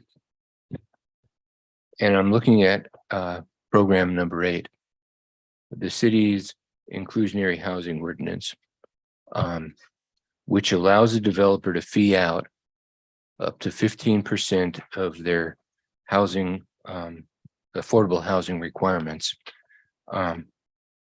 We have the obligation to produce 5,000 plus housing units. If we fee out 15% of that over the course of the 8 years, assuming we had the ability to build all those units, that's something like 750 units that we will lose, that families who need the housing will lose. I understand the draw of collecting funds, and I understand that over time you can do some significant things with them. But those units over, 50 years that they have to be deed restricted is a horrible loss. It is the kind of thing that I just can't justify. I can't justify telling somebody that, yeah, we're not going to make sure that there are units out there for people who need them, but in 5 or 6 years, we might be able to do something with the accumulated fees that we have collected. That just seems to me unconscionable. I would like to see that there is a work program amendment that essentially says that we will conduct a study of the inclusionary housing ordinance with an eye toward eliminating the fee out proposal. And I don't even want to raise the amount of money that you can collect, which I think we collect a nominal amount per unit, because it doesn't really get us where we need to go. If we are eliminating the possibility of helping 750 families, plus or minus, in order to collect some fees so that, over time we can do something, I just can't support that.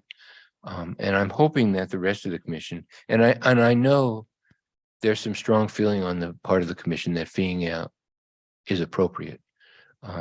But I have to say that I've hit my limit on that. I just feel like I'm not opposed to incentives for developers. I have written some, I have imposed some, or agreed to some, but this is just too bloody much. And I think we need to really seriously reevaluate that whole concept. And if the housing element is certified, in my view, it ought to be number one in terms of the issues that we are going to study, because we have lots of units out there that are going to be coming in, and we will lose opportunities every time they come in. As an example, in the City Walk project, if a building comes in, there's going to be a substantial number of units in that building. If we fee out, we have almost no way to recoup that. And so I would like to see a study that's part of the work program that takes a really good hard look at why are we doing the fee out and considers eliminating it. Like I said, I'm not real comfortable with the whole CEQA thing. Martin, or I should say, Mr. City Attorney, if you tell me that you think you've got it covered legally, I won't vote against the resolution that's before us. But I have to say that this seems a little bit like game playing to me. Okay, thank you. Through the Good. chair. Yes. I just wanted to make sure I clarified on program 8, which is on packet page 141. I just want to make sure I understand Commissioner Marks' edits to program 8.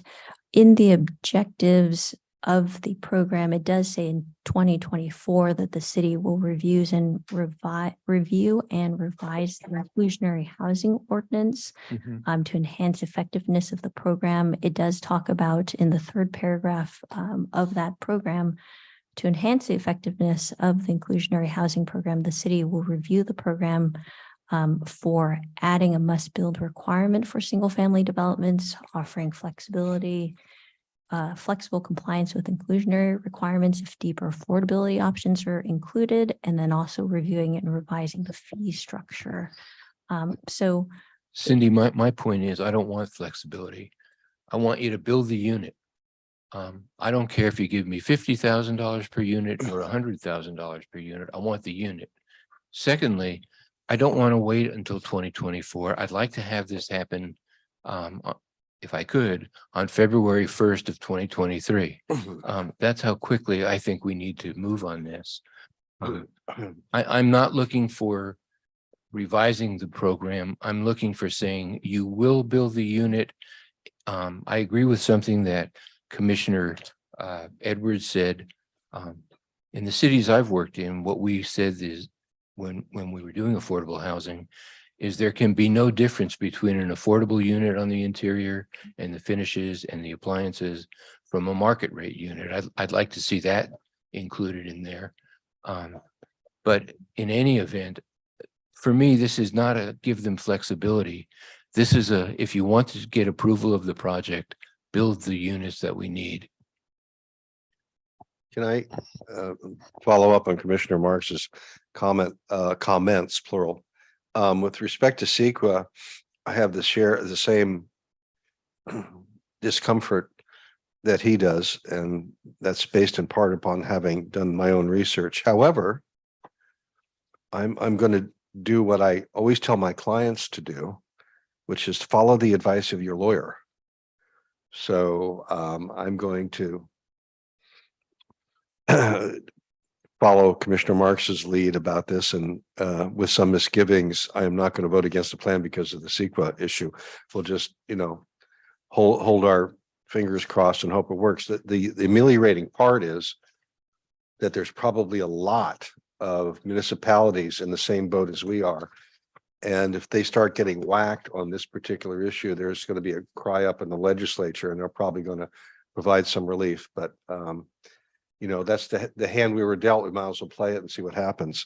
With respect to the inclusionary housing ordinance, I agree with what he's saying. To give you an example, the marketplace, we're getting $133,000 in fees, and they're selling their product for at least $80 million. That's like 0.001%. Okay. The problem is this: it's the fee out occurs in two places: under less than 10 units or single family homes. And the Housing Advisory Committee basically said, well, we'll do the fee out instead of the affordable units, because they said, well, look, the houses we're building out in Doherty Valley, I mean, any single family home now, they're going to be selling for $2 million. What sense does it make to reserve a $2 million house for someone in the low or middle income bracket? That was the rationale for doing it. And you have an example here, as Commissioner Edwards pointed out, that what you really have in marketplace is not single family homes, they're really condos or townhomes. We had a version of that in BR6 where the townhomes that had an adjoining wall, they were subject to the inclusionary housing ordinance, and they going to have affordable units, even though they're going to sell for $1.5 million a piece. The ones that were the garden homes that were spread out a few feet, there's no inclusionary housing, there's no requirement to have affordable units. So that's where the rub is. We get that and ADUs. That's what happened over at Golden Skate. We get played by the developers on those two issues. And that's where we need to look at the inclusionary housing ordinance and whether the fees we're charging are realistic. I think I saw something where the fee out in Dublin's about $250,000 per unit or some large number. So we're a bargain for fee outs, and I'm not sure we want to be a bargain. Okay, I think we all understand the importance of looking at the inclusionary housing ordinance, but it is now close to 12 o'clock. So I would like to at least ask for, I think we have to ask for a motion and a second to let us play for another 30 minutes. Okay, could I have a motion to continue our meeting for another 30 minutes, please? So moved. Okay, second? Some second. I'll second. Okay, motion by Commissioner Marks, second by Commissioner Edwards. Roll call vote. Oh. We have an electronic vote. You knew we'd go late. Commissioner Edwards. Awesome.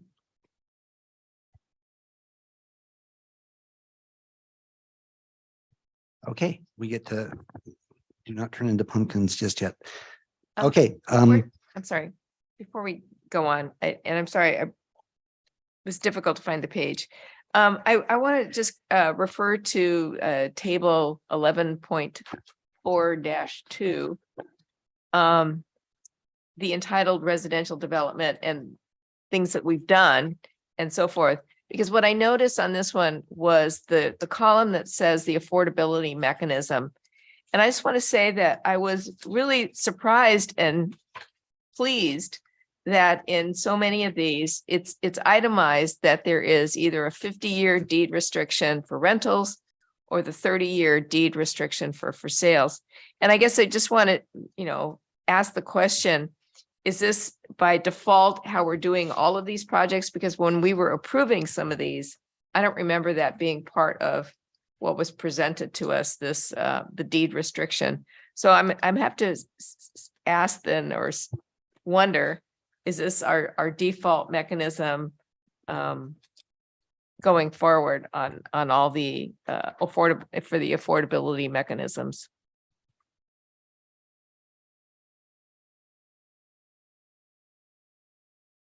Thanks for the question. So I just want to make sure I'm on page 115, 114, 115.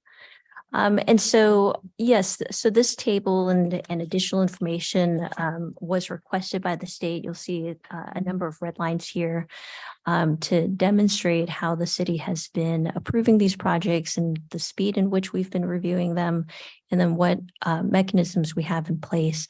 A lot of the affordability mechanisms are a result of the inclusionary ordinance that the city adopted in 2019. And so a lot of the work and the obligations are set in both the development agreements for some of these projects and the affordable housing agreements that have been recorded as part of the projects, or will be recorded once they move into building permit stage. But all the ones that are listed here with the affordability mechanism for the deed restrictions have an actual affordable housing agreement that has been signed.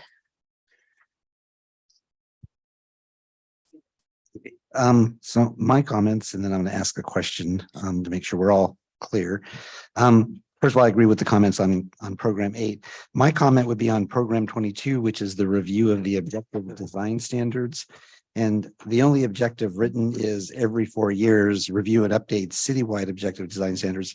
I'd like to see us begin a review and update at the objective design standards prior to that.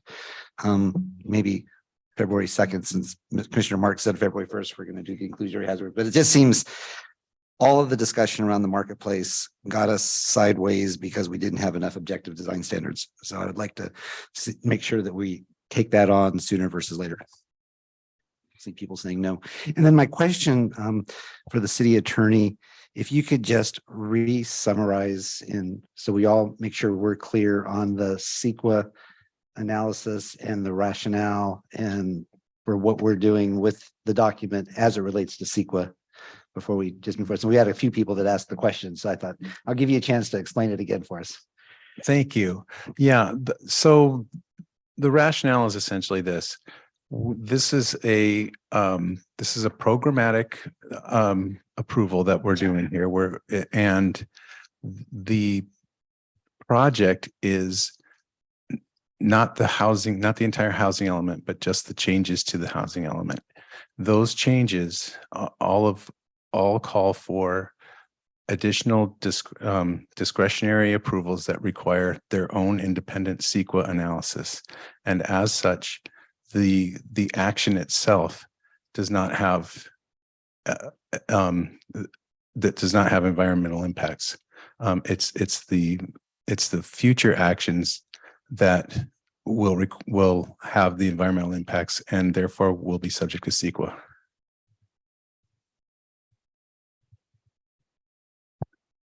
So at this time, we're looking for a motion, unless we want to read, we already commented on the resolution, but if I didn't capture or if there are changes to the resolution, we probably need to at least make sure we don't have any. And through the chair, I'm going to amend my request. So on your PowerPoint presentation, page 7 and actually page 8, I forgot to mention that language should be included in the resolution of the CEQA discussion. Okay, So so that was my mistake. the resolution that we have that was handed out tonight, modified by the slides in the PowerPoint, is the resolution that we would be looking to adopt tonight. So if we want to take a quick look and see if we have any changes of the 8 pages, I'm going to assume that all of the whereases are okay. You know, that's history. And unless you see an egregious typo, I think that one's okay. Kind of speed us along. Note that we did get a revision on page 5 to include what staff got to work on today. So fresh and off the press. Okay. On page 6 is the CEQA compliance, but we're going to use the CEQA language that's on slide 7 and then clarify on slide 8 that starts with the word alternatively. Include in totality all of slide 7 and all of slide 8 in the resolution. Okay. Okay. And then the word alternatively, that made it feel like it was a choice. Right. We can wordsmith that a little bit with the city Okay. attorney's office. Okay. Okay. So slide 7 and slide 8 is replacing the CEQA language on page 6. And then we're resolving, and sending the thing on to the city council on page 6 and 7. Highlight again that item 8 does give community development director, the opportunity to make typographical and non-substantive changes to the housing element. So if you sent some things over and you didn't see them revised, they'll catch them. And finally is the resolution that we have had our mandatory meetings and we are to send it on to the city council for final adoption. So unless people want to go back and talk about any of these, I'm asking for a motion to adopt. Could I also just add to the changes that we're making? I know I provided exhibit 3 for your consideration. We've added that to the resolution. Yes, thank you for talking. And I also just wanted to make sure that we captured for program 18, not just the additional language that was requested for the review in 2027 if we had not achieved our requirement, but also that instead of 50 units, it should now state 200 units. On packet page 148 under objectives / timeframes, it says a target of 50 units. It should say 200. Thanks. Thank you, Cindy. No, this is important. Okay. And then also one more clarification regarding, are there any changes to program 8 or is it going to move as Commissioner Marks had requested? And there was the discussion with Commissioner Wallace. Are we recommend it go forward because under 10 units, we do fee out. And so there will have to be a fee component to the inclusionary ordinance for project less than 10 units. I'm not sure what you're asking. Commissioner Marks had asked to eliminate the fee out provision or the fees under for the inclusionary ordinance update. And we're asking, I think we're asking it be retained to provide flexibility for those units that are less than Small a Well, project under 10 I mean, units. maybe Commissioner from Orange feels differently about this, but I just think that we ought to just start looking at the inclusionary housing ordinance from square one and decide what, if any, changes need to be made in it, not, precondition about do X, Y, and Z, but say, we're going to review it for changes.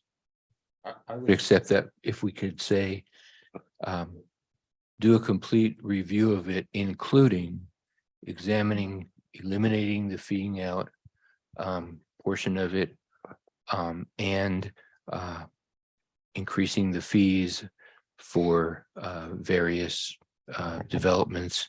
No, I think that's fine. I mean, consideration is. Yeah, I think that's included, but we can Yeah. bolster that. And, as part of the inclusionary ordinance, we do have to do a new nexus fee study. So we will be looking at the fee levels too. So the commission has a broad range of a menu selection.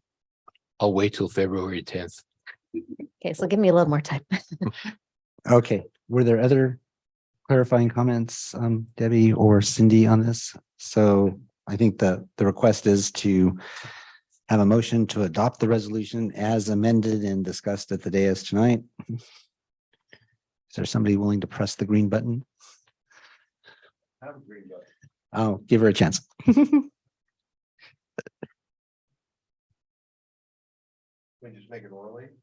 We. Sure.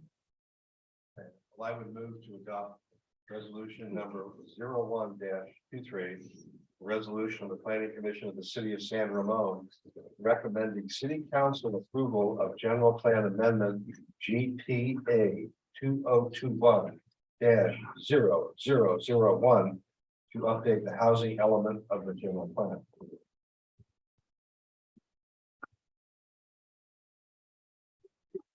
Thank you. Somebody needs to second it or we won't go home. Commissioner Kuznick? I'll second it. Voting's not working.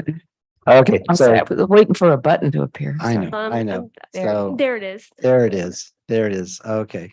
So it's motion, Commissioner Wallace. Second button. Okay, Commissioner Kuznick. Get this show on the road. I vote. Yeah.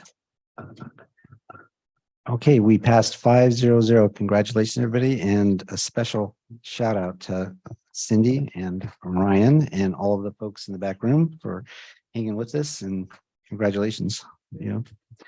With that. Yes, you did a very, very good job. It made me through the entire process very thankful that I retired and I don't have to do this. And my apologies for whatever angst I caused. No, I'd actually like to thank Cindy, Ryan, and Lauren personally. They have been the heavy lifters on this. And it has been a significant amount of time, and Veronica too, for her guidance through this process. It's the state did not make it easy on us. And I know it's not been easy on the commission, and I appreciate and I do recognize the frustration that we all do commonly share with these new housing laws. And so we will endeavor to move through this as painlessly as possible. That's possible. So.